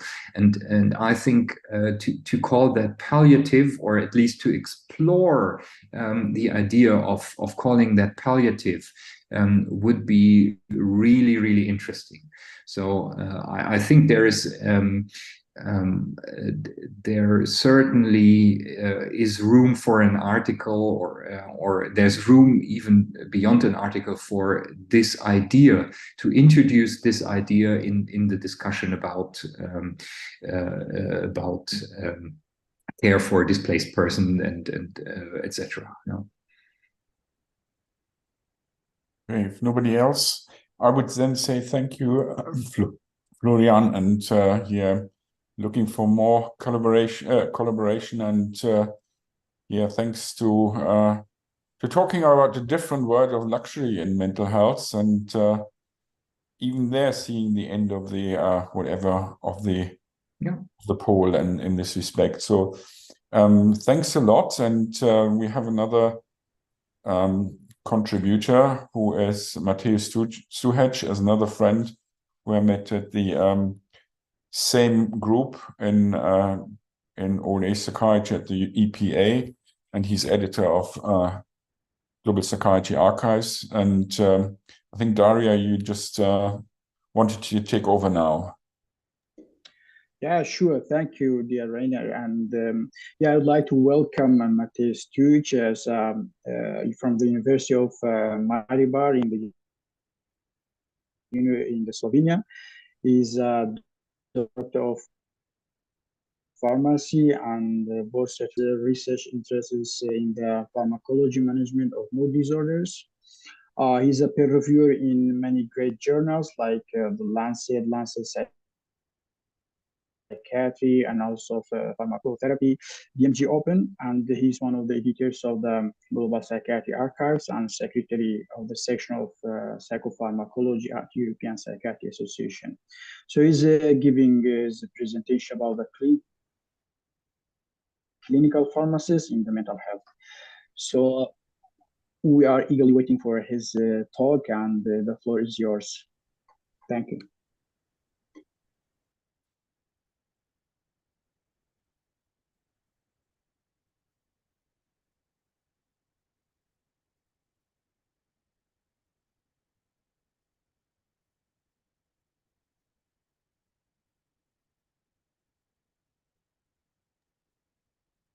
So, dear Matti, we cannot hear you. I think you are muted. Can you hear him? Dear Rainer, can you hear him? Yeah, no, I can't hear you. So hang on. So you're not mute. You switch off your own.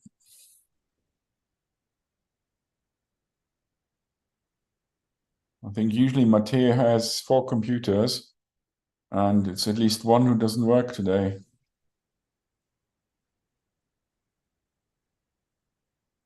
So we see your screen, but we can't hear you.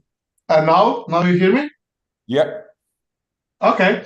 So, my dear colleagues, ladies and gentlemen, I'm very happy to be here. My today's talk will be about clinical pharmacists in mental health. So I will go through the evidence and the practical cases. I have some conflict of interest, but not according to this lecture. And I presented some of my pictures from my different workplaces, like, for example, psychiatric hospital, like primary care setting, and my university setting. So next to my university's teaching, I'm also clinical pharmacist in the real clinical practice. So I work almost daily with the patient with the mental health problems and the patient in primary care setting, which usually have many mental health problems. And here is my outline. First, I will talk about introduction. Then I will introduce you ambulatory clinical pharmacy service in mental health. Then I will introduce to you hospital clinical pharmacy service in mental health, and of course, summary and recommendations. First, something about the problems and identifications. We know that the mental health disorders represent one of the top 10 causes of disease burden worldwide. And what is the problem? Especially total polypharmacy is a frequent problem in this population, as already reported by Florian. And although effective pharmacological and non-pharmacological treatments are available, more than 75% of people, especially in the low and the middle income countries, receive no treatment. And if we are moving a little bit to neurology, so we are on the border with neurology, we know that patients with dementia, they are usually, some of them, they are over-treated, and approximately 60% of them, they have 7 or more medications at the same time. And what is the problem? Problem is that the most patients with the mental health disorders, actually particularly elderly patients, are not represented in typical randomized controlled trials, which is the problem because of the evidence. And still many patients are not treated as they should be treated, especially in primary care. According to the huge study published by Professor Kessler in JAMA 15 years ago, he found that only 25% of patients with depression were being treated as they should be treated. And what problems we have been with medications? There is a huge problem with treatment guidelines adherence. According to the Dutch study, and the same results were found in Slovenian study and the US studies, that only approximately 30% of patients in primary care with anxiety disorders and depressions were treated according to the guidelines. And there's another problem. There's a high effect of placebo in psychopharmacological trials, especially in the children and adolescents. And that's why we have more or less positive studies of fluoxetine, and the other antidepressants were more or less negative. And what next? There is a problem with the adherence in the patient with schizophrenia. And the last point, the clozapine is used very late in many countries. According to some studies, approximately 2 years later as should be used. And now, what is with polypharmacy and potentially inappropriate medications in elderly patients with the mental health problems? We know that probability of interactions increase with the number of medications, and excessive polypharmacy result in a higher risk of PIM administrations. Approximately 50% of the patients in nursing home settings with Alzheimer's disease receive at least 1 PIM, and polypharmacy may be related to the functional decline. And interesting that the most of those real patients are not covering in the existing treatment guidelines and the meta-analysis, and that's why we should move from the real evidence data to the more practical data. I would like to say real clinical psychopharmacological studies and trials to combine them with the evidence trials to improve our practice. And if we go a little bit further, it is one very huge, interesting cross-sectional study which was published approximately 10 years ago in Austrian Medical Journal, and the researchers included more or less all nursing home settings in Vorarlberg region in Austria, and they checked the number of PIMS in different patients. And what was very interesting, that most of the PIMS were associated with psychotropics, especially protipendyl, lorazepam, then, for example, flunitrazepam, haloperidol, nitrazepam, and so on. And it is very clear that those medications, which are not recommended in the elderly patients even, are used very, very frequent in real clinical settings. So still we have a space, and still there is a gap, and that's why we should teach real clinical psychopharmacology. Very similar situation was shown in inpatient settings, where approximately 50% of patients were being treated with at least one PIM. And what's next? Here's my case from my nursing home ambulatory setting. So one of the patients, John, 82 years old, he had many problems like dementia, overactive bladder, neuropathic pain, depressive symptoms, and restlessness. And here is a medication list. And patient was treated with amitriptyline, simvastatin, esomeprazole, quetiapine, duloxetine, trospium, ciprofloxacin was added 3 days ago because of urinary tract infection, and memantine was also added. So we have many real questions. For example, which medication is the best for depression, which is the best for the overactive bladder, which is the best for pain. So what to do with quetiapine is good medication for the elderly patients, often used in many European countries, but the evidence for its use is very poor. And there another story with what to do with constipation. So this is a real case. For example, medication for depression, there is very clear, there is one contraindication between duloxetine and ciprofloxacin. So it's better to avoid always if it's possible. So one side of the table would be to switch ciprofloxacin to another medication for urinary tract infection, like, for example, some penicillin medication or even nitrofurantoin. And another question, many medications for overactive bladder, they can produce delirium and restlessness in the elderly patients. And that's why it's very necessary to avoid trospium if it's possible, because it penetrates to the central nervous system and can produce delirium and some other problems. And there's another problem with amitriptyline. Tricyclics are not recommended in the elderly patients because they can produce anticholinergic effects and even can worsen constipation and so on. So it is a very interesting case, and similar cases we have in clinical practice, and that's why we should combine real clinical psychopharmacological science and knowledge, not just based on the guidelines, which usually consist only from the randomized trial with one patient and one medication. And what clinical pharmacy can help? First of all, I know that in some countries, clinical pharmacy is very well developed, like, for example, in UK, especially in Scotland, in the last 10 or 15 years, where clinical pharmacists are part of the team in the primary care settings and hospitals. And very similar situation is in my country, Slovenia, in the last 10 years, I would like to say. And we have different type of collaborations where, for example, clinical pharmacist provides medication review via referral paper by, for example, GP or psychiatrist, or we have even some advanced practices like in UK, where clinical pharmacists also can prescribe some medications, like, for example, antidepressants in primary care. And what is the situation about ambulatory clinical pharmacy services in mental health? We have developed in Slovenia in all primary care settings, because we are very small, we have 2 million inhabitants, we have only approximately 20 hospitals and 6 hospitals for the mental health patients. So we can do pilot trials very easily and the national studies. And in primary care, we establish clinical pharmacy settings within each primary care center. And most of the issues are associated with psychotropics, because usually the GPs, they refer patients to us because of different problems, but most of them, approximately half of the problems, are associated with the mental health issues. And what we do, we provide medication review, We identify medication-related problems in the patient, in conversation with the patient, and then we provide medication review, which goes to the GP or psychiatrist, and then the final decision is on them. We can also monitor the patient, for example, to have another referral if we have any important question according to some medications and changes and so on.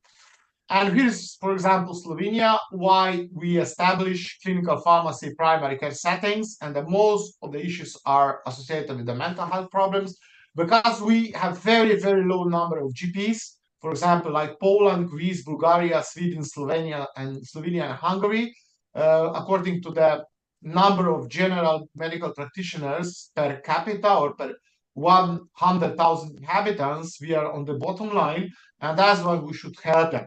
So the primary care in Slovenia works in primary care settings, and usually we have 10 GPs and 1 psychiatrist, 1 dermatologist, 1 dentist, and 1 pharmacy in 1 primary care complex. And also we have primary care clinical pharmacies now. So we have like 60 primary care settings in Slovenia, and we are covering also nursing home settings. So this is also important, because nursing homes within the same region, they are covering with the same GPs like in primary care settings. So we also go to the nursing home settings. We have 26 hospitals in Slovenia, and just 6 hospitals are special mental health hospitals.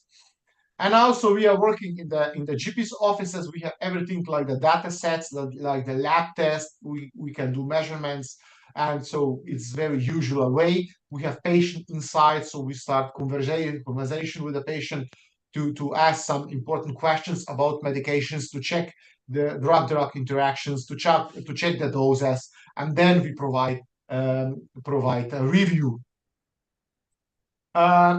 And patients can find us very easily on the web pages of primary care settings. So I'm working, for example, each Wednesday in afternoon, how they can come to me with a referral paper. It's very easy. So we are working in the same settings like GPs, and we have a waiting clients like 1 to 2 weeks usually. And here is Slovenia. Here's a map Slovenia. Slovenia has a shape like a chicken, and in the middle of the chicken is Ljubljana, which is the biggest Slovenian city with 300,000 inhabitants. We have only 2 million, so it's population more or less like, for example, Birmingham or Manchester in the UK. And here is a map of the primary care settings. With the blue squares are those primary care settings where we already have clinical pharmacy settings, and the red we don't have. So approximately 85% of Slovenia primary care settings we are covering, which is very fine, because we can help GPs in primary care settings and also psychiatrists who are also working in the primary care in Slovenia. And now I will go through some studies. This was first study published in Scientific Reports in 2019. It was prospective, non-randomized study in which we included 24 patients which were eligible to provide or to fill a questionnaire, because we studied an impact of clinical pharmacy medication review on the quality of life and different outcomes like total number of medications and total number of drug-drug interactions and the total number of PIMS. And after 2 months, we checked the consequences. And the acceptance rate was approximately 60% from GPs and psychiatrists of our recommendations. And very, very important that the total number of medications decreased for 20%. We included nursing home patients treated with an excessive polypharmacy, which is usually our population which we have in the primary care settings. And the number of DDIs dropped significantly, and the quality of life improved significantly. So it's a very important result, which means that our business has an impact on the humanistic outcomes, such as quality of life.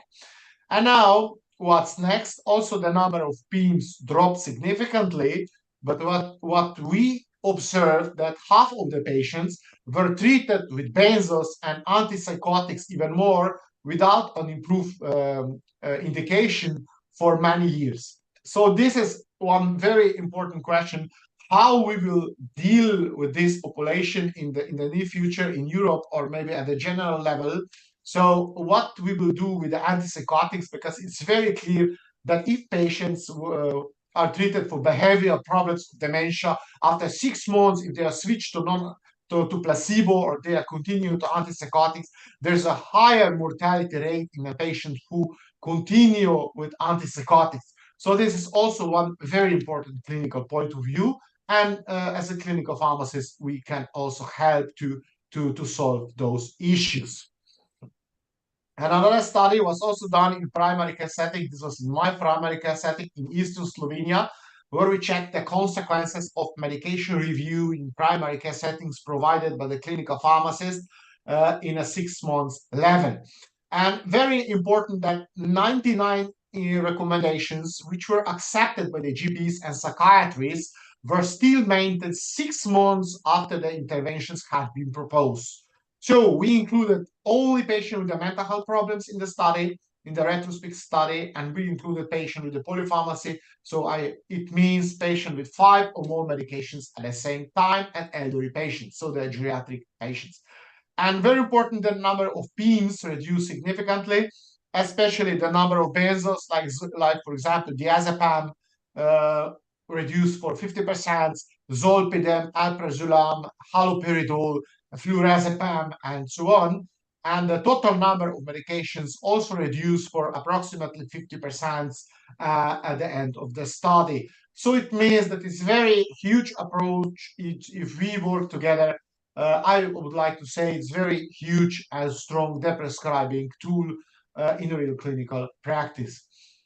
And we check also an impact on the treatment guidelines adherence before and after. And after our medication review, the treatment guidelines adherences improved significantly in patients with depression for 40%. Many of them, they were treated still with benzos as a long-term treatment together with antidepressants. So we recommended to discontinue with benzos and continue just with antidepressant medication, or to add maybe some valeriana or some herbal medical product instead of benzos, which sometimes work in clinical practice. The same story was with anxiety, insomnia, and schizophrenia. The number of patients who were treated with antipsychotic polypharmacy and elderly patients with antipsychotic polypharmacy was still very high.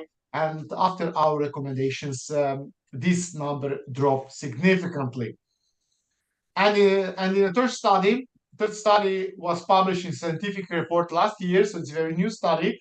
We included 3 different Slovenian primary care settings and only patients, psychogeriatric patients, so over 65 years, and patients who were being treated with 5 or more medications at the same time. So it was also a retrospective study, and we checked the consequences of medication review in this study. And on the right picture, this is very clear again that the number of PIMs dropped significantly, especially the number of patients who were being treated with the benzos, diazepam, zolpidem, for example, alprazolam, nifedipine, lorazepam, and so on. It means that collaboration with the clinical pharmacists in the primary care is a very strong deprescribing tool in the real clinical practice. And the number of medication dropped significantly because we observed that the patients were being treated with some medications without indication for the many years. And nobody actually didn't stop them. And the patient took them. So it's very important to make a review and to collaborate, and then together we can make better. And also, we checked that the treatment guidelines adherence for antidepressant and antipsychotics improved significantly. And what next? In the UK, they have pharmacist prescribers like 20 years in the 2026. So all pharmacists who will finish the master degree study will be independent prescriber.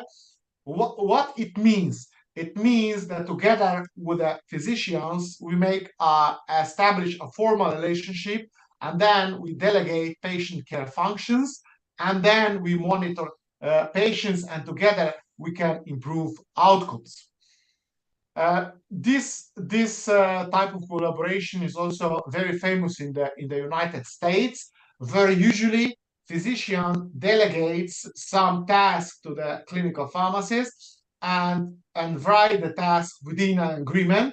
And so clinical pharmacists can monitor the patient within the agreement and can also prescribe some medications or to titrate some medications and so on. So this is known as a depending prescriber clinical pharmacist, which is known in the United States like for 20 years. And the studies are very positive, as you will see very, very soon. We have also pharmacists prescribed in the New Zealand now for like 7 years in the primary care settings, and collaboration is very good. First, they started with some 10 or to 20 medications. Now, after 5 years, they can prescribe the same amount of medications as the GPs can prescribe in primary care settings, also antidepressants. And now we have some studies done in the United States in which were described collaboration care with clinical pharmacists, and they included patients with depression, and they monitor the patients after 6 months. So they randomized first patients to the clinical pharmacist or to the usual care, and after 6 months, they got very positive result in the terms of medication adherence, and also in some studies, treatment guidelines. I would say the outcomes improve significantly. They use some different scale, like the Beck depression scale and so on. And the similar studies have been done in Scotland with clinical pharmacist independent prescriber. And they also found that if the patients were randomized to clinical pharmacists in primary care, I would like to say depressed patient and a patient with anxiety disorder without very, very complicated comorbidities. So the patient in the primary care, and there are also very positive results after 6 months of treatment on the treatment outcomes. And now what we have in the hospital practice, so where we can collaborate, what problems we have in hospitals. Hospitals are completely different institutions. And what is a problem? The medication errors, there are problems. So the prevalence of medication error in Scotland, for example, the Scottish hospital was approximately 7.5%, and approximately 22% of medication errors occur on admission to the hospital. So this is an important point. To make a best history of medication, to make medication reconciliation together, like pharmacists, attending physicians, the nurses, that we are continue with the same medications, which should be sometimes continue, like ACE inhibitors, like statins, for example, and so on. If the patient are entered to the mental health institutions, still, if they have a hyperlipidemia, they still need statins. So that's why it's very important to continue with medications. And then there is a 66% chance for medication errors during VAR transition and 12 at the time of discharge. So discharge is also important. You know, we learn the patients how to take medications. We should then prescribe prescriptions to the patients and to write a discharge letter. And at the end of the day, we should learn the patients how to take medications, which medications were discontinued, why were discontinued, what is with the prescription for the future, what will be for the next step, and so on. So it's a very complicated story, and that's why many medication errors occur at those levels.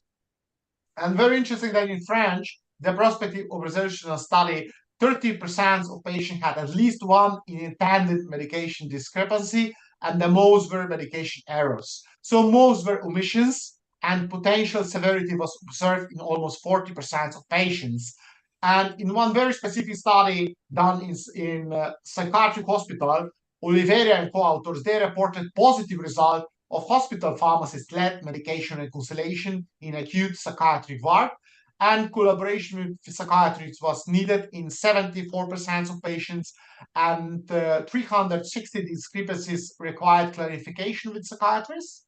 So more than 80% drug omission, 5% drug substitution, 7% dose change, and 3% dosage frequency change. So it means that medication errors are very, very frequent, and the issues are here. So that's why we should collaborate in a real clinical practice and solve together the problems. So the strategies are needed, like medication reconciliation after admission, before discharge, after discharge, and including different healthcare professionals like clinical pharmacists.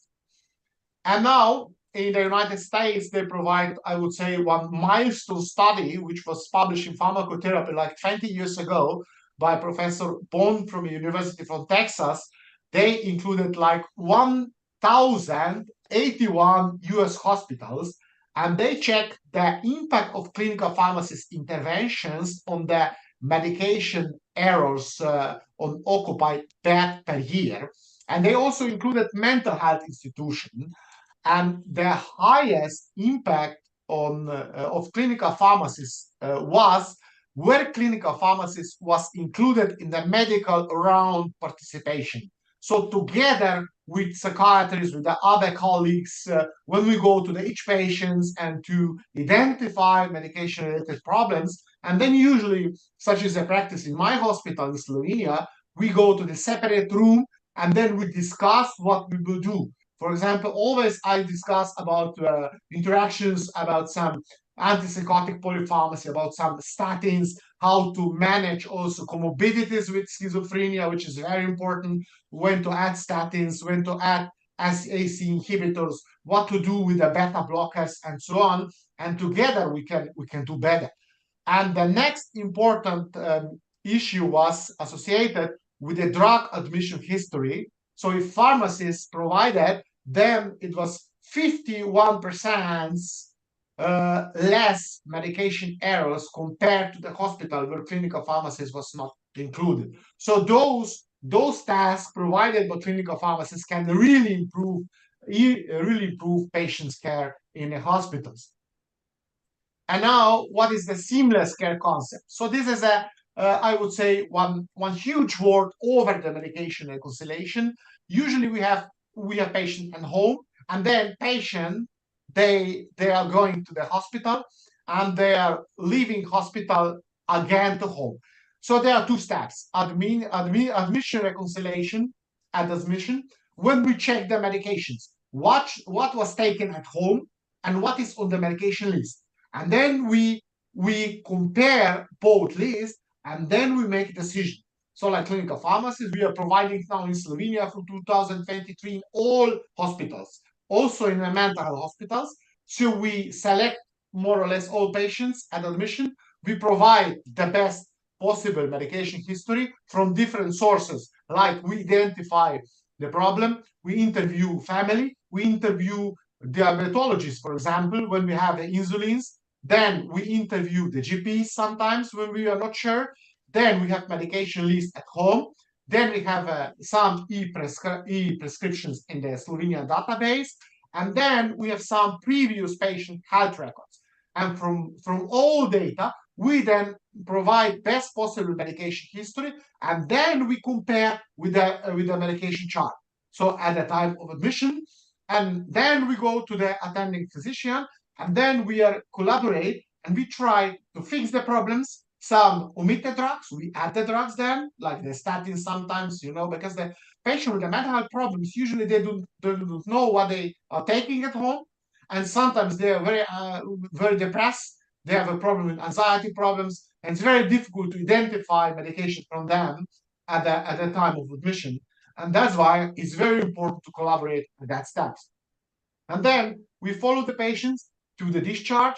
And then when there's a time of discharge, usually physicians, they write discharge paper. And we check discharge paper to the medication chart.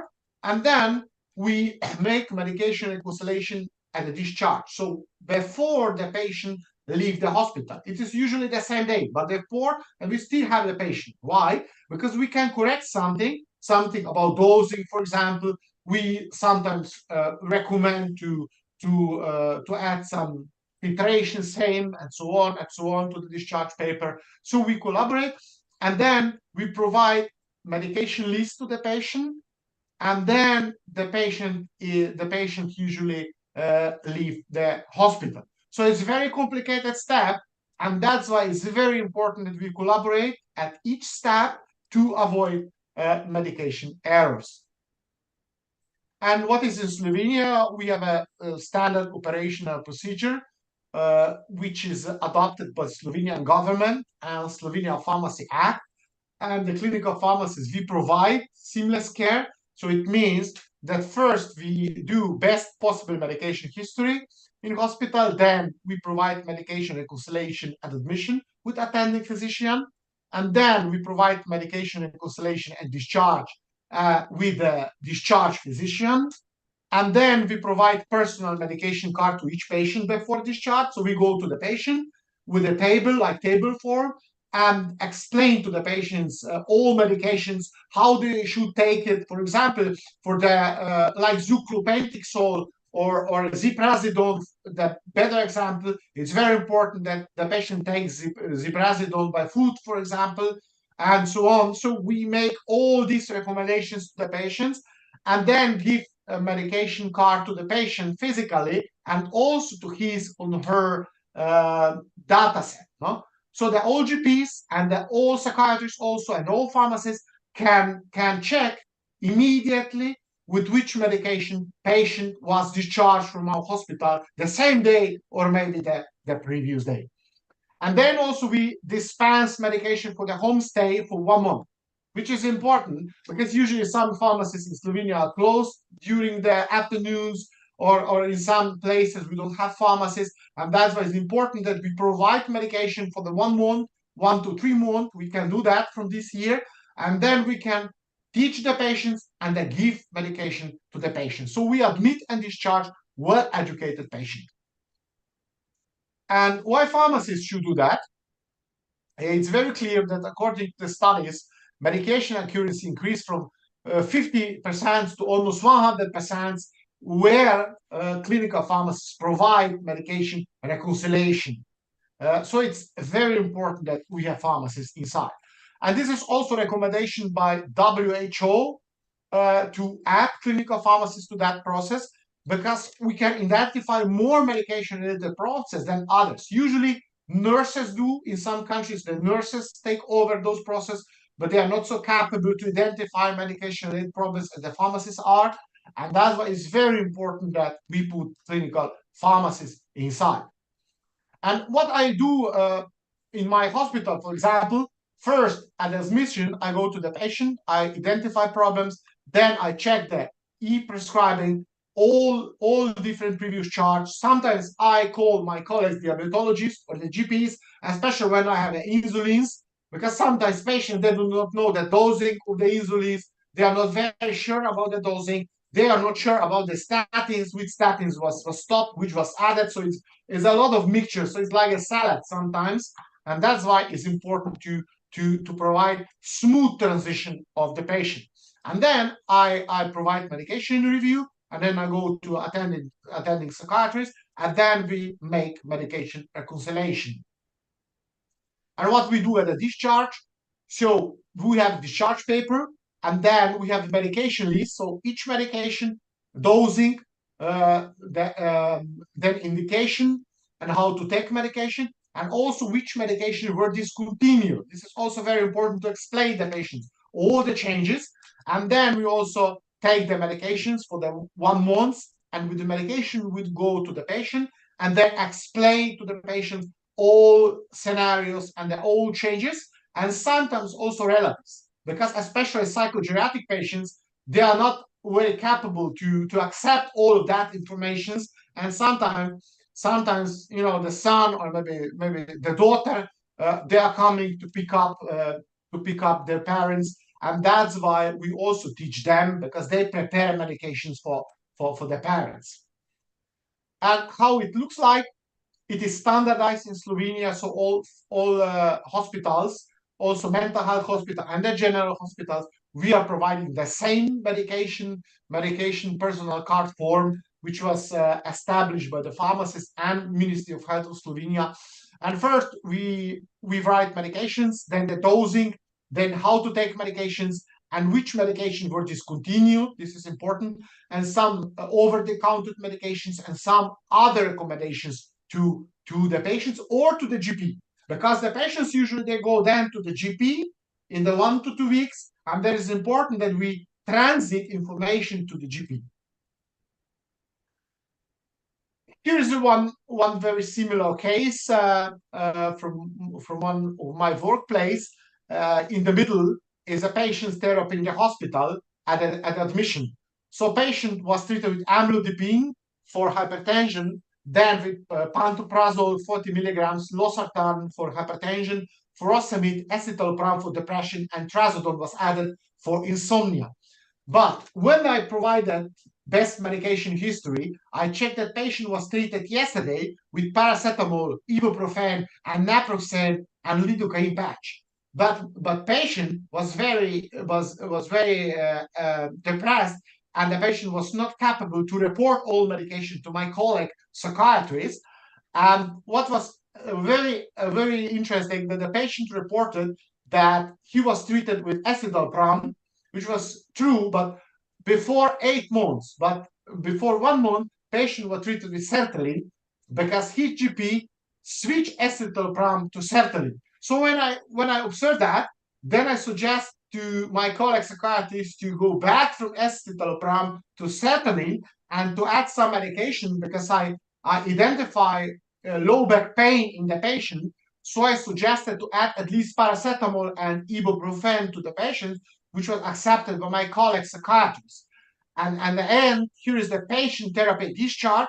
So patient was treated with sertraline then, and then some pain medications. So it's very important that we provide medication reconciliations to be sure which medication should be used in a patient in the hospitals.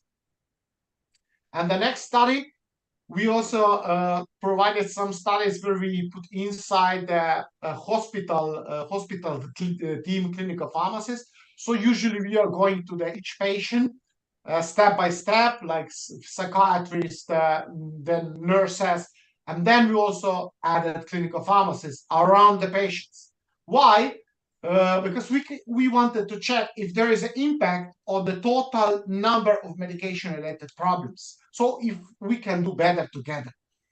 And in that study, also published in scientific reports 2 years ago, we included 75 different VART rounds, including clinical pharmacists, and approximately 4.2 recommendations were provided by each VART rounds, and acceptance rate was approximately 95% by psychiatrists. And very important that the most interventions were associated with unnecessary treatment. I mean, irrational polypharmacy.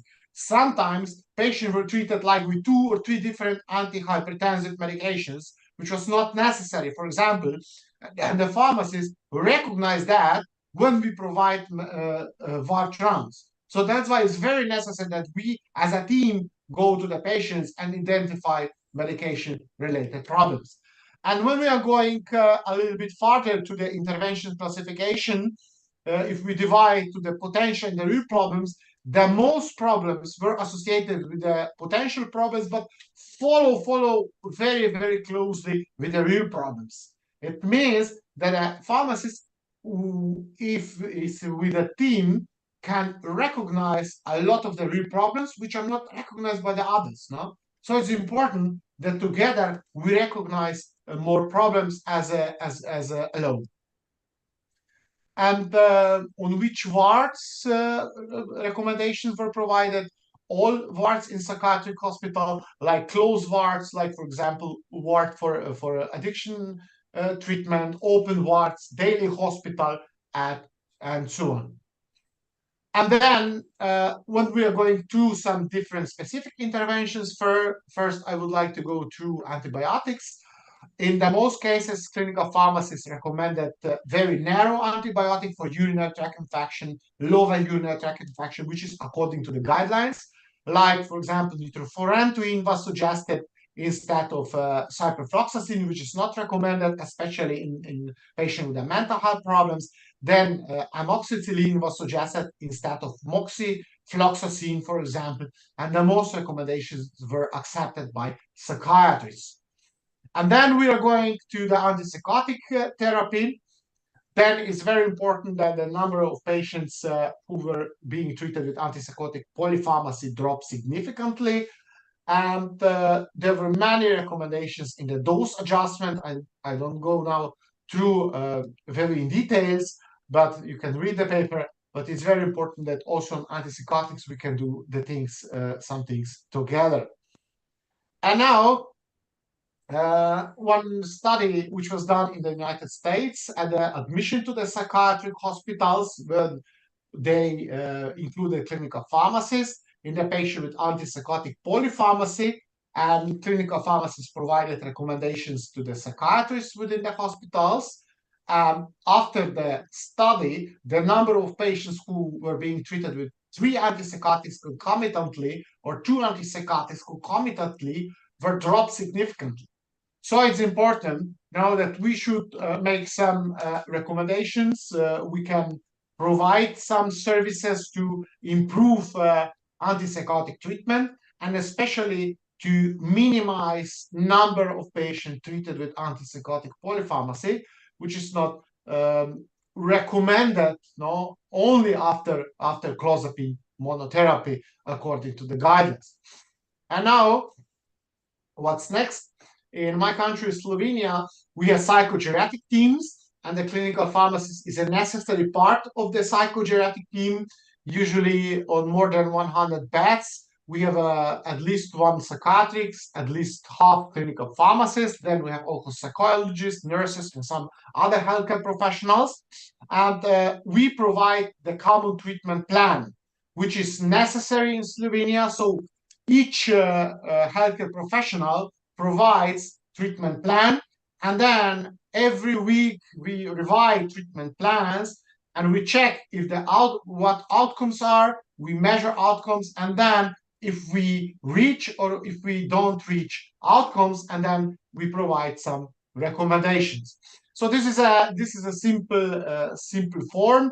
For example, like psychiatry, clinical pharmacist, and the nurse, first at the admission, we identify problems and the risk factors. Then we write expected outcome, the activities, how we can provide expected outcomes, like medication review, like the seamless care, for example, and then of course the discharge plan and the outcomes. So it's important that in all Slovenian psychiatric hospitals we have very similar forms, and then we can also compare the results to each other, which was not possible in the past.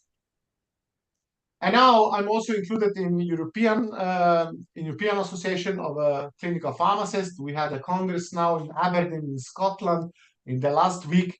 We also wrote a very interesting commentary position paper where we can improve mental health treatment. And what was very clear, that in many countries the clinical pharmacists can help to address these gaps, but they are still not part of the mental health teams, except, for example, UK, especially Scotland, England, then Wales, Northern Ireland, and also Slovenia, which was found in our review.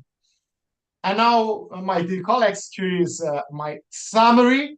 So the clinical pharmacist is a crucial healthcare team member in the patient with a mental health disorder. So the roles and responsibilities are different in different countries. This is very clear. We have many countries in which we don't have clinical pharmacists either. We have some countries where we are part of the team of the daily rounds. So we provide the reviews. We make the seamless care, check the medication admission and discharge, and so on. And we collaborate. It can lead to lower number of PIMS, lower number of medications and the drug-drug interactions, and it can improve the treatment guidelines adherence. So I'm very close to my end.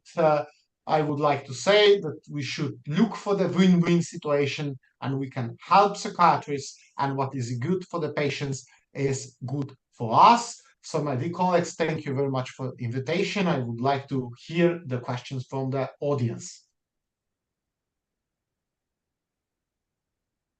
I think, Daria, but I can start with a question then. My question would be that very often we do not have one system or one computer system. I think it might be easier in different countries. We really struggle to get information, so we have different I sometimes work in different areas in Scotland, and everywhere it's a different computer system.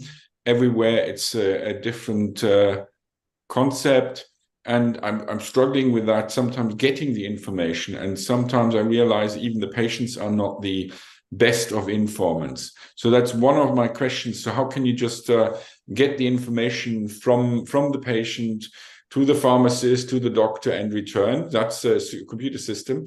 And if I may ask another question, is we very often, we had these recommendations where I just was confronted with the wish of a pharmacist who said, whatever we start aripiprazole with, let's say 2.5 milligrams because of possible side effects. So the question sometimes is, we have this recommendation starting lower in the elderly, but just to avoid side effects. But is there any assumption that lower works better or equivalent to higher in other people? So if you take lower, can you say this works as well as higher in other patients groups or younger patient groups?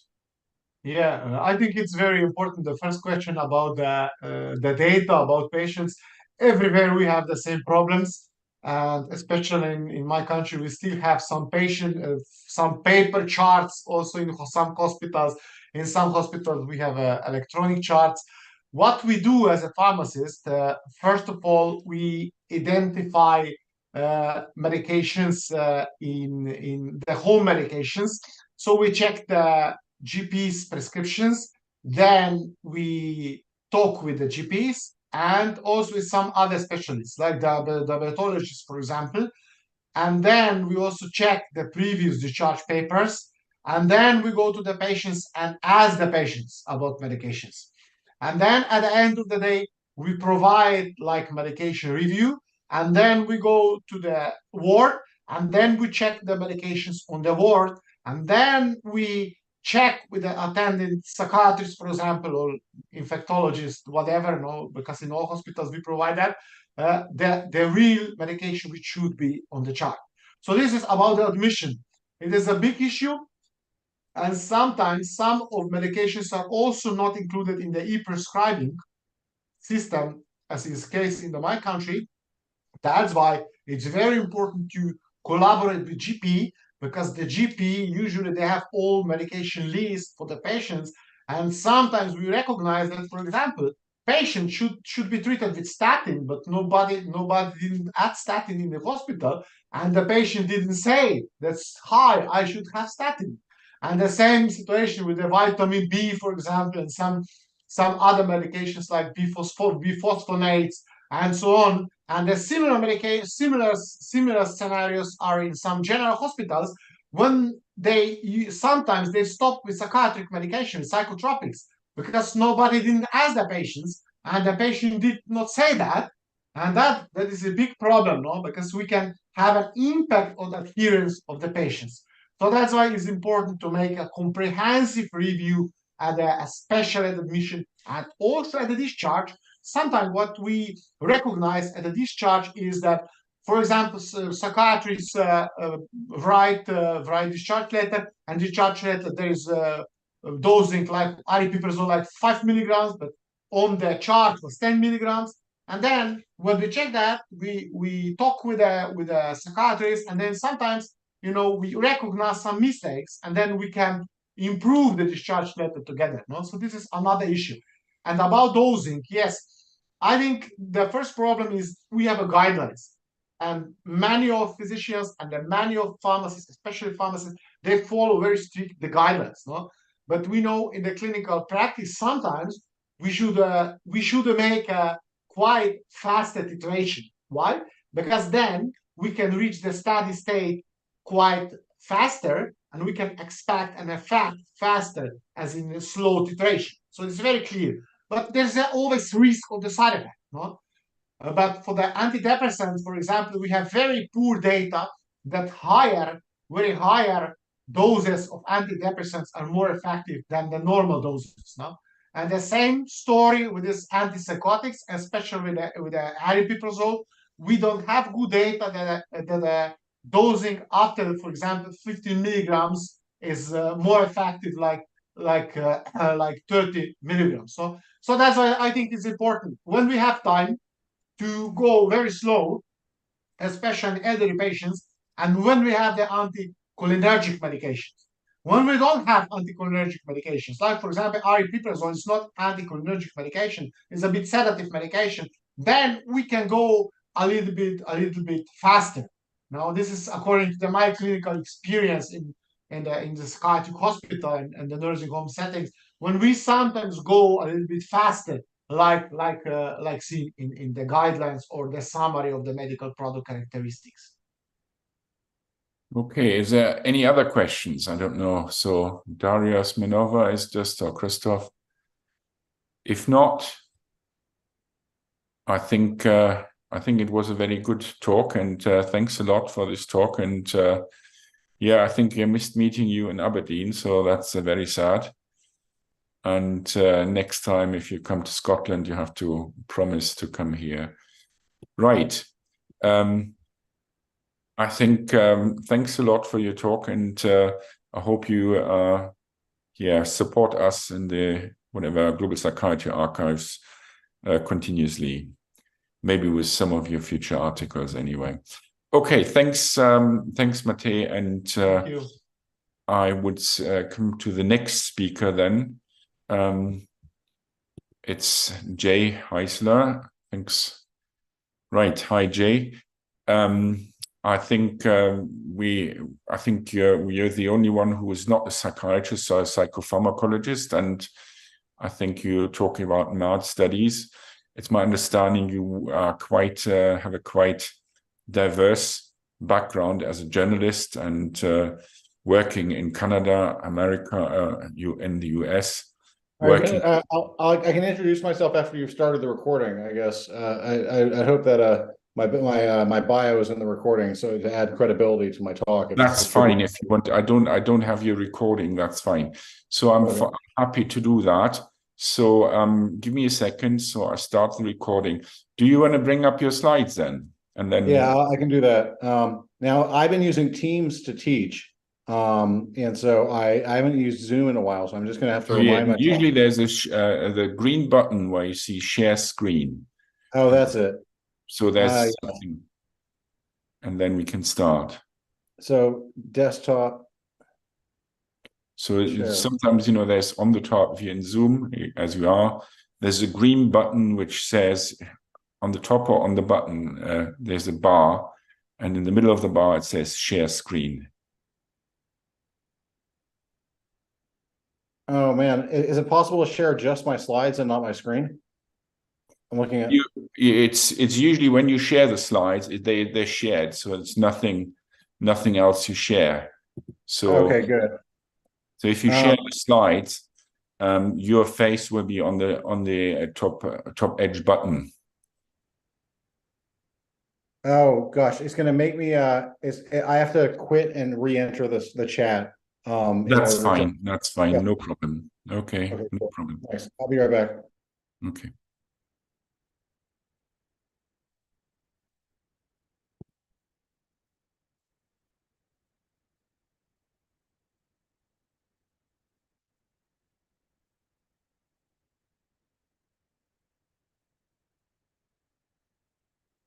Okay, I'm back.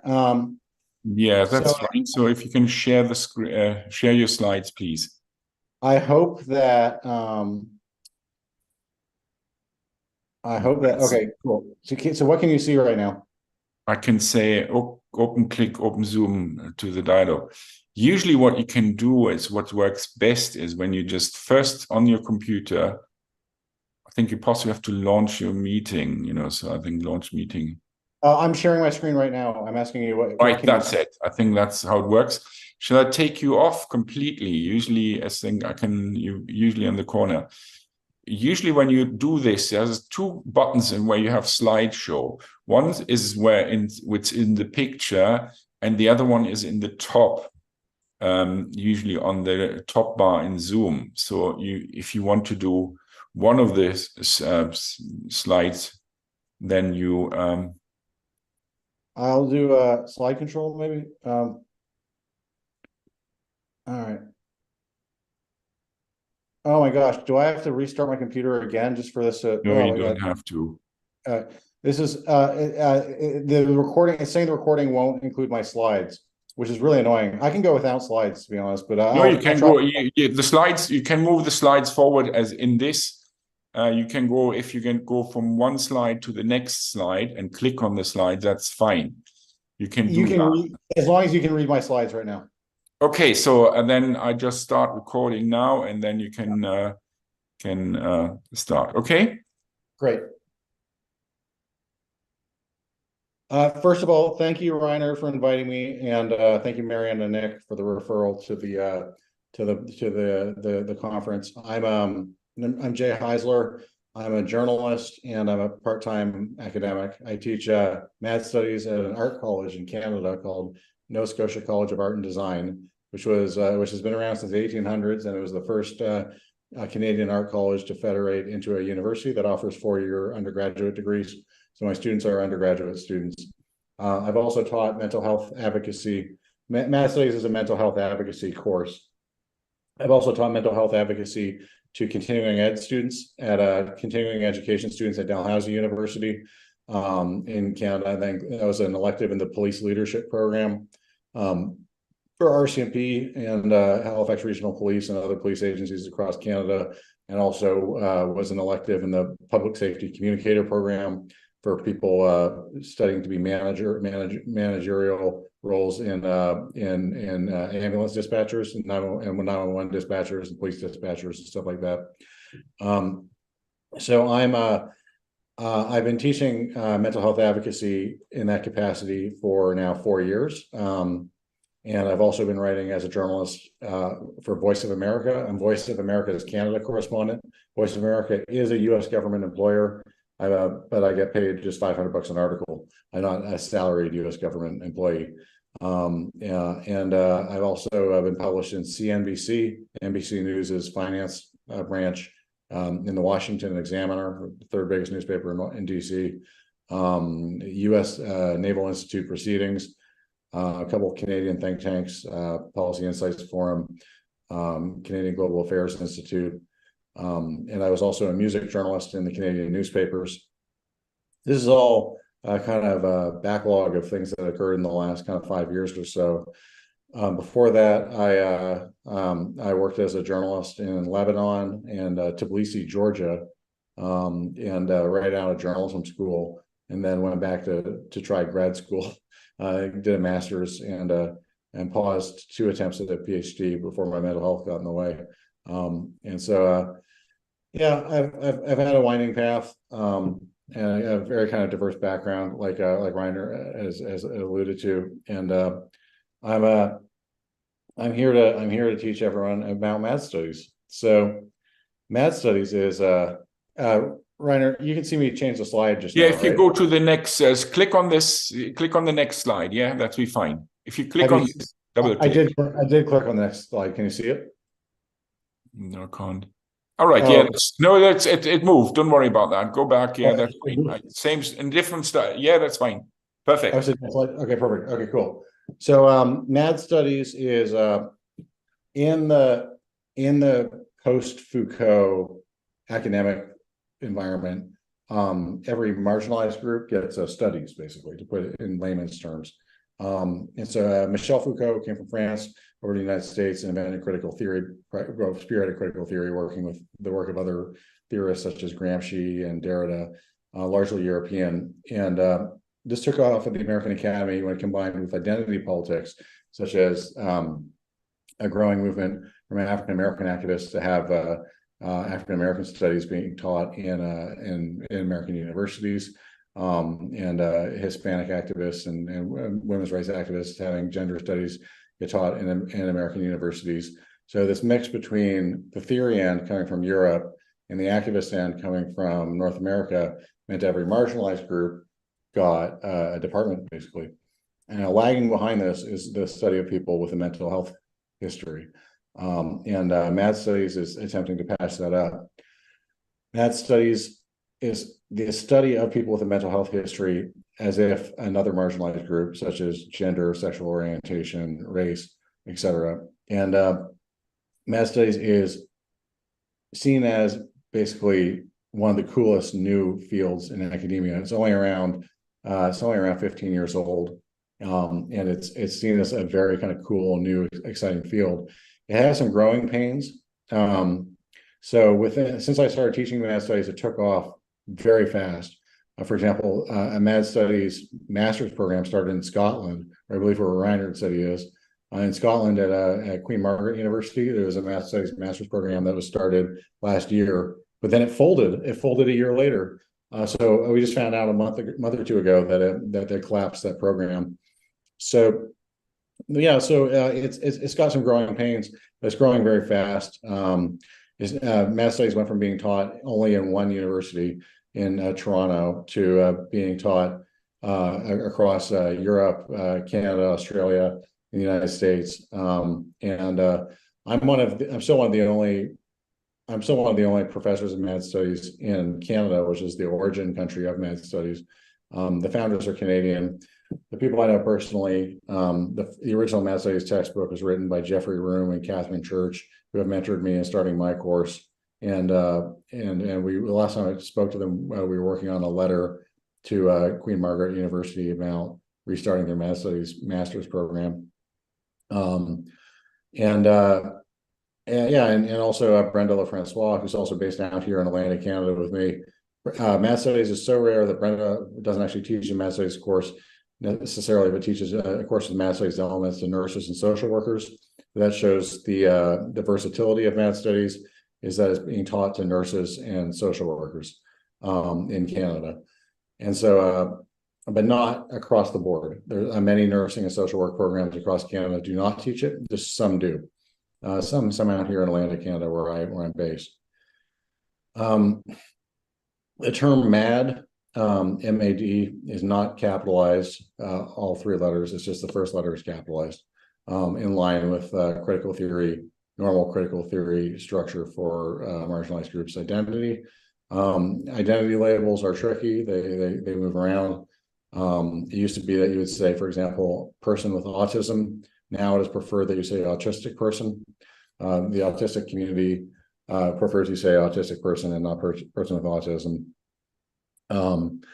Autism activism is growing. It's tangential to MAD studies. It is covered by MAD studies, but it's not necessarily seen as a competing field, or it's not necessarily seen as the same field. There's an effort by autism studies activists to include MAD activists, but it's not. The two coexist, and MAD studies for the most part hasn't followed critical autism studies down a couple of rabbit holes it's gone down. For example, if you're on LinkedIn and you're active in DEI, diversity, equity, inclusion circles on LinkedIn, you might have noticed sometimes largely white disability studies and critical autism studies, DEI people are picking fights with other marginalized groups, such as the Black Lives Matter people. And it's really horrible. It's something I really don't like to see. So for the most part, people with bipolar and schizophrenia and depression have stayed out of that, and the MAD studies circles have stayed out of that fight and not really taking the side of the disability studies people picking fights with Black Lives Matter people, which I'm really happy to see. We really should stay out of that, and I'm really unhappy that kind of fracture is happening in DEI. MAD studies doesn't necessarily even see itself as DEI to begin with. I always say that I wouldn't consider myself DEI because I'm not out to take a Black woman's job. I'm just here to help people with a mental health history advocate for their rights in the workplace, and that's often an accommodations issue, which is a legal issue more than it's a DEI issue or a workplace bullying issue. And so what's DEI? Sorry, what DEI stands for? It's the American term for diversity, equity, and inclusion. Okay, thank you. Yeah. Diversity, equity, and inclusion. So diversity, equity, and inclusion, as we know, it came around after the Black Lives Matter protests over the death of George Floyd, and it became and there's a DEI office sprouted up in every major American corporation, and is now a normal term in the U.S. and Canada and in the UK and Australia. I don't know how it's permeated into the rest of Europe, but it's now a day-to-day fact of corporate life. that wave has kind of crashed and rolled back, to paraphrase Hunter S. Thompson.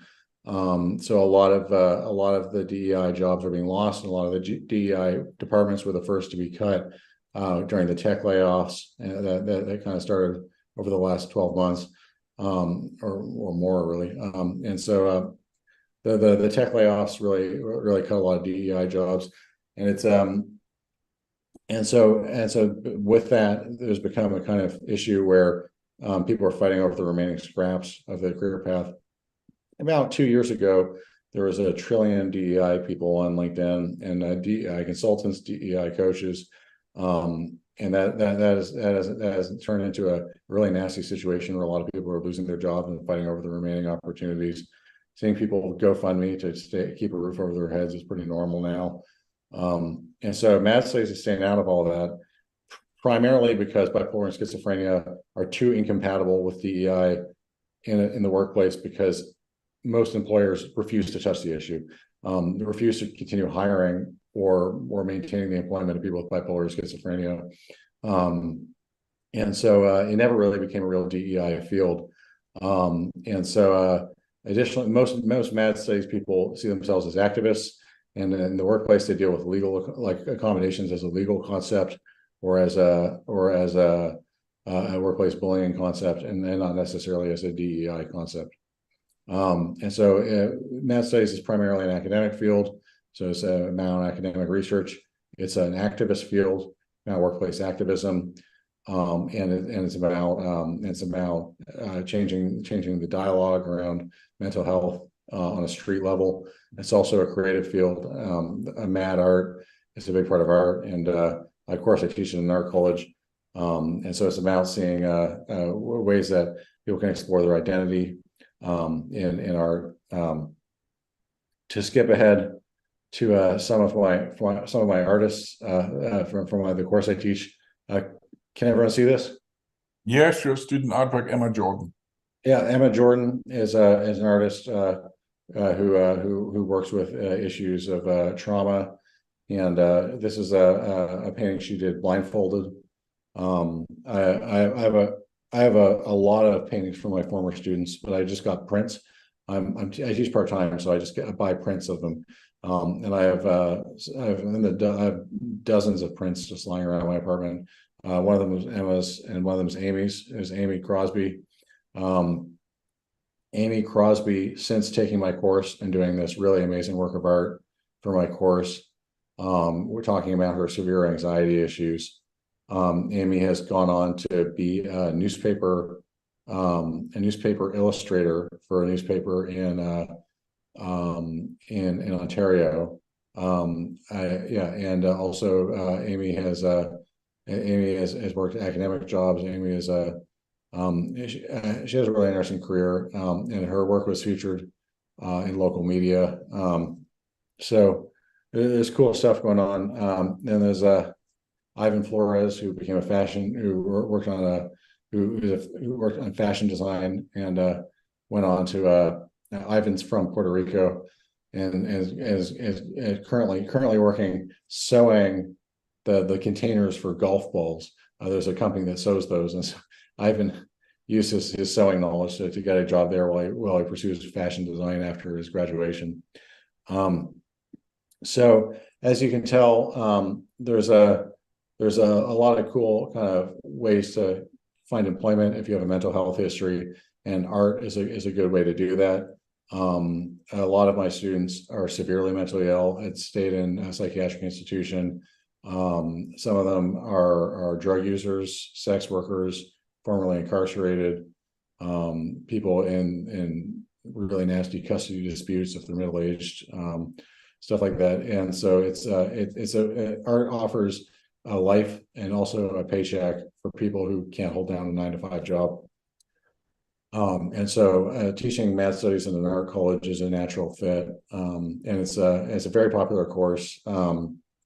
This last year, there was a double-digit wait list to get in. There was a wait list of 10, over 10 for a course with a cap on 40. And so it's a small art college. It's a small college. It's only a few hundred students. So I was pretty happy with that. And so you're looking at a pretty exciting opportunity for students, and it's definitely something I'm happy to keep teaching, even as my career kind of progresses and as I publish in bigger and bigger I publish in bigger and bigger like journals and outlets. So here are the core textbooks. We can send out the slides after, I'm sure, if we can email the slides to anyone who wants them, or just take a screenshot. These are the textbooks. Everyone can see that. These are the textbooks of essays that I've been teaching out of for my course. These are I recommend all of them. I mean, these are the coolest textbooks on mental health you're going to find. I just got a new one actually that just arrived in the mail yesterday. It was a new book. But Mad Matters is Canadian. The Routledge International Handbook of Mad Studies is based between Canada and the UK. The Routledge International Handbook of Critical Autism Studies is international, and that includes a lot of voices from around the world, including the developing world. While Mad Matters is mostly based around Canada, the Routledge International Handbook of Mad Studies has chapters about Africa, India, Peru. So it's pretty cool. The Routledge International Handbook of Critical Autism Studies, true to my criticism of the field earlier, tends to be more focused on the Anglosphere, US, Canada, the UK, Australia. But there is some stuff, international stuff in it, and some intersectional feminism in it and stuff like that.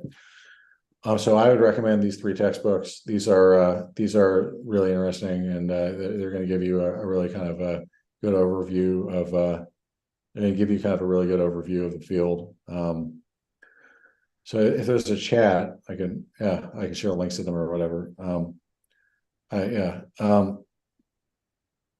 So the core issues of Mad Studies are media representation, media language and discourse, policing, survival-led reform to psychiatry, intersectionality, and solidarity with other marginalized identities. Especially the last one. Mad Studies is cognizant that it is driven by largely educated white North Americans, and is seen as a way to express solidarity with other groups and to be present at the table without interfering with the other marginalized groups and their kind of their push for justice over their issues. And so solidarity with other groups is seen as core to Mad Studies. It's not fighting over pieces of the same pie. And so that is where Mad Studies has also managed to avoid getting into the trap of fighting over scraps as DEI rolls back. And so you aren't considered a good Mad Studies scholar unless you're prioritizing other marginalized groups and their and supporting them in their work. So survivor-led reform to psychiatry is the gist of Mad Studies, really. I mean, a lot of people, a lot of more radical scholars refer to themselves as anti-psychiatry. I don't. I have a more conservative take, but Catherine Church says that's fine. My students seem to prefer it. You'd think at an art college they'd be more radical, but I think at an art college, when everybody has stuff like in the background, like drug use, sex work, custody battles, prison, the inability to hold down a 9-to-5 job, I think they prefer the more pragmatic approach, actually, instead of perhaps like an English department at a top tier like Ivory Tower University, where you probably get everyone calling it anti-psychiatry and everyone were talking about tearing down the biomedical paradigm and burning the DSM and stuff like that. And so my approach is seen as a little more conservative, but I do teach readings that have the rest of that in it. Perhaps that is where the Queen Margaret University department in Edinburgh, not in Edinburgh, in Scotland, the Queen Margaret University in Scotland might have failed partly due to that having that kind of radicalism, because it doesn't really connect with a lot of people, and it's seen as kind of out of touch, and it's also seen as white feminism, and so it's a give and take where you have the radicals in the movement, and then you have the more kind of pragmatic side where you're training police and nurses and social workers and and where you're training psychiatrists. Actually, like I know a psychiatrist who's familiar with MAD studies already. The psychiatrist who consults on Chicago Med, which is a TV show in the United States on one of the major networks, their staff psychiatrist who consults for the screenwriters, and he's a screenwriter himself, contacted me, and he was familiar with MAD studies already, and was able to speak in basic MAD studies discourse. So if you're a Hollywood psychiatrist, at least you know MAD studies already. And so,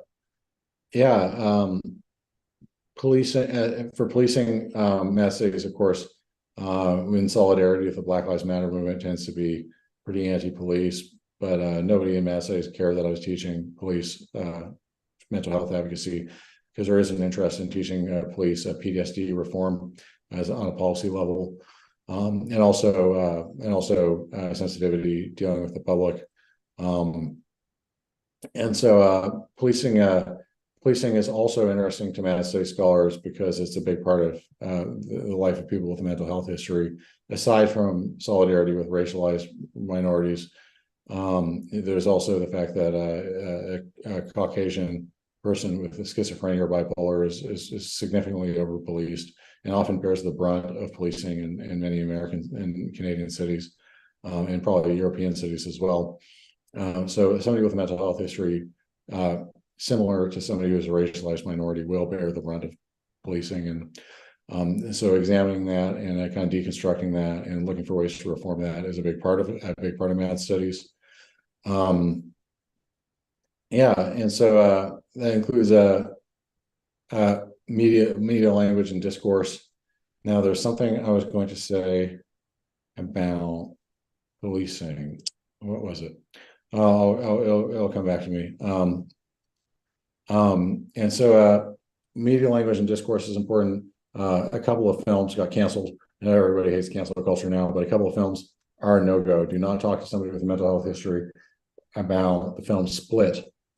The film Split by M. Night Shyamalan is seen as a highly dubious take on schizophrenia and multiple and dissociative identity disorder, and seen as an incredibly stigmatizing film. And there's an effort to get it banned from Netflix, seen as a really horrible film. I refused to see it when it came out. And also the film Music, critical autism studies scholars don't really like the film Music by Sia. There's a huge backlash to it. And it's one of those are the two biggest kind of controversies in film. And so Hollywood is seen as a real enemy, actually, to MAD studies and to critical autism studies. There's a lot of really discriminatory and really kind of demonizing content. As I teach in my course, MAD studies is the only, mental health is the only marginalized group where in a Hollywood film, it is a horror movie twist to reveal that somebody possesses it.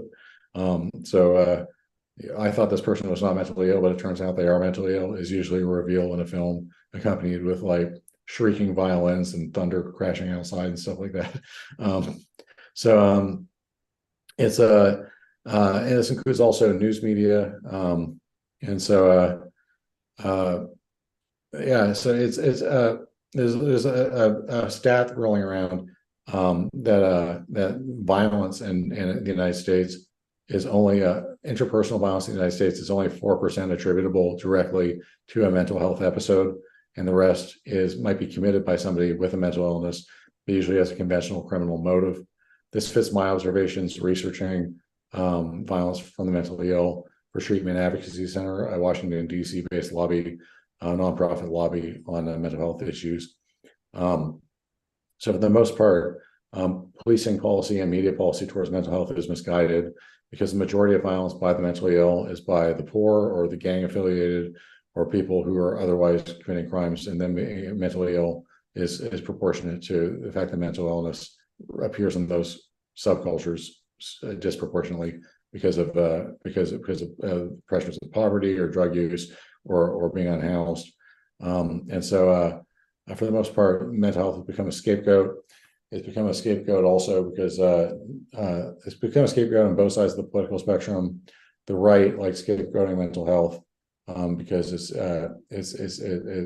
talks about ways that the individual can be reached through the relationship with God or the relationship with themselves and the police, and this amount of outreach to the individual. And the left likes blaming everything on mental health because it takes the pressure off the individual and takes the blame off the individual. It's a system that failed them.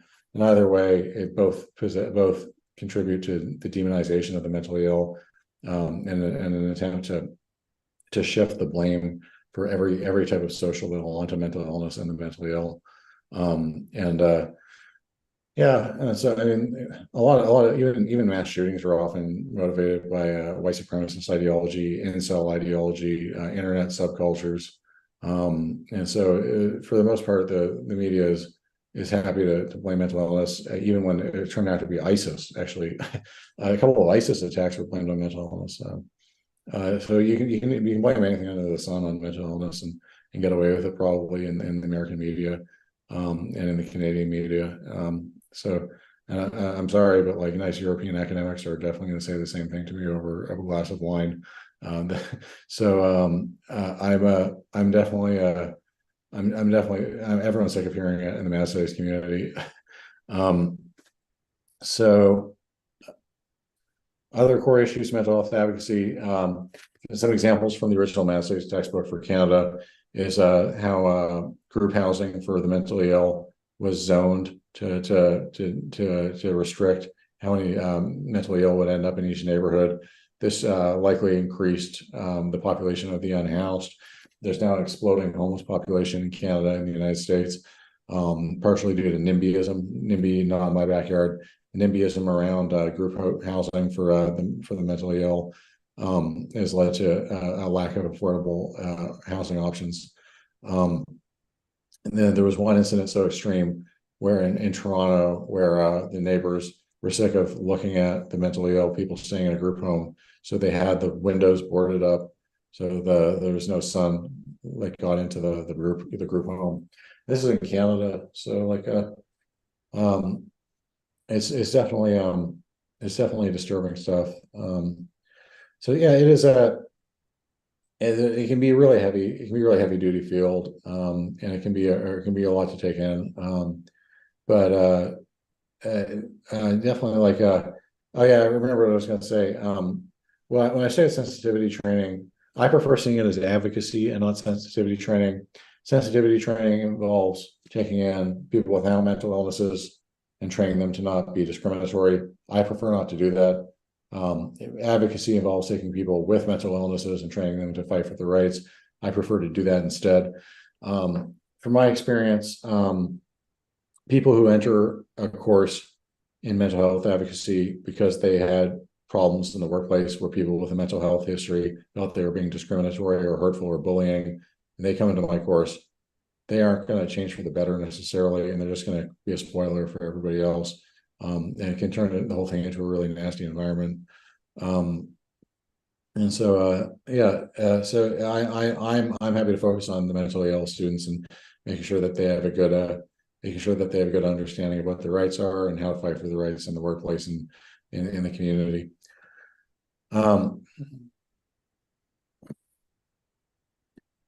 Okay, so moving on to the next slide.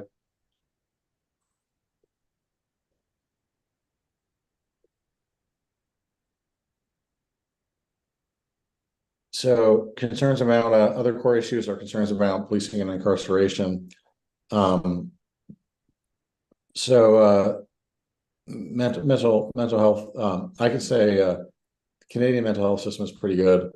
Every time I see images of a mental hospital in like the deep south in the United States or even like Pennsylvania or something, I am horrified by how bad it looks and how nasty the environment it looks.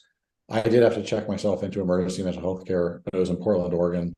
So it was a nice hospital there. And I think it's probably one of the darker problems in the United States is that the mental health system is failing everybody. Additionally, there's concerns about electroconvulsive therapy. In mass studies, there's a general consensus that we're against ECT. It's seen as due to the memory loss issue, which, well, I know the psychiatry community says memory loss from ECT isn't proven. Anecdotally, most people in the math studies community know somebody who's had ECT, and nearly all claim to have experienced some kind of memory loss. And so ECT is unpopular. I'm not a psychiatric scientist. I do not know the answer to that, but nor have I experienced ECT, nor do I know personally somebody who's had ECT. But in my class, it's normal for somebody to say that their like cousin had ECT and has memory loss now and stuff like that. And that includes non-mentally ill students saying stuff like that. So ECT, electroconvulsive therapy, is very unpopular in med studies and is seen as a kind of sore issue. So neurodiversity, which is the critical, neurodiversity is a different concept from math studies. Neurodiversity is the workplace concept that was originally meant to encapsulate just ADHD, autism, and other non-pathological brain disorders, such as not specifically bipolar and schizophrenia. That has changed. Neurodiversity now the meaning of it has changed to mean mental illness, bipolar, schizophrenia, depression, anxiety, whereas it didn't before. There was even an attempt to form a competing field to math studies called neurodiversity studies, based out of the UK and Europe, that failed after a single textbook was released and never really caught on. And that was right before the UK pivoted and tried to start a math studies master's program instead, and then release the Routledge International Handbook of Math Studies. I'm happy the UK came about to endorse a Canadian soft power institution and a North American soft power institution, really, instead of trying to replace it with something homegrown. The World Economic Forum helped break the idea of neurodiversity by sharing articles about it in the early days of it as a concept. Originally, like I said, neurodiversity as a field did not include mental illness. Now it does, but it does in the activist use of the term. It's hard to tell whether Wall Street, or whether Bay Street in Canada, or whatever the London equivalent of Wall Street and Bay Street are. It's hard to tell whether they have updated their views to include mental illness and neurodiversity. I've noticed in the workplace there's a reluctance to talk about mental illness, and so much so, I had a student who was in a DEI job in a government field, I'm not going to say what, who, whenever workplace rights came up, would only talk about autistic workers, would only talk about autistic employees. And when I asked specifically about mentally ill employees, she would respond, "Oh yes, well, as I was saying," and then just go right back to talking about autistic employees. There's a resistance to talking about mentally ill employees, and there's a hesitance because it's such a hot button topic in a workplace because of how much accommodations are required, how much time off work somebody would need, and what kind of workplace environment would result. That for the most part, there's a deliberate attempt to deflect to neurodiversity from mental illness. There's a deliberate attempt to deflect to ADHD and autism as the only issues being examined. There might be another reason why autism ended up being a pivotal DEI field, and schizophrenia and bipolar never did.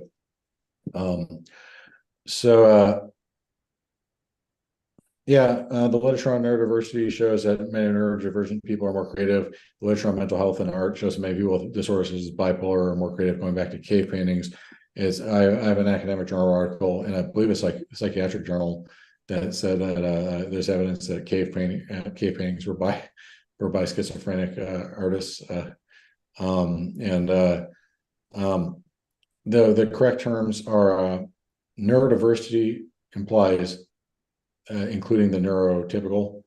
Neurodivergent means somebody with ADHD, autism, something like that. Neurodivergent means you possess a different brain type. Neurotypical means you do not, and neurodiversity is the combination of all of those. So it is actually a common misunderstanding. People say, "I am neurodiverse," or neurodiverse people. Everybody is neurodiverse. Neurodivergent is people who are neurodivergent is people who have a different brain type, and neurotypical is people who do not. However, this is frequently used the opposite way. There's actually an exciting new book coming out called Black and Neurodiverse, So there, you can use as and you can use it differently. You can use it. That's just the the attempt is to standardize the terminology I just told you, but not everybody's using it. And so I'm happy with either. If students can say either in my course, but I always talk about the debate over terminology. My personal view is that lacking a historical basis in persecution over the language, or at least the specifics of the language, I don't feel like I have a right to get offended if somebody says neurodiverse instead of neurodivergent. And not everybody feels that way. It's normal to see somebody corrected on LinkedIn. Yeah, I can say that there is a historical basis for persecution among other aspects of language, hence Mad Studies, the very name of Mad Studies itself. And also the DSM is unpopular not only because of what is seen as an attempt to kind of coerce people with a mental illness through over labeling and over prescribing, but it's also unpopular because it originally included, I believe, transphobic content, like to be transsexual was seen as something in the DSM until relatively recently. And so it is there's an overlap with queer studies. As a straight white man, I'm rare in Mad Studies, let alone in a critical theory field and now marginalized groups. Although I'll note that there's a lot of stuff people were doing before that I would never do that people can do anymore.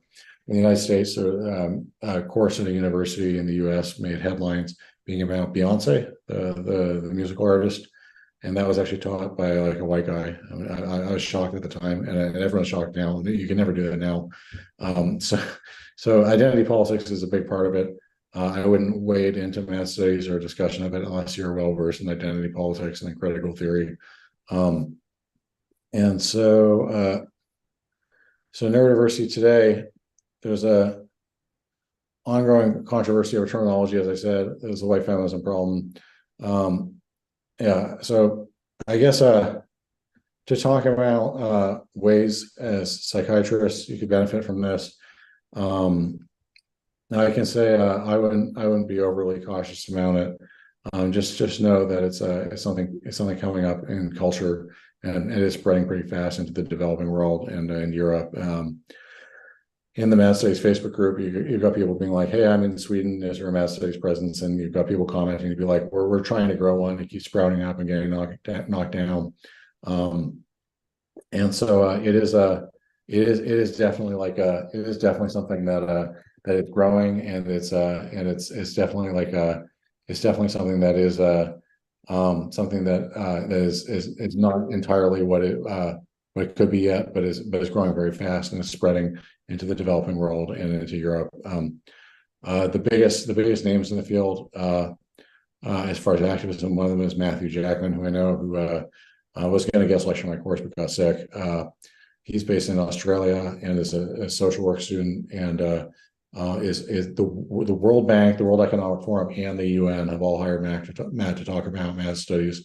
And then there's Matt Baudette, who runs one of the only Mad art galleries in the world, and I believe the only Mad art gallery in the United States, out of Chicago. And Matt did guest lecture in my course and gave a virtual tour of the gallery. So there's lots of exciting folk. Madeline Jekyll is a Mad Studies scholar based out of Rutgers University in the New Jersey suburbs of New York. We're going to give a panel together this summer. We're planning one, and we want to work on a history project where I would help research it and stuff like that. We should have a U.S. government grant. So it's a lot of it's about networking and the community getting to know each other. And we see exciting things could happen. I mean, who knows? I mean, it's I'm grateful for the opportunity to teach Mad Studies on an undergraduate level, and I believe it's been a great opportunity, and I'm looking forward to keep doing it for the rest of my career. My students are great. It's a really healthy environment. I was told it was a toxic environment problem in some math studies programs, but not in mine. Mine, I get nearly universally positive student reviews, and everyone seems to speak really highly of the course. So, Reiner, you have a question? Yeah, I think one of my questions would be how can we work together, or what's the way of working together? Do you know what I mean? So just to confuse you with my own views. All right. Well, okay. I can say that the question is how would working together look like? So what is it, what we want to do, what we could do? So let's say it that way, anti-psychiatry is, for example, was very often psychiatrists who were leading, and it was in Italy in the 70s, or we had this Lang here in Scotland. But I think we have all these opportunities, of where the power is changed and the power effects are different. So what could be done better now? I can say that the involvement of psychiatrists and psychologists in the anti-psychiatry was controversial. Originally, it was seen as welcome development, but then it was seen as co-opting the movement. So it's seen kind of skeptically. However, I think it's really important. I think a lot of mostly mentally ill people who are activists in math studies say they prefer having a psychiatrist, and they see their psychiatrist as a personal choice, but one that's important to them. I nearly married a psychiatrist myself. She did work with the police too, actually. And so I have no grounds to complain, but that puts me in a unique position to say that I can say that the best thing a psychiatrist can do is not necessarily try to be overly woke. If you're a psychiatrist, the best thing you can do is not necessarily try to speak in activist jargon. That might undermine trust. This is between us. If you're seen as like patronizing or sucking up or trying to co-opt the movement, I think the best thing you could do is instead just be cognizant about the humanity of the person you're talking to, and maybe refer them to those resources if they have an interest in it. So you're familiar with the resources yourself. They develop an interest in those resources. You can have a familiarity with them enough to refer them to them. I think your job as a psychiatrist is not to be an activist, and is not to try to involve yourself in the activist movement. But if you have a basic knowledge of the field, you can be able to refer patients to patients to the movement. And encourage them to get involved or stay active, and there's such a good sense of community in the movement that could really do them some good, and encourage them to do the readings. So that 100% is the best thing you can do, I think. Like if my psychiatrist X started expounding math studies jargon, I'd be like, I don't know, you don't really need to do that. Like, and so I think it's about staying impartial, and staying as impartial and detached as a medical professional should be, but having enough of a knowledge base about math studies and about neurodiversity studies to refer them to the right readings, and to encourage them to get involved encourage your patients to get involved in the community. So like Yeah, can I just say, I think we had in this two talks today, yesterday and today, one from Kenya and one from the WHO, Norman Sartorius. And one of the things is that they say, we should all fight for resources. And the one, David Ndete, he was very much saying, I think we have to educate the population, and he had very positive feedback from people in Kenya. So I think, and I'm working here, I worked in Germany, and I worked in, I'm working as a locum from time to time here, so in Britain.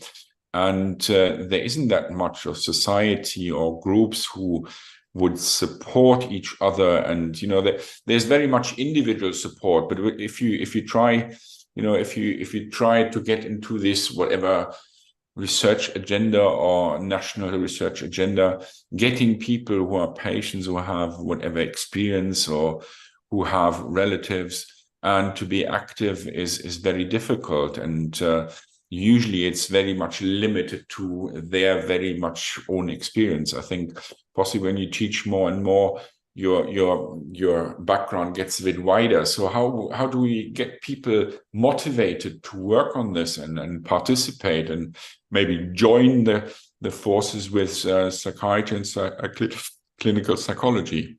Best I can say is to encourage patients to form communities amongst themselves more than to join with psychology and psychiatry. I think if you encourage patients to form communities amongst themselves, then you're because if you're in the rigid structure of a hospital environment and you get a group of patients around a table and to do a survey or something about mental health or whatever, it's a very toxic environment. It's a really scary environment.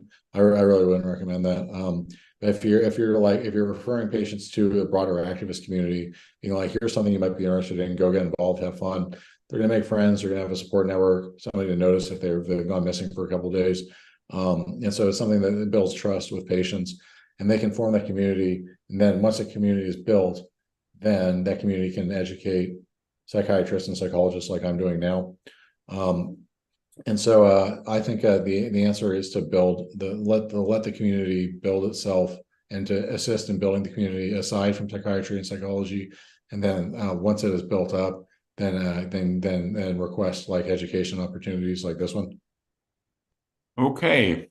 So any other questions? I think it was a very I'm quite proud of having invited you, and I'm quite happy that we did that. And I think it's a good opportunity to see the other side. And yeah, so if there's no other questions, so we will this talk will be available eventually somewhere on YouTube. So, but will take me some time to reformat everything. So don't think it's tomorrow or yesterday. So thanks for coming, and I hope we keep in touch, and we will see what we can do. Thanks for coming, and thanks for your interesting talk. And I'd like to now invite Daria, who would then introduce Giulio Torales. Is this correct? I think Giulio is already available. I think. Yeah, I see you. Okay, that's great. So I just okay, that's me done then. Yeah, thank you, Professor Rainier. So I'd like to introduce the Professor Giulio Torales. He's the professor of the National University of Asunción in the Paraguay. He's the head of Department of Medical Psychology and the professor of Psychiatry and head of the Department of Mental Health at the National University of Asunción in the Paraguay. He's a leading researcher at the National Council of Science and Technology of the Paraguay, and his area of interest is psychodramatology, epidemiology, psychopathology of mental disorders. So he's giving a speech about the climate change, psychiatry, and mental health. So over to you. Welcome, Professor Giulio.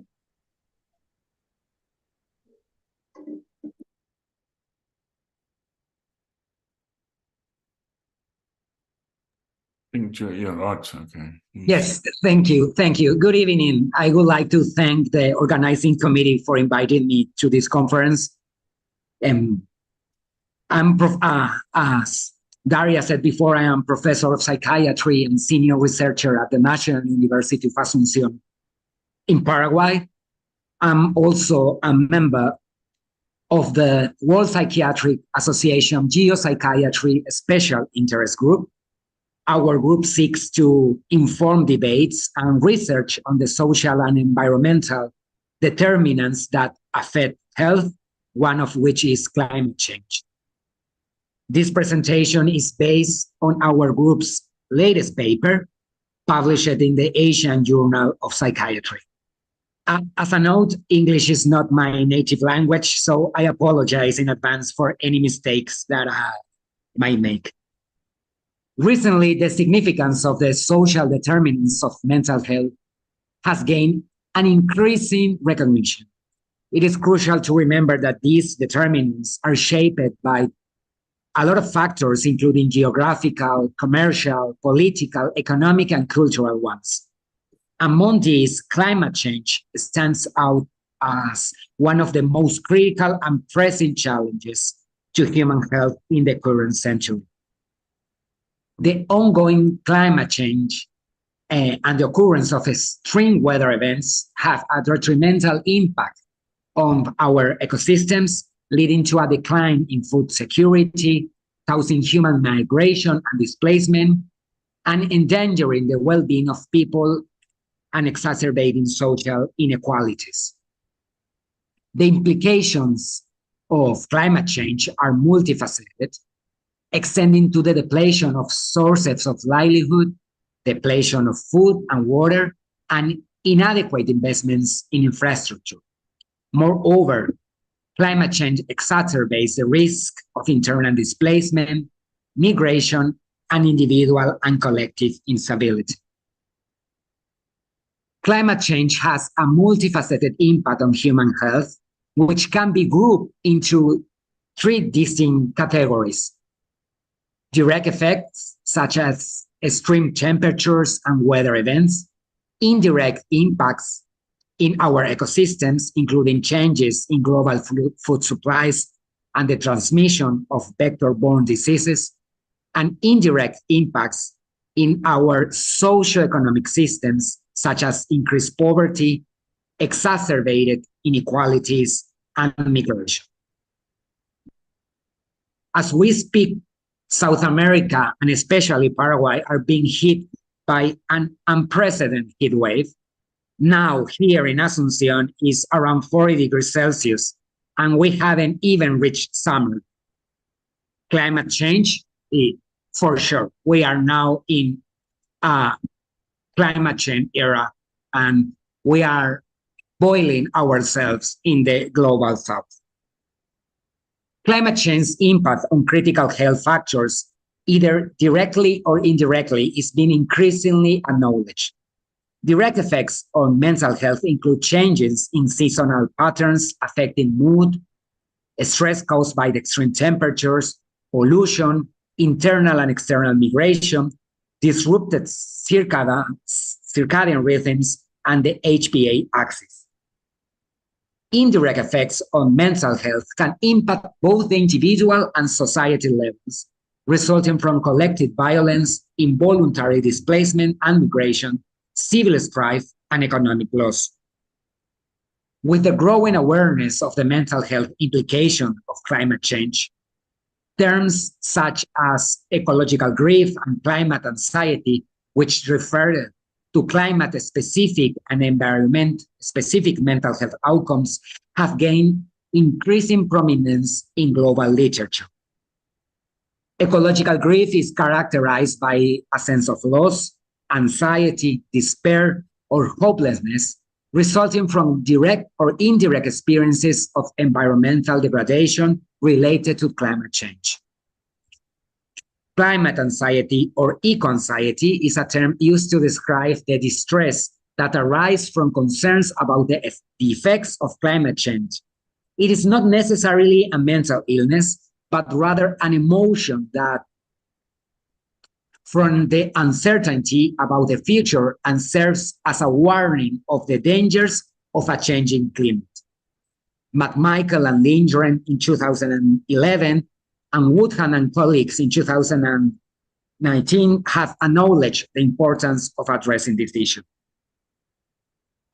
It is widely acknowledged that the occurrence of large-scale extreme events, such as tornadoes, severe storms, earthquakes, volcanic eruptions, hurricanes, tropical storms, floods, and tsunamis, is likely to increase as a result of climate change. These events have the potential to cause significant harm or loss of life, as well as damage critical infrastructure and social networks, which can have a detrimental impact on the mental and physical health of those affected.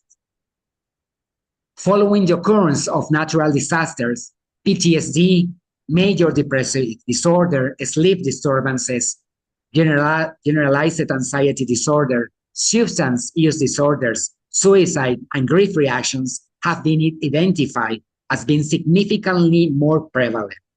Additionally, it has been reported that forced relocation, increased violence, and intergroup conflicts have been observed. The vulnerability of both the older and younger age groups to these factors has been acknowledged, especially in the Global South. It has been argued that the psychosocial consequences among young adults might manifest in the long term. Recent research conducted with a global sample of youth aged 16 to 25 years found high levels of climate-related negative emotions, such as sadness, anxiety, and helplessness. Traumatic events such as death in family or friends, loss and separation may result in trauma.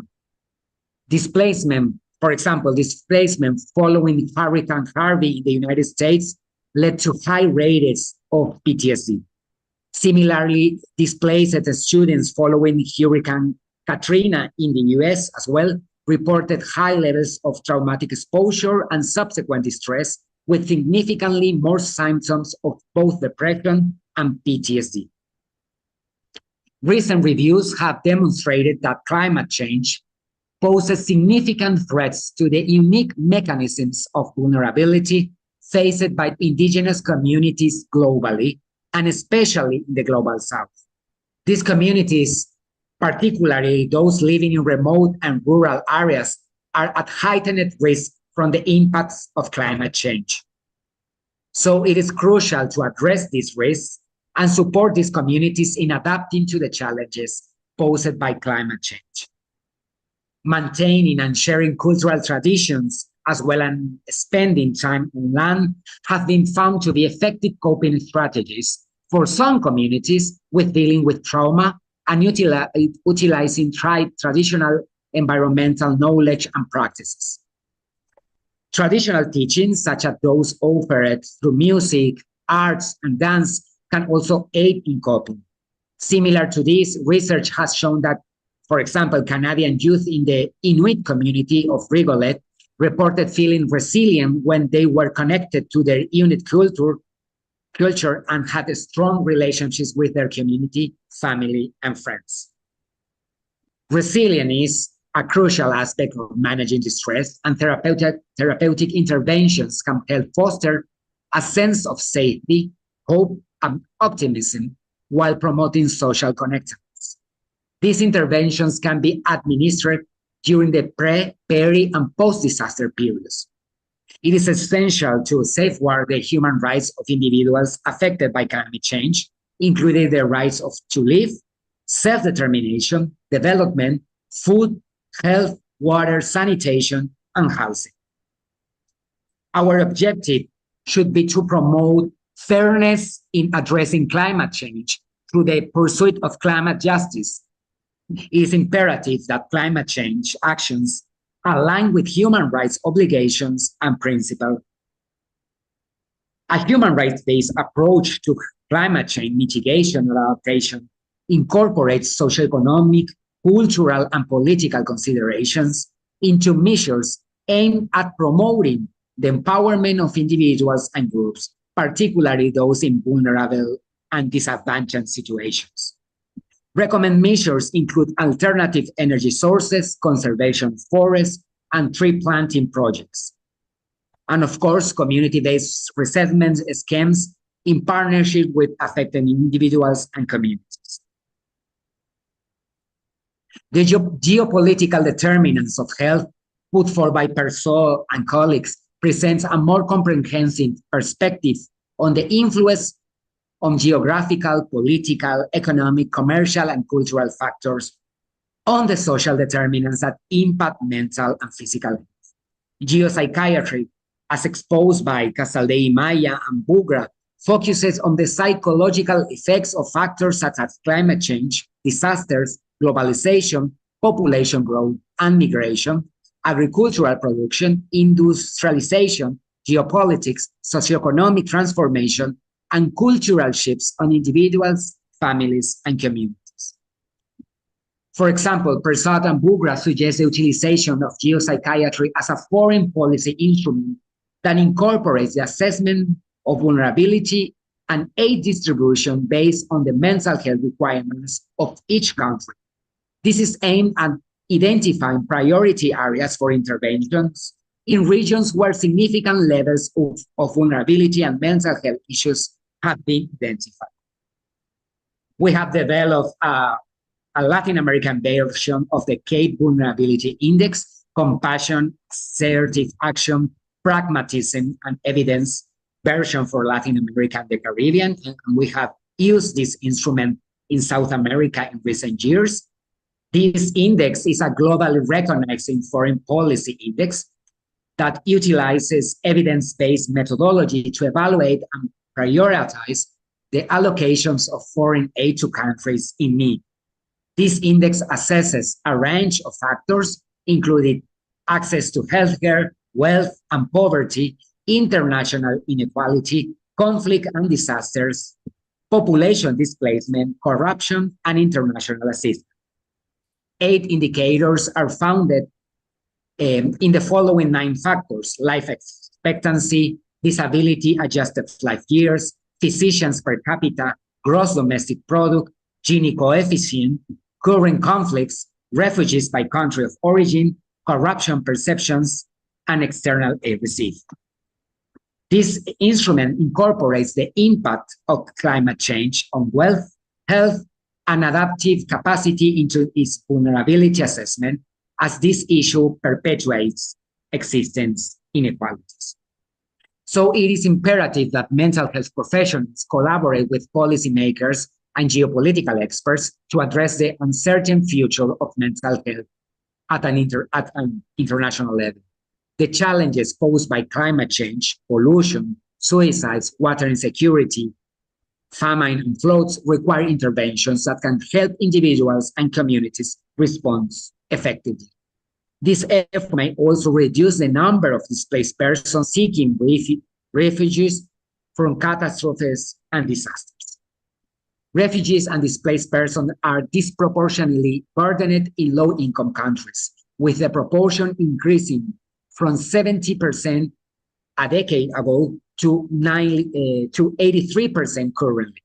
The current international health agenda does not adequately address the impact of climate change and geopolitical factors on mental health.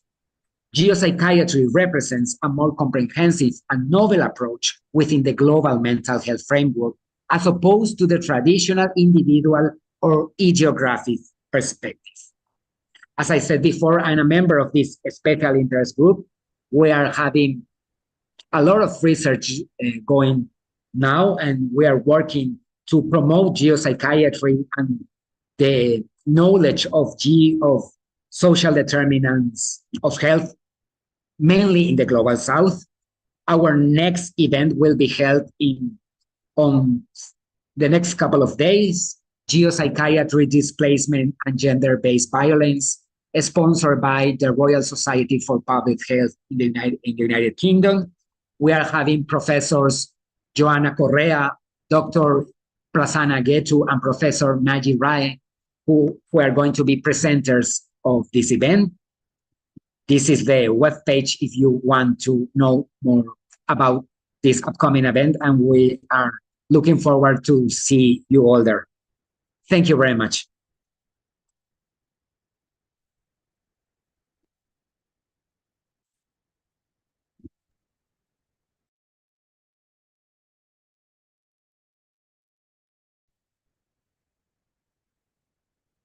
Hi, is it? I don't know. Can you hear me? Can you see me? I think the question, I don't know where Daria is at the moment. You wanted to share, but I don't know. So the question is, how can you integrate all these different complexities in this issue? So let's say it that way, that we, there's so many different aspects, so, I think, there's nothing more or less, when you see what you have mentioned, there's nothing you can leave. So I think, do you think this CAPE index is something which captures everything or all aspects? And that's one of the things about the question. And I do not, just today I missed, let's say, I missed a Gaza march, and what, I don't know, I'm not saying taking sides, but what is this impact of society? And when you look at the Palestinian society, they have everything. And initially I said geopolitics and physical health and whatever, weather and climate change is an impact.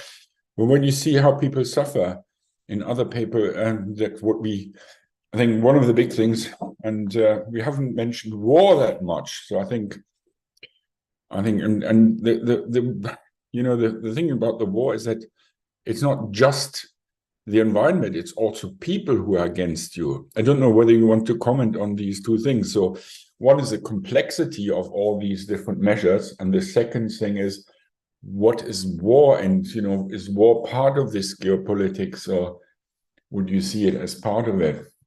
I'm sorry to say, because that's some of the actual issues which are coming up in the moment. Thank you, Reinhard. Yes, that's the reason we are using this CAPE instrument, because there are a lot of elements that are interconnected with all of these human rights crises. It is a human rights crisis, finally.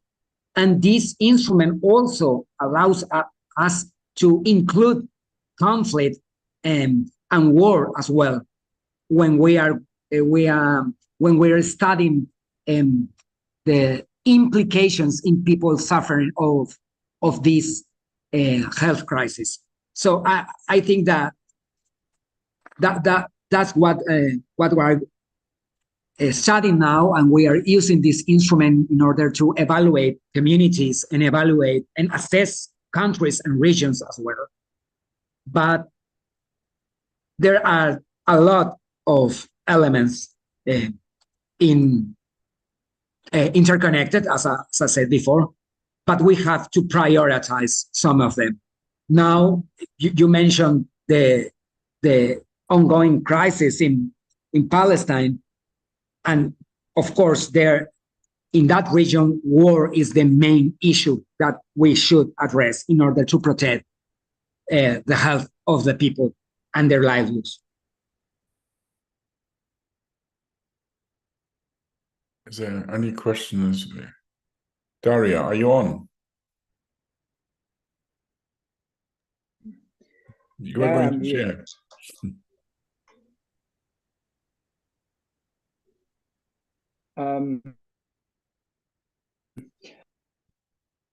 Actually, I would like to ask, we already have submitted the paper of the impact of the war and the weapons of mass destruction and the climate change on the humanitarian crisis, migration, and the mental health of the people. But we are struggling to address how we can prevent the further harm and helping people to not get more psychiatric disorders resulting from the climate change and the human crisis. So I don't know if you already conducted a study in the geopsychiatry, provided any intervention and prevention strategies to just mitigate the situation and to help people not to get significantly impacted by the climate change. You are just let's say that you are just doing research on finding the impact of the climate change on the mental health, or you are doing the study on the prevention and intervention strategies as well? Thank you, Daria. Yes, we are starting now working on the prevention strategies as well, because at the beginning we focus ourselves only on the direct effects of climate change in mental health and work with that with our research teams. But now we are trying to build something about prevention strategies and how governments and policy makers can help the medical community and the health community in order to prevent further damage. Because we are now as I see it, we're now at a point of no return. So we need to address prevention, but at the same time, we have to work with the direct effects that are now in the middle of the communities. When I was younger, I had to give a talk at the school about the Club of Rome. I don't know whether you heard about that. The Club of Rome was more or less looking at the size of the Earth and how many people that can live on the Earth, and I think their calculations were 6 billion. Now we're possibly approaching 9 billion. So is this something, let's be honest, I think now sometimes people live in areas where they wouldn't live, or whatever, 100 years ago people wouldn't live. So is there something, I think you just mentioned migration, but you also mentioned population, and what is your thoughts about that? And it's difficult for mental health. Space is also a very difficult question, isn't it? In some areas we're running out of space. Islands are getting fuller and fuller, and so how is it? How are these predictions are interacting with what we see now? Yes, in South America, we're experiencing a lot of these difficulties now. There are certain zones in South America that they are very difficult to live in because of the extreme weather, but people are migrating to those areas now as a result of war and organized crime in South America. So people are fleeing from conflict to areas with no human security at all, with extreme weather events. And this is caused primarily by problems within the political stability of their countries. So we have a lot of people coming, a lot of people going to areas that there are no security for them. And also there are the extreme weather in areas where previously were safe to live in are worsening the conditions across the continent. I think this will evolve in a major human rights crisis in the following years, mainly because the political leaders are still blind about these important social determinants of health. And South America is still debating about right or left political views or economic views, and the leaders are not addressing the real challenges for the lives of the people living here. Okay. So what your views about Gaza? Have you got views about that? Because that's, I don't know. I have friends. What does it do with the mental health of the people? I think that's one of the. I think I couldn't imagine this. What happens, So I think I find it very difficult. A combination of being having. This is one of the biggest catastrophes. You lose your house and you can lose it from 1 second to the next, and then the neighbor is still there, and it's very difficult. So how do you see that? I don't know if you can't answer that. It's all right. No, I think it's a human rights crisis. Of course it is. I have a friend who is working now in a hospital. She is a Paraguayan doctor, and she is working as a Medicine Sans Frontiers and Doctors Without Borders staff. She texted me yesterday. The crisis is huge.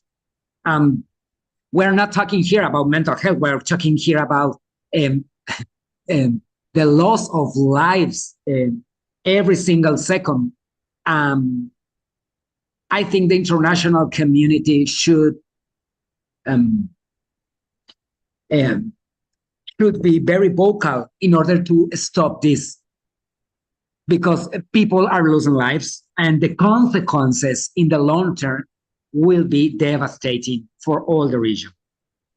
Right, okay. If there's no other, I think we're now early, and I think the last speaker is waiting. Daria, can we just present your video about self-immolation? Is that okay? Okay. Yeah, okay. So first of all, I would say very, very great thanks, Giulio, for your talk, and I think it's very impressive, and I think I'm very impressed about people picking up and taking up new issues.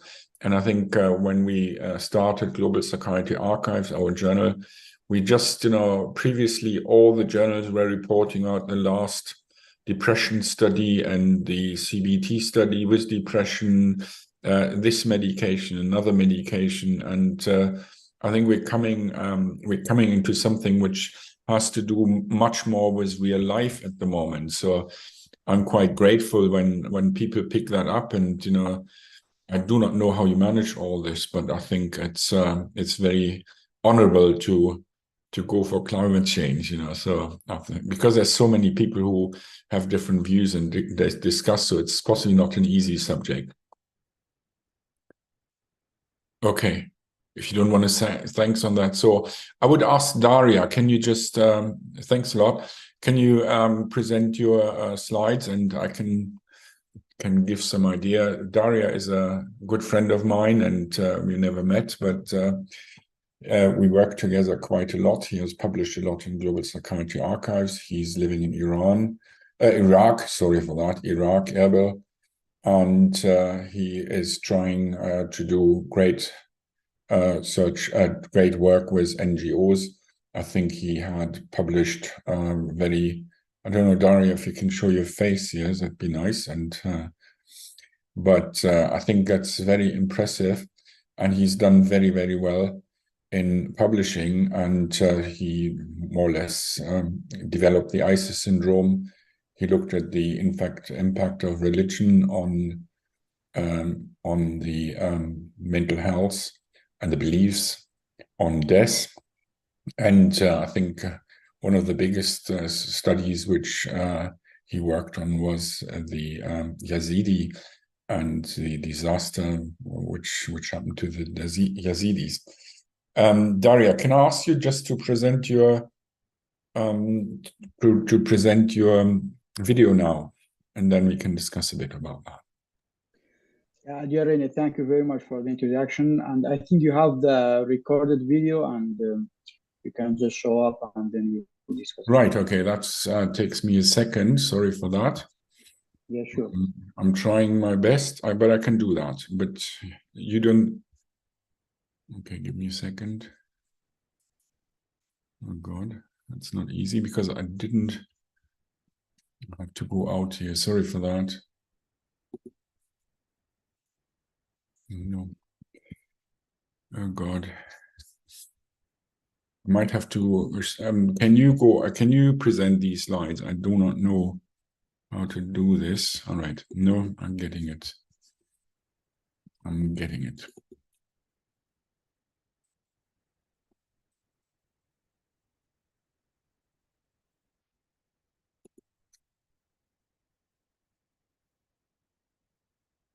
Okay, hello everyone. This is Daria talking. I'm very glad to be here at the Global Psychiatric Association conference to talk about the public health issue we have in Iraq and Kurdistan that have been increasing in the recent decades. This is self-immolation or self-burning. So, as you know, we have the suicide is the global public health issue. And we have some common suicide methods that people are using for when they're committing suicide. One of them is very prominent and very, it's stand out among the other methods in Iraq, which is self-immolation. So I will give you an overview about the data about the self-immolation. Can I ask you, factors and causes. Can I just ask you, can you see properly, because I'm struggling here with this to reduce or mitigate this issue. No, we cannot see the screen and the slide, and you can just play the video. So this presentation, the data of this presentation will be based on the put your screen on the video. that we already published. One from the burns, type of self-immolation among Kurdish women, causes and can we just stop? I can't see. It's a systematic review, the epidemiology of self-immolation in Iraq, that we published in the International Journal of Social Psychiatry. Both papers have been published in this year, 2023. So first of all, I would like to give introduction about what's self-immolation and what do you mean by the self-burning of self-immolation. As we said, the suicide is a global public health issue, and we have common methods of suicide based on the geographical area. You know, in some countries there's some methods very popular, and in some countries for example, in the Middle East and in the low-income countries, the self-immolation is most common methods of suicide. Self-immolation is a severe act of self-harming involving the deliberate setting of oneself on the fire. So the self-immolation is a very significant public health issue we have in the low and Middle East, in the middle income countries, especially in the Middle East, in the countries like Iraq, Iran, and some of the Arab countries, and also some of the East Asian countries like Sri Lanka and India. But in this presentation, we only indicating the data of the Iraq, which is very high. We have very high rates of self-immolation in Iraq, especially among the Kurdish population. First of all, I would like to talk about the epidemiology of self-immolation globally, and then we are narrowing our focus to the Islamic country, and then we go for the Iraq. So, you know, in the global perspective, the self-immolation is more frequent.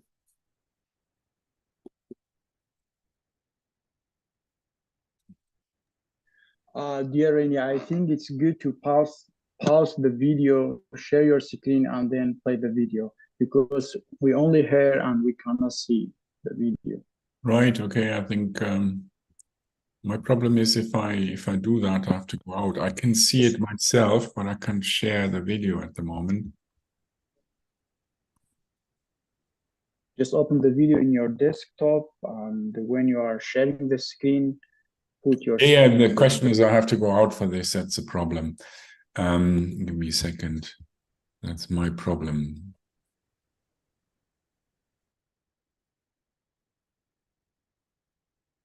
Stop recording now. Sorry for that. Problem is that, okay, give me a second. The problem is if I go out of this here, then my problem is that the whole meeting stops. Yeah, that's my problem. So maybe I think you're still sharing. Daria, you don't have your own slide video here, or I don't know. I can try. I think it might be better.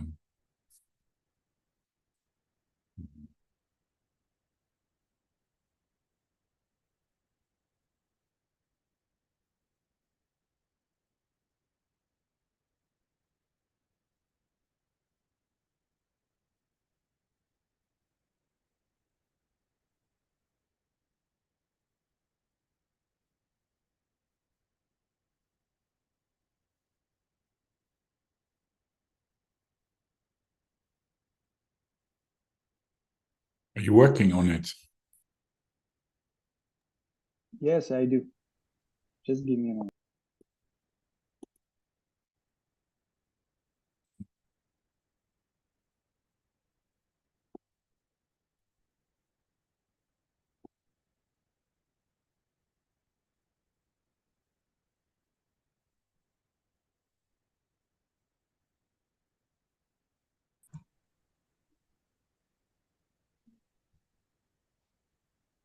My control doesn't work anymore here.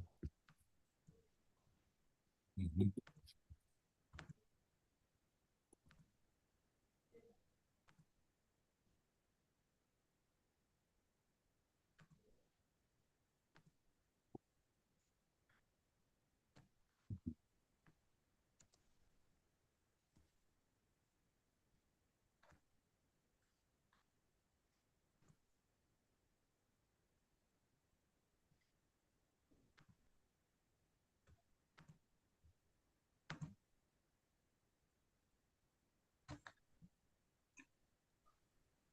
I'm sharing. Please stop sharing. All burn Are you sharing now? No. Am I? No. Or burning themselves. Daria, is it my video or what? So this is depend on the country, and as you said, for example, in the Western country is not a common method. We have very few cases for self-immolation, but in the dear Rene, can you hear me? yes, we have. I can't see your screen. Sorry for that. So sadly, 80% of the people committing self-immolation. Leave the meeting and come back, okay? They cannot survive. You know, in the I can't share my screen with the video. You are just pause the video and stop sharing. I can't do it because we cannot do both.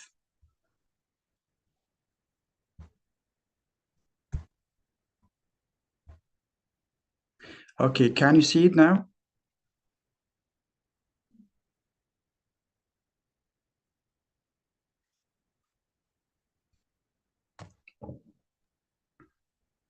Yes, we see it. Okay, I'm playing. Okay, hello everyone.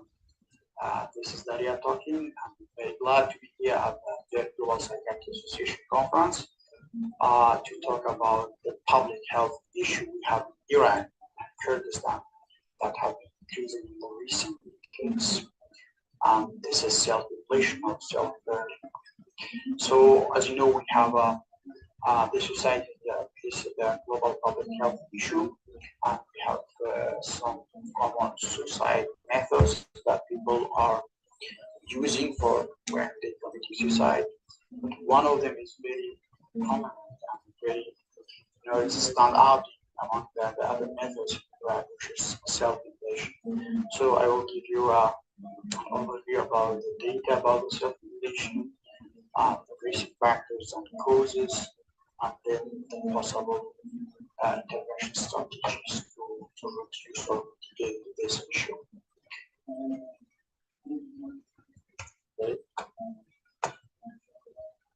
Okay, so this presentation, the video of this presentation will be based on the couple publications. One from the Burns, titled Self-Immolation Among Kurdish Women, Causes and Solutions. And the other one, the Systematic Review in Epidemiology of Self-Immolation in Iraq, that we published in the International Journal of Social Psychiatry. Both papers have been published in this year, 2023. So first of all, I would like to give an introduction about what self-immolation and what by the self-burning of self-immolation. As we said, that the suicide is a global public health issue, and we have common methods of suicide based on the geographical area. You know, in some countries there's some methods very popular, and in some countries the other one. For example, in the Middle East and the low countries, the self-immolation is the most common methods of suicide. Self-immolation is a severe act of self-harming involving the deliberate setting of oneself on the fire.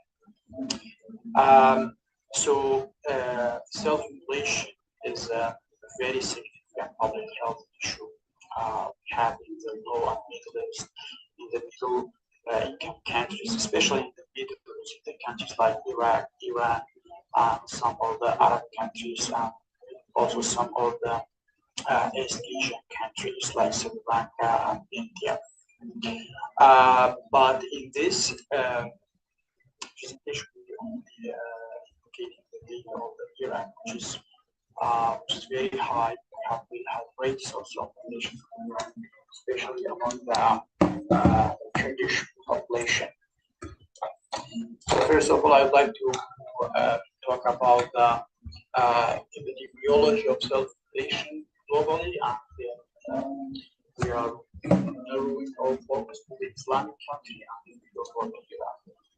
So you know, in the global perspective, the self-population is more frequent in developing countries or in the middle or low-income countries. It's accounting for almost 40% of all suicides. And all suicides happening in these countries. 40% among them are suicide by self-mutilation. Especially in the Iran, parts of the Iran, the self-burning is or self-mutilation is very prevalent, a very prevalent method for suicide. It's account for 1.39 to 9.50% of suicide attempts, and to 25 and 14% of the suicide cases are considered suicide by self-mutilation. In the world data, self-mutilation comprises of 0 to 40% of total burn center admissions. For example, in the global, between 0 to 35 to 40% of all burn admissions consider self-mutilation, or for example, themselves breaking. So this is depend on the country. As you said, for example, in the Western country is not a common method. We have very few cases for self-mutilation, but in the European countries and the Middle East, we have a lot of these cases. So sadly, 80% of the people committing self-mutilation, they will die. They cannot survive. In the Islamic perspective, suicide is forbidden, is haram, but notably we have data, common data that indicates the self-mutilation in the Arab and the Islamic country is increasing, especially after the Arab Spring 2011, that people self-mutilating or committing suicide by self-mutilation as a form of protest, especially among the young Muslim ladies. In some parts of the Middle East and Central Asia is increasing because of death and disability. So again, in the Iran, self-mutilation is a significant concern, and we found a lot of research about self-mutilation in Iran. Actually, it's about 4.1 and 76.6% of the admissions, all the burn admissions in Iran is considered self-mutilation. So let's talk about the issue of self-mutilation in Iran. All burn admissions in 18 provinces and governments considered 26.38% of all burn admissions in Iran considered as a self-mutilation, which is very high number. Self-mutilation is common, especially among men, more than men, especially young women, followed by married, and people have poor education or illiterate. The most material substance used for self-mutilation in Iran is kerosene or paraffin. And maybe this is due to the oil and which is available and accessible in every houses in Iraq. You can easily get it in the market, in the home, because every month the Iraqi government is distributing the interiors among the families in Iraq. So it's very easy accessible. That's why they are using the interiors for self-protection. So, let's talk about the distribution of self-protection. Iraq has two parts. The north part is considered the Kurdistan region, and the other part is the Arab region. So, in the whole Iraq, we said 26.8% of all populations is self-population. Okay, but the middle and southern provinces of the Iraq consider 60 or 2%. Okay, but in the Kurdistan region, the number is very, very high. In the Kurdistan region, we have 4 governorates: Lahore, Erbil, Soleimani, and Kirkuk. Just in the Kurdistan region, 36.75% of all born admissions considered the self-born, which is a very high number, even is higher than the Iran. And among the all cities or governorates in Iran, the self-population is very high in Soleimani. Just in Soleimani, 8.3% of all born admissions considered the self-population.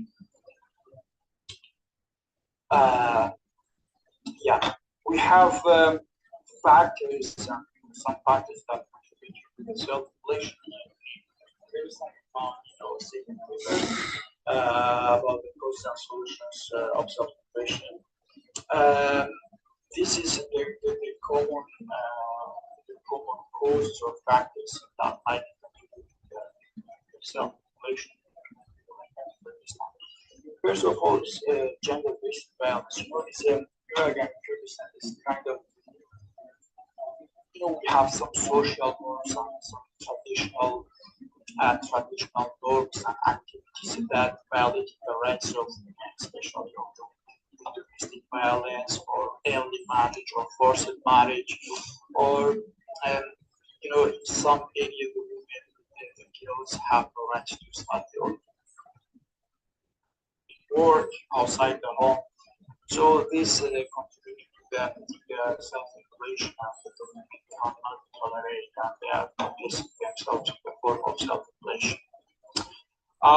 We have the legal challenges and the legal issue of the Iraqis contributing to the society, especially self-regulation, because the Iraqis is sometimes following the traditional and religion legal rules. Sometimes the women see themselves are missing or they are off from the legal. For example, they might have rights to get married twice. They will get for wives. Sometimes the women cannot tolerate this and they are committing self-burning. Traditional gender roles, as we said, the forced marriage or early marriage, or in some areas the women have no right to participate or have their own decision, or they cannot go outside alone, and they are treated very badly, and this might contribute to their self-regulation. The conflict and political instability in Iraq. The last 4 decades, Iraq has been passes through many trauma, violence, war, terrorist activities, and everything. So the conflict of the country contributed to the suicide and self-regulation, because the conflicts makes people to displace and they make them lose job, study, and everything. And the other factors, cultural and psychological factors, the majority of the self-regulation cases they have been diagnosed with many psychological disorders like depression, anxiety, bipolar, and schizophrenia.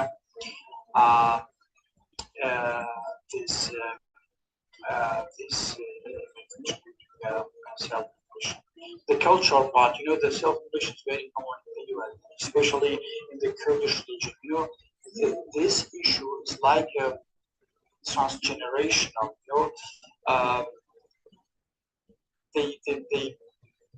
Every girls in Iraq, when they are acting out, they are faking self-inflation. I don't know where they get this. It's like the gender transmission they get from the parents, because the self-inflation is very traditional method of society in Iraq. So the grandma and the mother or the daughter, they committed suicide by self-inflation. So it's just like the transgenerational issue that transferred from the parents to the kids. So we think we need more awareness about this issue and cutting this irrational beliefs and ideas that individuals get out from the problems they come with suicidal self-inflation.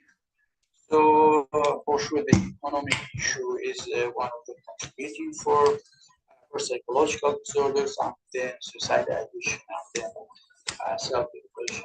Because there's some parts of Iraq, and after the conflict and the financial issue we have, namely especially in the Kurdistan regions, contributing to psychological, family, and emotional problems.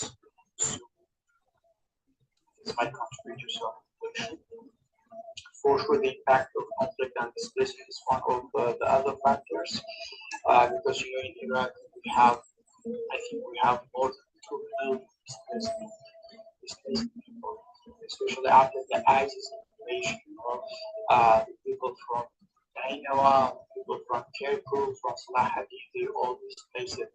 They are currently in the camps, the IDP camps, the situation is very bad, and this so in our research proposed some strategies to use and mitigating the issue of self-inflation in Iraq and Kurdistan. One of them is awareness raising. Is very important to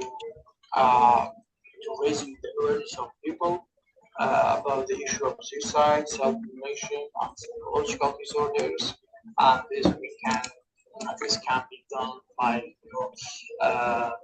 doing the session in the schools, in the university, or radio, TV, by inviting the experts in the podcast, or giving the instruction to the imams from the mosques and masjid, especially the Friday, to talk about the issue of suicide and self-inflation.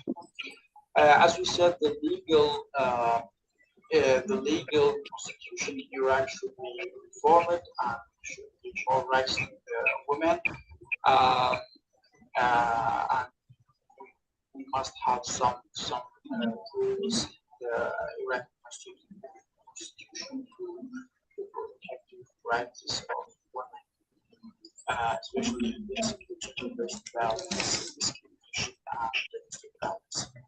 Access to resources. We have very few mental health hospitals and mental health community centers. We have very few mental health professionals. Meanwhile, we have a lot of psychological disorders. In some areas you cannot find even one center for mental health, some governance for the mental health services. So the people have difficulty with access to the resources, especially mental health resources, when they are facing the psychological issues. There's no counseling, psychotherapy, or safe space for the women who experience violence and abuse. So maybe it's one of the reasons for self-inflation. So it's good to have mental health professionals or even centers and hospitals and patients and education and career opportunities. As we said, some areas of Iraq, especially in the southern Iraq, and the traditional social norms is very common. Girls have no rights for education or for job and in some places, some places of the Turkestan region. So we have to raise awareness of people, the families, to right the girls to study and to give them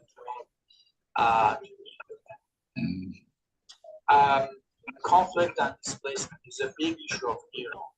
There's a lot of international NGOs working on this issue, but still we need to help people to go back to their original place, to rehabilitate their houses, and closing the displacement campus, and to addressing the conflict in the areas. Peace. So addressing the conflict and displacement, reducing the psychological disadvantages and the future of society. Gender norm, especially the importance of technology, how gender norms and stereotypes create more equality in the society. As you said, you are the rights of the women, which is very important to address the gender norms and the equality for all. And the last one is preventing access to the flammable substances, as we said, because these substances is easy accessible and available everywhere in Iraq, every house. So it's very important, especially if these families have someone with suicide ideation or psychological disorders, to make sure that there is no easy accessible to these substances, not used by the people who have suicide ideation. So finally, we have some recommendations, some call for actions for suicide and self-mutilation. First of all, implementation. In Iraq, we don't have suicide prevention program, so it's very important to have the coordination group and the coordination meeting for the crisis group coordination, something like this, to develop the suicide prevention programs, learning based on the Iraq context, and train more professionals about the suicide management and suicide prevention, or just launching the hotline for suicide, etc. This is very important point that we went with this working on, and I'm sure they self-completion. The other point is very important: enhance access to mental health services and raise awareness about it. Because we have a stigma in Iraq around the mental health. Sometimes the people on the families do not understand if someone has psychological disorders. They are saying is it's not a disease, it's like some spirituality or something else from God. Don't need assistance and don't need treatment. So it's very important to have that in the mental health, especially in the privilege areas. And addressing gender equality is very important. As I said, the gender response is very common in Iran. Like domestic violence and discrimination against the women, early marriage, forced marriage. Now, all the access of education, work, and also it's very important to address addressing this issue by raising the awareness of the children. Last but not least, conducting more research. As we have very few research data reporting on suicide, efforts of suicide in especially self-mutilation.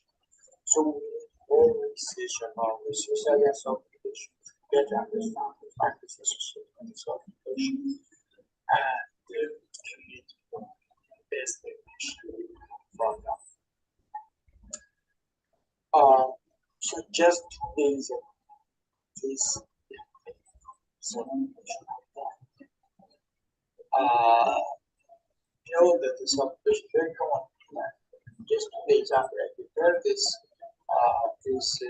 presentation, I found this post in the social media. That we posted this young lady so she committed suicide by self-mutilation and so thank you very much for your attention. Now I will benefit from this presentation.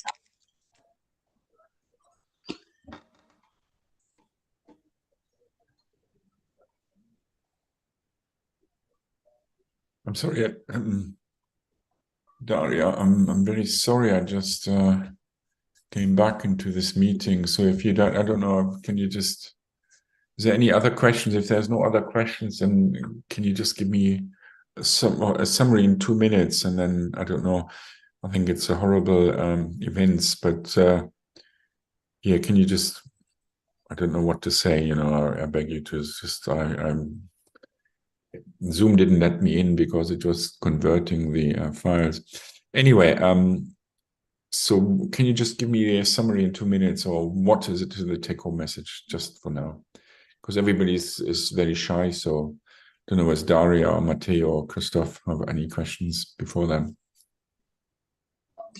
So yeah, thank you very much, dear Rainer. So I just want to say that the suicide is very common globally, and the self-immolation is very common in the Middle East and in the Iraq, especially in the Kurdistan region. I see this is very, very urgent and public health issue we have, because you saw the data from the burn admissions. We have above 30% of all burn admissions is self-immolation. So just 2 days ago, another lady in our area committed suicide by self-immolation, and she died immediately. So people are not aware about this issue, but we are, as researchers, we have the data. We know how dangerous this issue. So through this conference and my upcoming talks about the suicide, I will tell the authorities and the public health policies to raise awareness about the suicide and self-immolation, and providing the prevention program for the suicide and self-immolation, and also creating the task force group for data collection and for training more professionals to help people with suicide ideation, and providing the safety plan. Meanwhile, we have at the same time we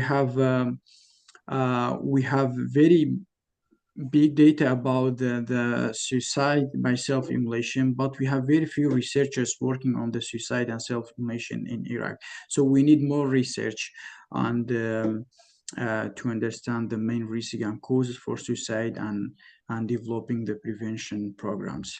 So I think 2 countries, Iraq and Iran, have more suicide by self-immolation.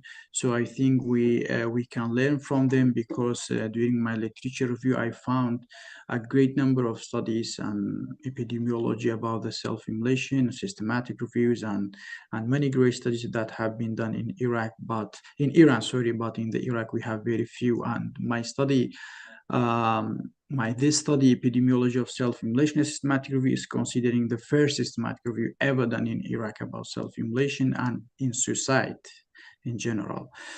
So I hope we can do something for preventing or mitigating the issue of the self-immolation, because it is very tragic. The self-immolation is just not impacting the one who committing suicide, but impacting the whole family, because it's very tragedy method of suicide. If you just Daria, can you just open your video? The other thing is, I'd like to, maybe we still have time, because I think Michelle Rieber hasn't arrived yet. So the question is, here in this country, we always want we want a quick death, which is not painful. And people very often say, they take one overdose after the other because they don't want to have this dramatic experience. But burning yourself is not a death which is known to be unpainful, because you just burn, and sometimes when you burn your skin, it can be extremely painful. The other thing is, if it's painful and people survive, if people survive, it's extremely painful. So here, when people, the 90% of the suicides women do, or we have a slightly different gender difference here, but the common one you see in the hospital are people who overdose with tablets, and that was very common, having 20 tablets of paracetamol and 50 tablets of something else, and some diazepam. But very, very often the people say, oh yeah, I want a peaceful, I want to sleep into my death. The other thing, what's very common in men, and which is, as you say, more successful, is hanging. So it seems that, people want this very quick death, which is with hanging. I don't know how far that goes, but I've never had anybody trying to burn himself here in this country. So is there some dramatic effect, or is there anything what fire means to people when they want to kill themselves? Or I don't know, I don't understand the culture. We don't have this here. I think I've never heard, working 40 years or 35 years in psychiatry, I've never had a patient who tried to, people jump over from bridges, they jump from houses, they jump wherever, they jump in front of trains. That's very common in Germany, because they like the high speed trains, and they jump in front of high speed trains, and people take overdoses, and people might cut themselves or cut their wrists. But how come it that something which is so horrendous and brutal is so popular? Thank you. Such a great question. Actually, we don't know where this idea comes from in the Iraq, and especially in the Middle East, and because we have very close culture with the Iran, especially the Kurdish people, and the suicide by self-immolation just common in these two countries. Right, in the Western, the people are committing suicide with different methods, like hanging or firearm or using the drugs, but people here are just committing suicide by self-immolation. It's like something comes from the history, transferred from the generation to generation. I don't know why the people here is committing suicide by self-immolation, but it's very common. It's very painful, even if someone is not die by suicide, by self-immolation. Their situation will be very bad, very painful. The one who's surviving, even there's a lot of stigma when they are surviving. For example, some families, they are not receiving them. They are saying, you committed suicide by self-immolation, we are not receiving you, and we are just leaving you. They are staying in the hospital, so their situation will get worse. So the idea of self-immolation in the Kurdistan and in Iraq, I don't know where it come from, but since I'm in my childhood, I heard that the woman is committing suicide, and it's the only method of suicide among the Kurdish in Iraq and among the women, Kurdish women and the women in Iraq is self-immolation. Right, so weird. I don't know. Are there Christoph? How is it in Vietnam? How do you know? Are you available, or possibly some people are sleeping it off? Or Daria? I don't know. Yeah, there's okay. Actually, we have no such cases in my country, and what Can you show your face? Is it okay? I'm sorry. I'm sorry, but I have No, problems it's easier. with my camera. Come on. Yeah, and Anyway, leave it then. yes, and it's very interesting talk made by Daria, and it's of course it's very interesting all these cultural issues, and perhaps we need to explore more about the history and the meaning of this fire, what it means, especially for women in the Eastern countries, what it means when they really use this path to death, to suicide, to commit suicide like this.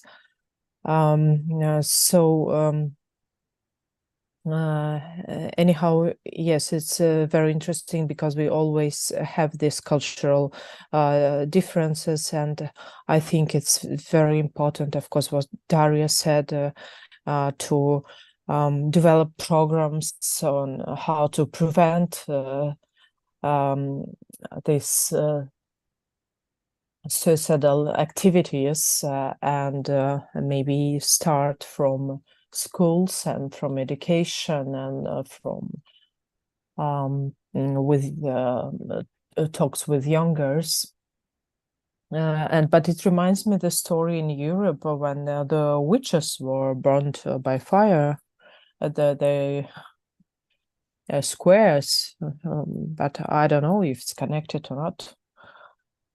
But it was different. It was not suicide. It was punishment and homicide. Yeah. Christoph, did you wanted to say something? You have to, if so, you have to. Yeah, you can talk. You have to open your. No, I did. You asked about Vietnam. I don't know how it is in Vietnam. In Cambodia, actually, where I live. Sorry, Cambodia again. The methods are not different from Europe, so I have never heard of self-ignition. But there are also no studies here about the subject, so I can only speak from experience. Very normal European ways of ending your life by yourself. Okay, thanks. Okay, then we say thank you to everybody, and it's I think Michelle Reba is coming from a trip and possibly very busy. I hand over to Daria Ahmed, who wanted to introduce Michelle. Thanks for coming, by the way.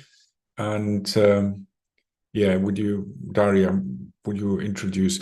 Can I ask Michelle? Do you want me to bring to move your slides forward? Yeah, you can share your own slides if you want to.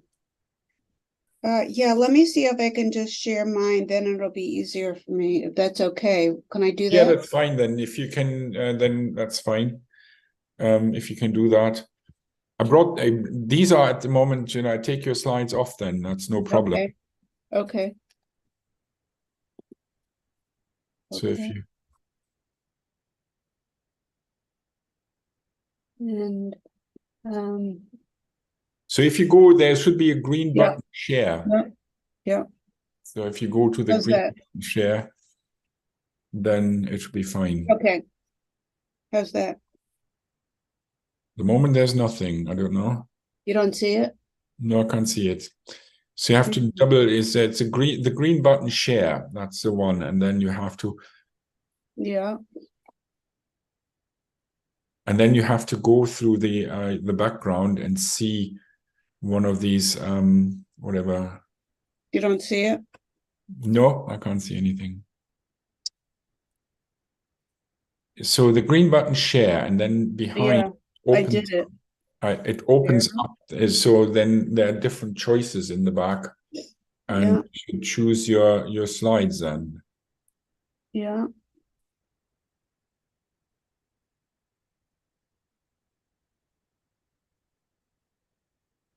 Take your time.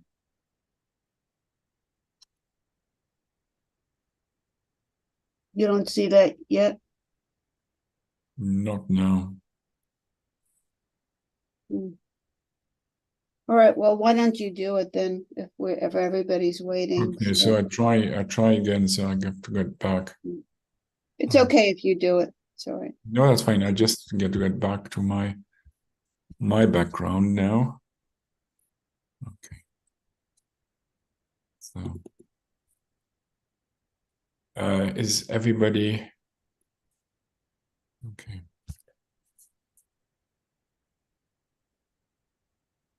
I don't know. It says always stop share, and then God, I hate this. I hate computers today.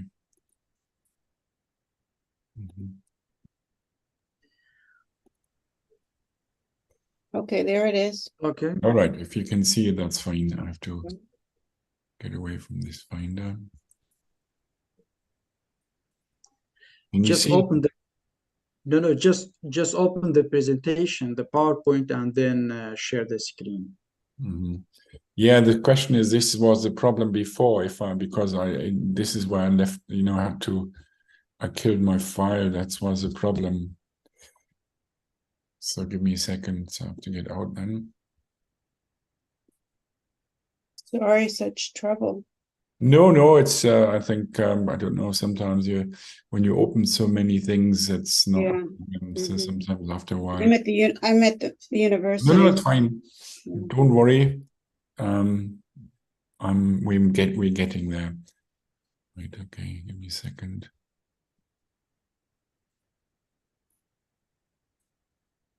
Right. Okay.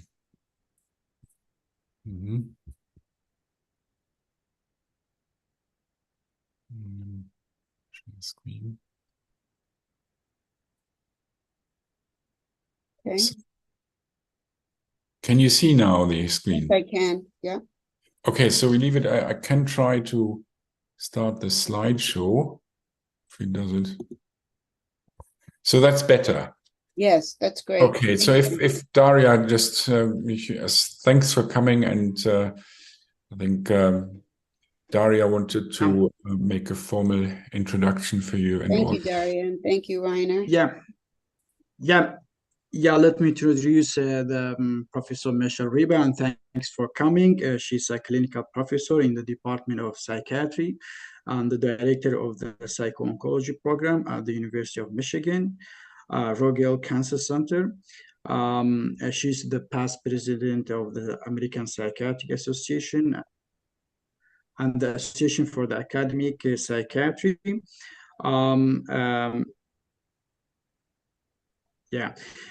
Area of interest, she's interested in doing research in psycho-oncology, psychotherapy, and psychopharmacology, and screening for the distress in cancer patients.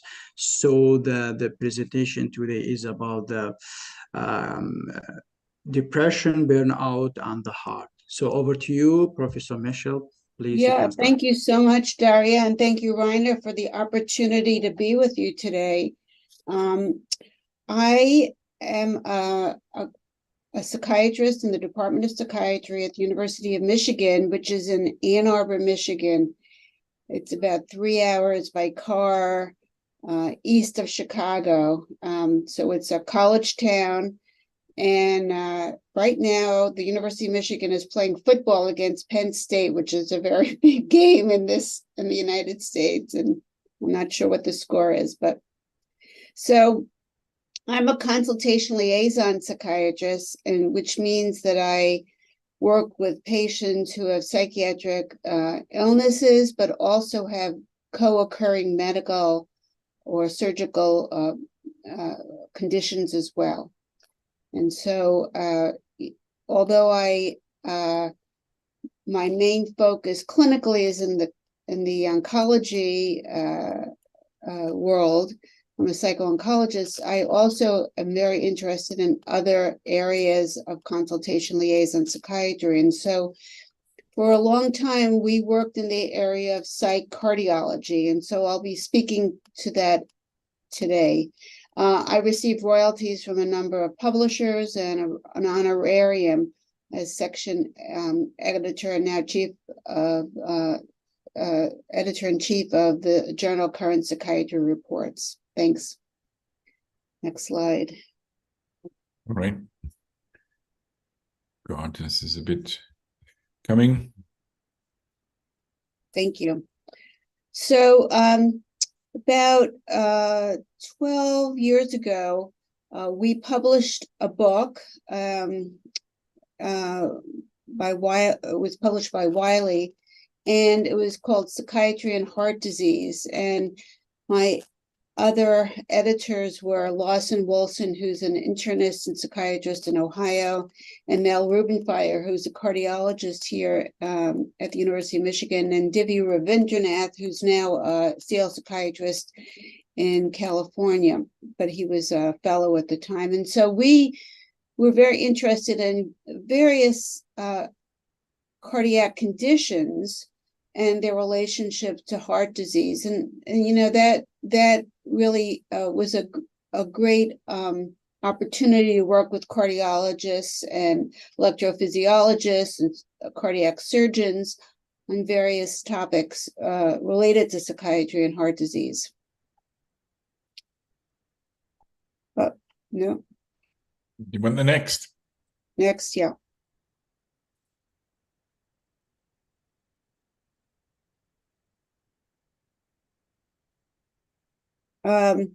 We also did a number of books with Springer, and one I did with Linda Lamb was about physical exercise and interventions for mental health. And in that book, there were also a lot of aspects related to stress and heart disease and psychiatric conditions.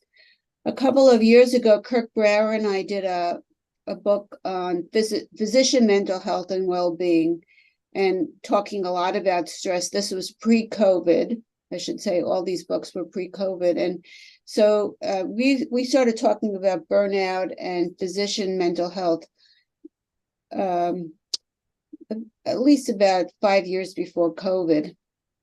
And we tried to lay out a blueprint for how we might want to do research in this area of physician mental health and well-being. Next slide, please. Dr. Sagar Parikh and John Graydon, who was the former chair of the University of Michigan, we've been very interested in mental health in the workplace, where there's a lot of stress. And with that stress, just like in physician mental health and well-being, stress leads to errors and safety issues. And so a very important area for us in psychiatry in terms of public mental health. And we have a book coming out by, Springer is going to be the publisher on depression, burnout, and suicide in physicians. So I've been very interested. I'm not trying to sell any books here, but I've been very interested in the area of stress, mental health, physical health, and ways to prevent these conditions and what to do and how to manage it if it occurs. Next slide. So what are the key themes that we're going to talk about today regarding stress, mental health, and cardiovascular diseases? One of the issues that you'll see in many of the slides is that all these issues overlap. And so it's been very difficult to tease apart what the origins, what the chicken and egg issues are with these conditions. And so looking at this longitudinally and with the right markers is very important. And when you look at studies, you have to sort of see how long they last and what was the precursors to people getting mental health, stress, and cardiovascular diseases. Is there an impact of psychosocial factors on cardiovascular diseases? The answer is yes.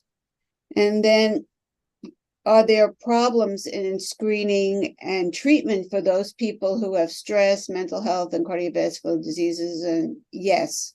And we really don't have workable solutions right now. So I think this is an important topic, Reiner, that you chose for us today, and I hope we can continue to talk about this in some of the writings in the journal and other presentations in future conferences.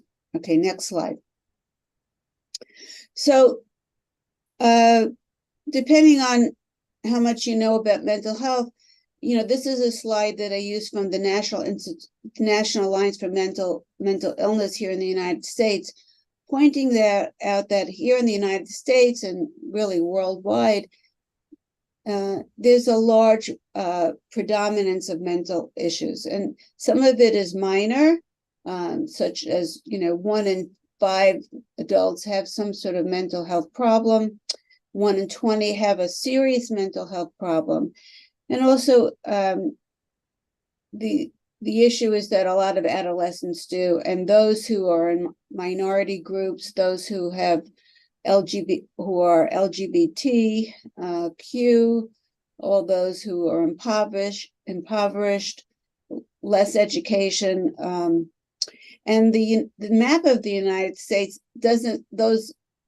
pictures don't. The colors don't mean that that's where those problems occur. It just shows that it gives you a percentage of how many people have, what percentage of people would have those conditions, like 1% have schizophrenia, 1% have bipolar disorder or personality disorders. And so it gives you a sense of, tries to compare using colors, the percentage and predominance of various mental conditions. Next slide. Oh, sorry. Yep. So when we're going to be talking about depression and cardiovascular diseases, it's very also important to talk about stress.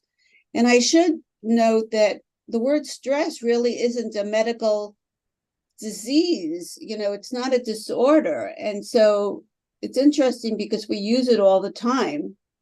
We ask patients, how stressed are you? And without a really good, if we can go back to the other slide, if we think about it, we're really not using a measure that we all understand. Now, there are stress tests that we use in cardiovascular health, but that's not what I'm talking about. I'm talking about psychological stress.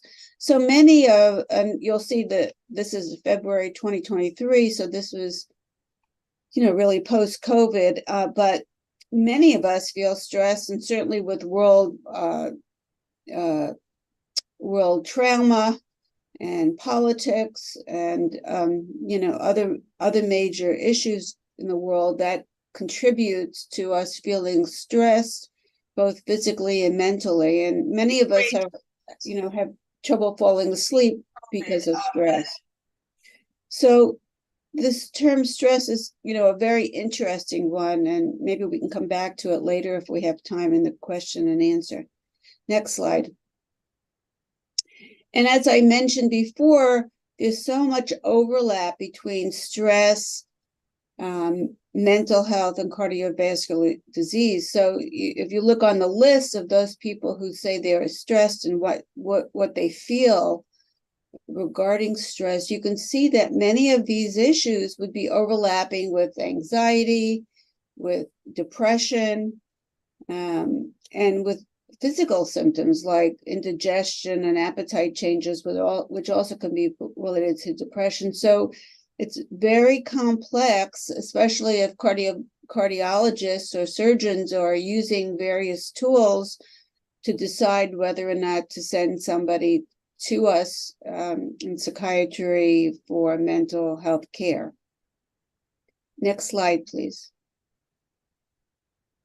And this is a picture from a cardiovascular magazine, and the cardiologist is talking about stress being your worst enemy, and it's not from a stress test, but that stress-related disorders can increase your risk of heart attacks and strokes and high blood pressure. So it's really quite circular, and it's very hard for a patient to try to figure out which is the beginning and which is the end and what to do about it. Next slide, please. So this was from a European Society of Cardiology. It was a 2018 position paper on depression and coronary heart disease. And you can see that that there are many topics that from a pathophysiological point of view and basic science up to psychosocial issues, micro and macro issues. And so one has to take this all into account when thinking about stress, heart disease, and mental health conditions, in particular depression and anxiety, stress. Next slide. So we've always recognized that there are diagnostic dilemmas in medically ill patients, and whether it's reactive to a life circumstance, like let's say after a heart attack, and worrying about those symptoms coming back, if it's PTSD, when somebody has panic, a few months after having an MI, to people who are medically ill, let's say with cancer or heart disease, may be depressed. And is that normal to be depressed when one has grave illness? As well, there are also vegetative symptoms in depression and anxiety, but could be related to the medical condition or the treatment for that condition. And often the terminology is not precise when we ask somebody about fatigue or appetite. So it really begs the question: are we, how we treat people if we're not going to be precise about the language, and when all these conditions really overlap one another? Next slide, please. So what about the prevalence of depression and anxiety and cardiovascular disease? Well, it's really quite high, and we know with our patients in our psychiatric clinics that often depression and anxiety travel together. So again, it's very hard to tease apart, but anxiety is quite high in people who have cardiovascular disease, and this is, in general, as well as depression. So about a third of people, if you use scales, which may in themselves have difficulty, about a third of patients with heart disease say they're anxious, and about 20% say that they have depression based on the scales we use. So this is really quite high, and it's 3 times greater than in the general population. So it behooves us to really try to recognize this and try to reduce those rates. Next slide, please. There's also a predictive influence of depression. It's not just that people have heart disease and they get depressed. Clinical depression itself can be a predictor for the development of heart disease. So if you follow a group of patients over time who have clinical depression, especially from youth or in their early 20s to more in their middle age or later, there's a strong correlation with depression and increased heart disease. And that could be direct or indirect causes to that. Next slide, please. Interestingly, if one has depression and anxiety, it also can act as a marker for response in heart disease. So if you're depressed at baseline and then you also have some stressful life events in the 8 weeks prior to the heart disease, it portends poor response to the treatment for that heart disease. And that may again be direct or indirect. It could be that the depression causes one to have less interest in physical conditioning, watching one's appetite, following the recommendations of the healthcare team, but it also increases the mortality after cardiac surgery. So this is why it's so important to try to figure out a way for us to screen for this and treat it and manage it. Next slide, please. The American Heart Association put out a statement in 2014, and they reviewed studies and they did a lot of meta-analyses, and they said in this scientific statement that the depression is an individual risk factor for adverse medical outcomes in patients with acute coronary syndrome. So they themselves and the American Psychiatric Association actually sponsored this scientific statement as well, that there's a clear reason to screen for and treat and manage depression in heart disease. Next slide, please. And where many of us are aware of the studies that were done initially in Canada about myocardial infarction and the impact of depression, anxiety, and stress the year after, at least the year after the MI, and then longer term. And it was interesting, pre-myocardial anxiety in the couple of hours before the MI showed an increase in a 10-year mortality rate in those over 65. So they died sooner. And those who had moderately high stress at the time of the myocardial infarction, there was an increased 2-year mortality and increased risk of having angina in the following year after the myocardial infarction. So again, this anxiety and the stress is important to recognize and respond to for our patients. Next slide. And again, depression portends a twofold increase in mortality following a myocardial infarction and also heart failure.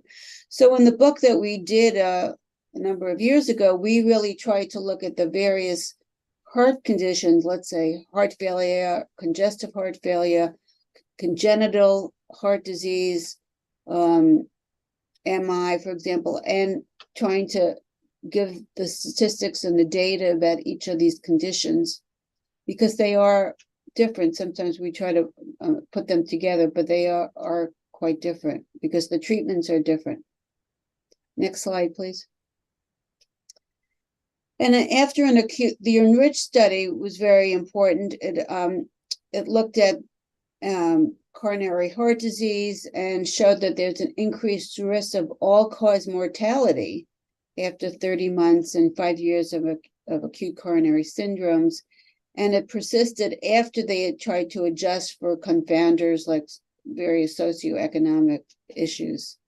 So again, depression really stands out as an important risk factor for mortality after various heart conditions. Next slide, please.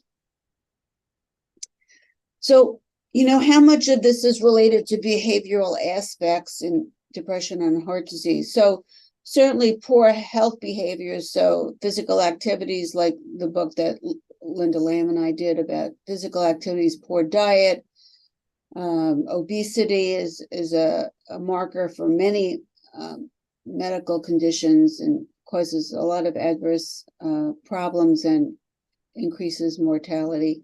Diabetes, hypertension and poor sleep are all behavioral aspects that will certainly need to be treated and may be related to depression and anxiety. And often when cardiologists send patients to, after a heart attack to various programs, a lot of these behaviors are targeted in terms of exercise and nutrition and weight reduction, as they should be. Okay, next slide, please. So I hope we can sort of see that there's a bi-directional approach that one has to think about between depression, anxiety, and heart disease, that one can lead to the other and the other lead to the next. And so it's really bi-directional, and waiting till somebody's in their 60s or 70s, for example, is probably too late. It's really, we really need to look at youth and behaviors and genetics and family history, etc., from a young age, not until later years, which often is what we do. Next slide, please. So this is a biopsychosocial model. This is Josh Hare, and it's used a lot when one thinks about the relationship between depression, heart disease, and stress. And you can see in the various colors how one leads to the other, and it's bidirectional. And sort of, you can see how many factors go into thinking about heart health and mental health and physical health. And probably one could use this for a lot of other major medical conditions like diabetes, heart hypertension, etc. Next slide, please. And the American Heart Association gives recommendations about how to screen for depression. There are no screening recommendations from the American Heart Association for anxiety, but this is the screen that is recommended, and you can see that it was a PHQ-8, not a PHQ-9, so they left off the suicide question. But this was how to divvy up the PHQ-8 using minimal symptoms of depression, mild to moderate, and major depression, and what to do in a sort of a graphic form. And the next slide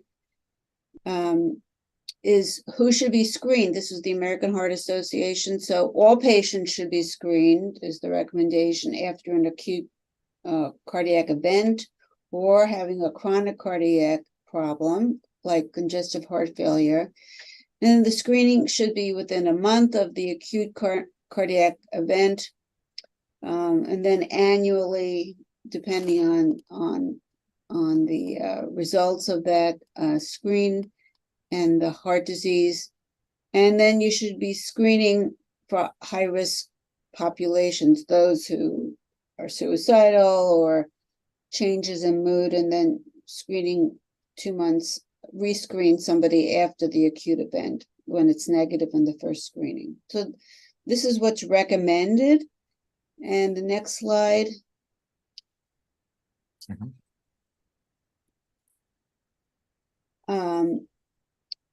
One could also use the PHQ-2 to start with in various clinics, and you're asking about depressed mood in the past 2 weeks and anhedonic capacity in the past 2 weeks, and then you would go on to PHQ-9 or other screening tools that you might want to use for depression and the severity of the symptoms. Next slide, please. And this would be the PHQ-2 if one wants to use it as a beginning tool. Again, this is for cardiologists, and they're very busy clinics. Doesn't say who should do it in the clinic or really what should happen, but it's really a guide. The American Heart Association gives a guide to how to screen for depression. Next slide. And just to remind us, this is the PHQ-9 and the abstraction of the PHQ-2 in that. Okay, next slide. And these are the scores, how you would score it. And here in our clinic, we do that each time we see a patient. It's part of the medical record. Next slide. So again, the American Heart Association, no specific screens for anxiety. And it may be related to the high prevalence of anxiety, in that a lot of times the panic or generalized anxiety could be like a mask for angina and myocardial infarction. So you really don't want to get high false positives or false negatives.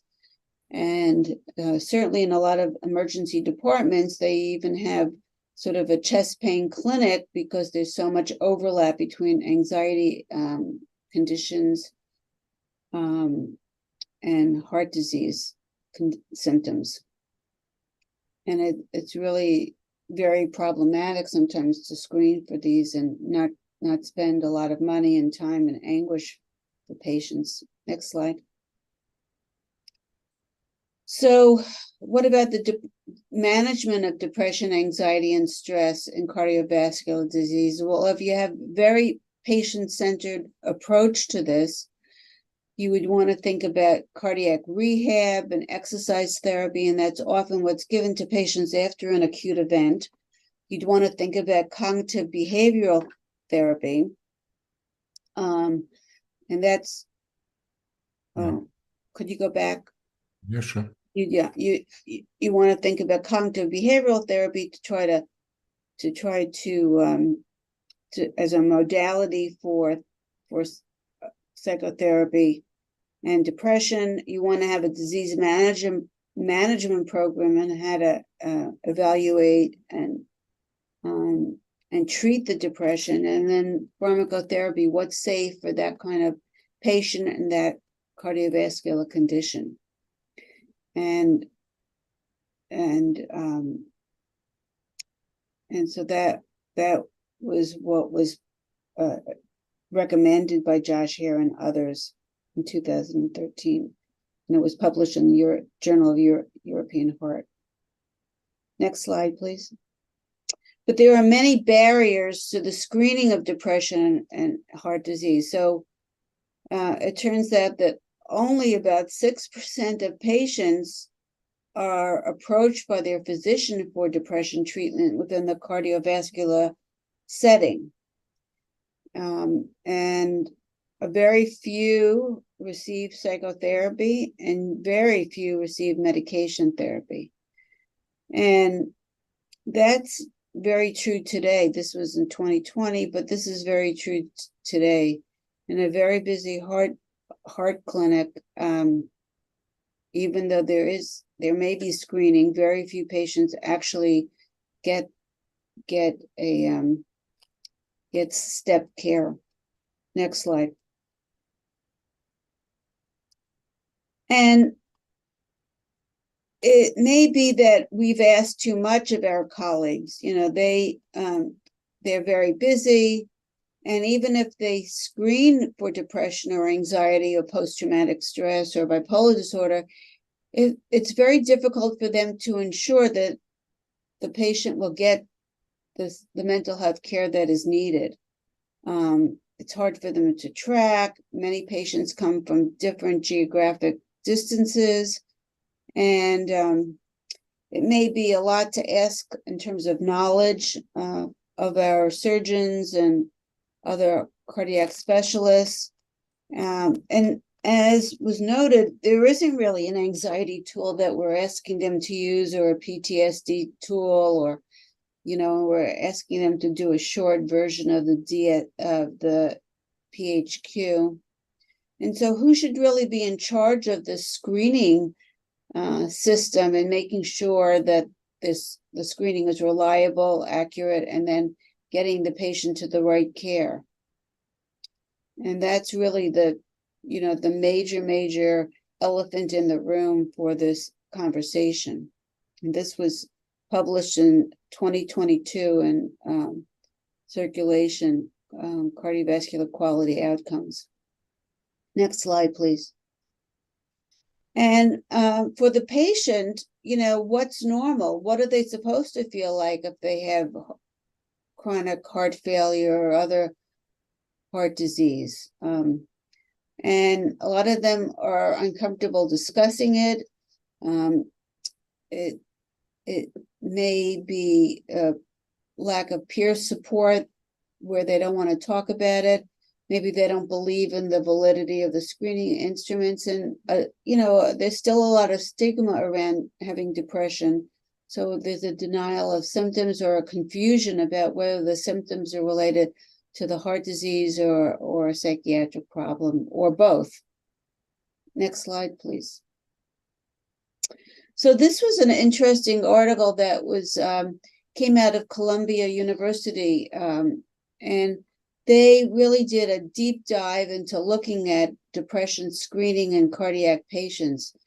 And it turns out that really we don't really have a good model, at least in the United States, but we don't have a good model of how to ensure that patients who have cardiac disease are adequately screened and will get to adequate care, and that there will be a feedback loop between the mental health provider and the cardiologist and primary care doctor and with the patient, and with patient-centered care. And so this is the next big challenge on how we, you know, with many patients post-COVID, how we can try to figure out a good system of care. And, you know, it's a very, very interesting and difficult and complex topic to address. And I think that's the last slide, except if we can see the next slide, just the thank you slide. So I think I'm done, and we can open this up to questions and answers, I guess. Correct. I don't know where our chair is gone. Daria? I don't know if he's not there.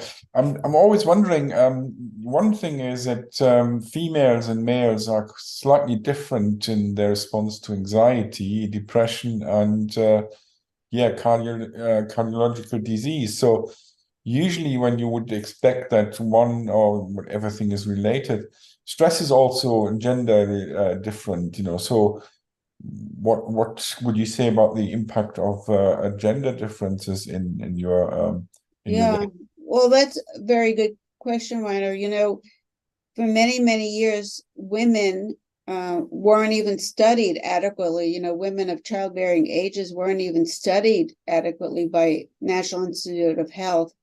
And so it's only been in the last, 20 years or so that women have actually been able to be participatory in research projects in general. There's a large data base about women being under-recognized or not recognized the same way as men in emergency departments or with heart disease, because often it was called atypical, but it's really more typical for women. We just really weren't addressing it the same way. And it's true that men have been treated differently in terms of cardiovascular studying. Many women don't get annual stress tests. They don't get annual EKGs. They were never really seen in the way that men were in terms of at risk for heart disease, yet they really are. We realized during COVID that women felt much more stressed than men,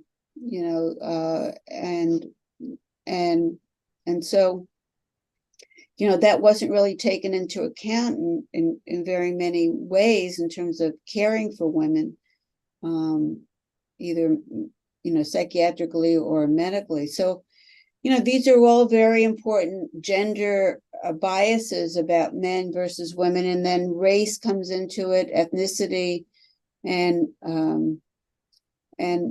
it speaks to the way we think about categories of people in different ways, and it really does affect how we screen for and manage patients, and